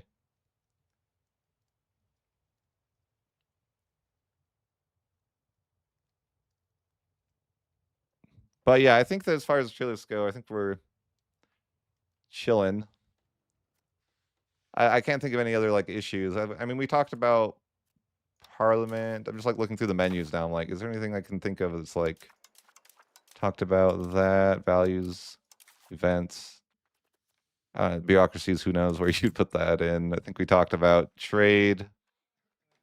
We talked about sliders, and then the states. I think we talked about RGOs. That's like in economy. Like, I think we covered most like things that I can think of. Minor nations. I think that just goes along with other categories.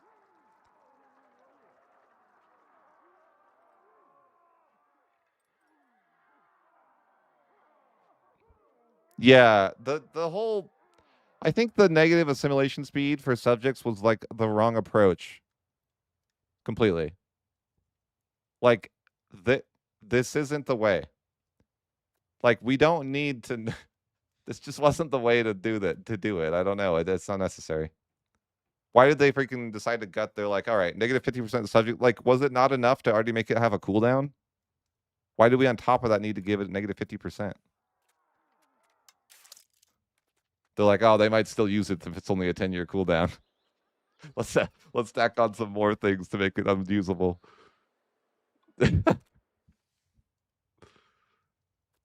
Like, okay, here's one thing. This goes into the cabinet thing. You should not be able, like, if you assimilate pops into culture, it should do something for always.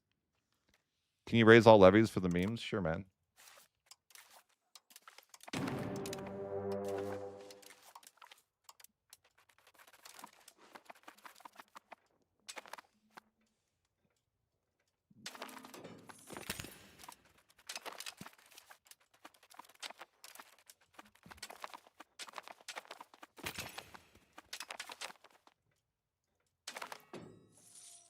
Oh God. The Middle Kingdom disaster. I didn't realize I had negative stability. Oh, because I choose for hook, right? Can't win them all. If I have money, what it costs me so much money now? This is like this is a GG disaster. Not that I care, I just reload a save, but like it's funny that it happens, right? You know, CB in your campaign's gone. Rest in peace.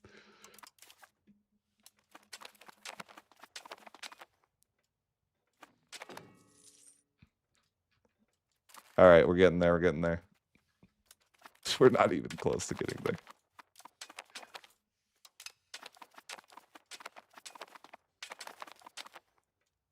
I want to send these guys out in the death stack. Okay, that's important. They're taking so long to get there.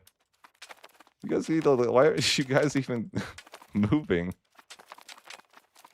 How many people have died to attrition, you think, in this war? Like, actually, none.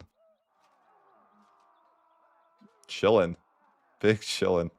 Why isn't France raising levies at all? He has no state satisfaction, does he? I bet that's the case.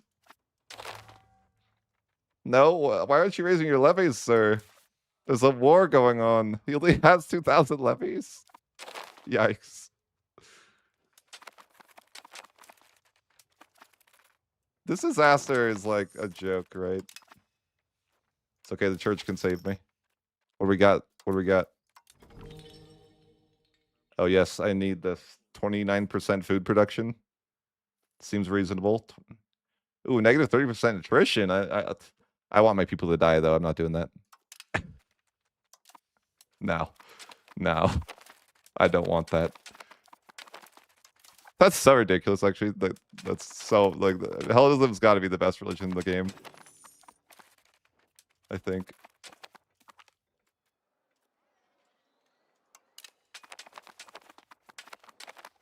My inflation is rising. High inflation? Really?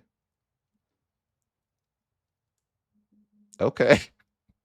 You're right. You're right. I should be concerned. Oh, God. I'm in the worst disaster of all time. It's funny is that, like, it's impossible to get out of this disaster. Well, I guess maybe... No, I actually don't know how you would get out of it. Like, they're really slow to assemble, actually. Should I get all my people in it, too, though? Probably, yeah. Probably. Like, my normal armies, I need to get in there, right?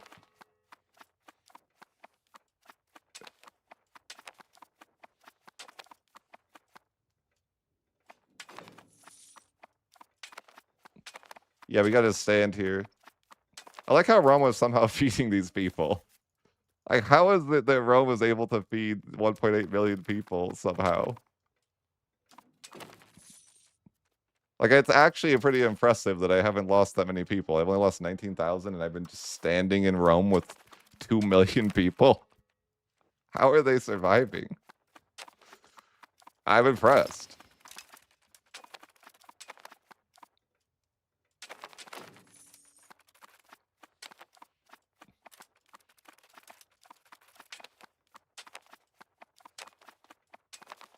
All right.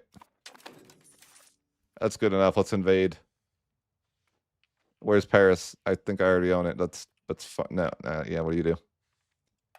Let's try to assault the fort and see if we can do it. I need you to assault this fort, everyone. Together as one. You can do it.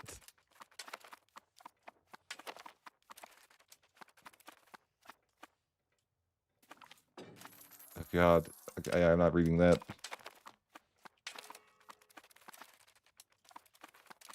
I actually think I have supply units, though, so I'm just probably, like, cheating. Unfortunately. Look at this. Oh, I think my game's borked. I think it's gone. I think it's gone. Rest in peace. Bye. I think we cooked it.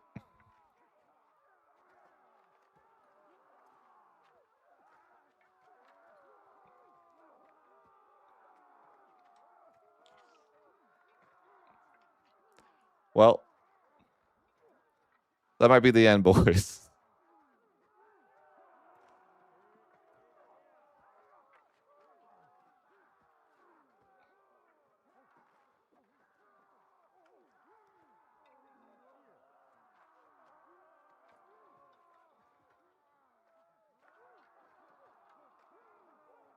Yeah, I think it's Drover.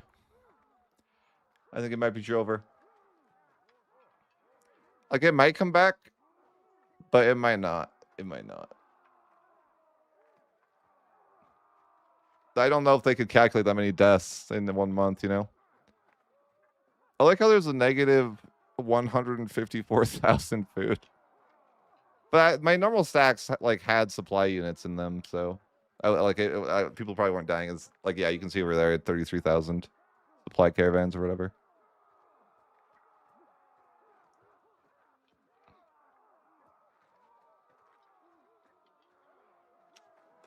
So that might be the end.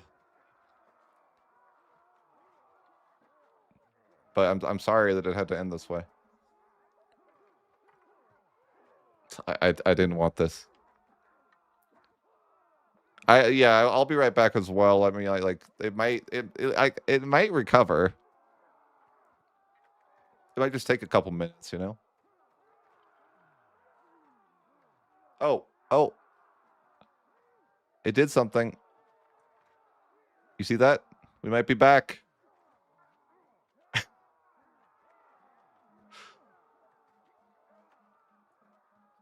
Oh, that's why it broke, because I hovered over the unit weight, and that's why it broke. Oh, I see.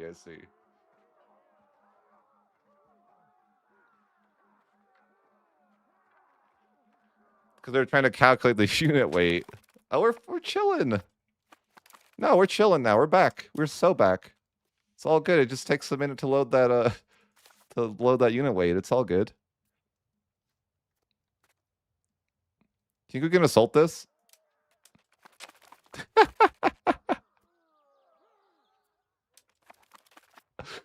No, it's not gonna work. Sorry. I managed to kill 7 people in an assault with 2.5 million people. Oh my god. How am I getting food?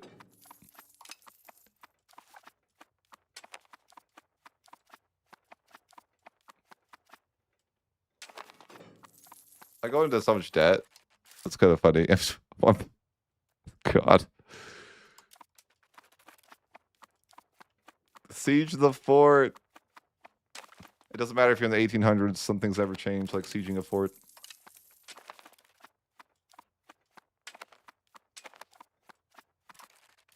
Oh, yes. I just want to starve and see what happens. No, come on, starve. All right, I'm going to run here. I don't know why I'm doing that. I just want to see how people I could murder. Like, if I go stand on your people, can I just, like, what can we do?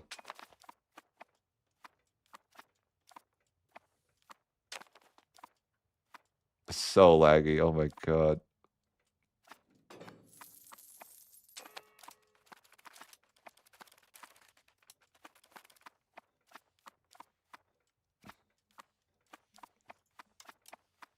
This dude.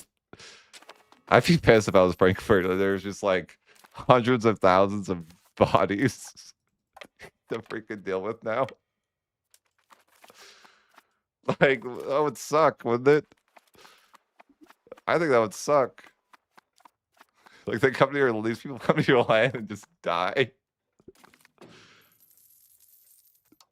Like, yeah. What the? Yeah, if you're Frankfurt, you're like, dude, what the fuck? They, for one, 2.5 million people show up to your city of 43,000 people, but then they just start dying.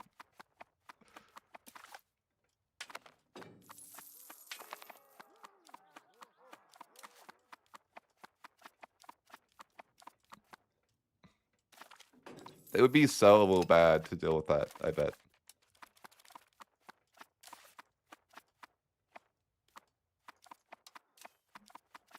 They do need to fix food, though.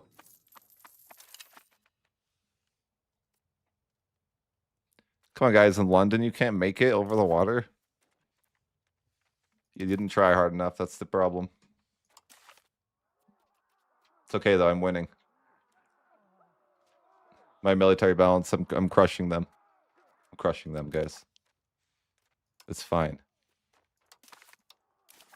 I like the no CB. You won't give me my money? I guess I won't, yeah. Anyways, guys, I think I'm going to call it a night. I'm clearly not being very productive right now. Okay, I can walk into Russia. Yeah, sure. You've convinced me that I need to stay up for that. Oh, no, I can't. Sorry. It's not allowed.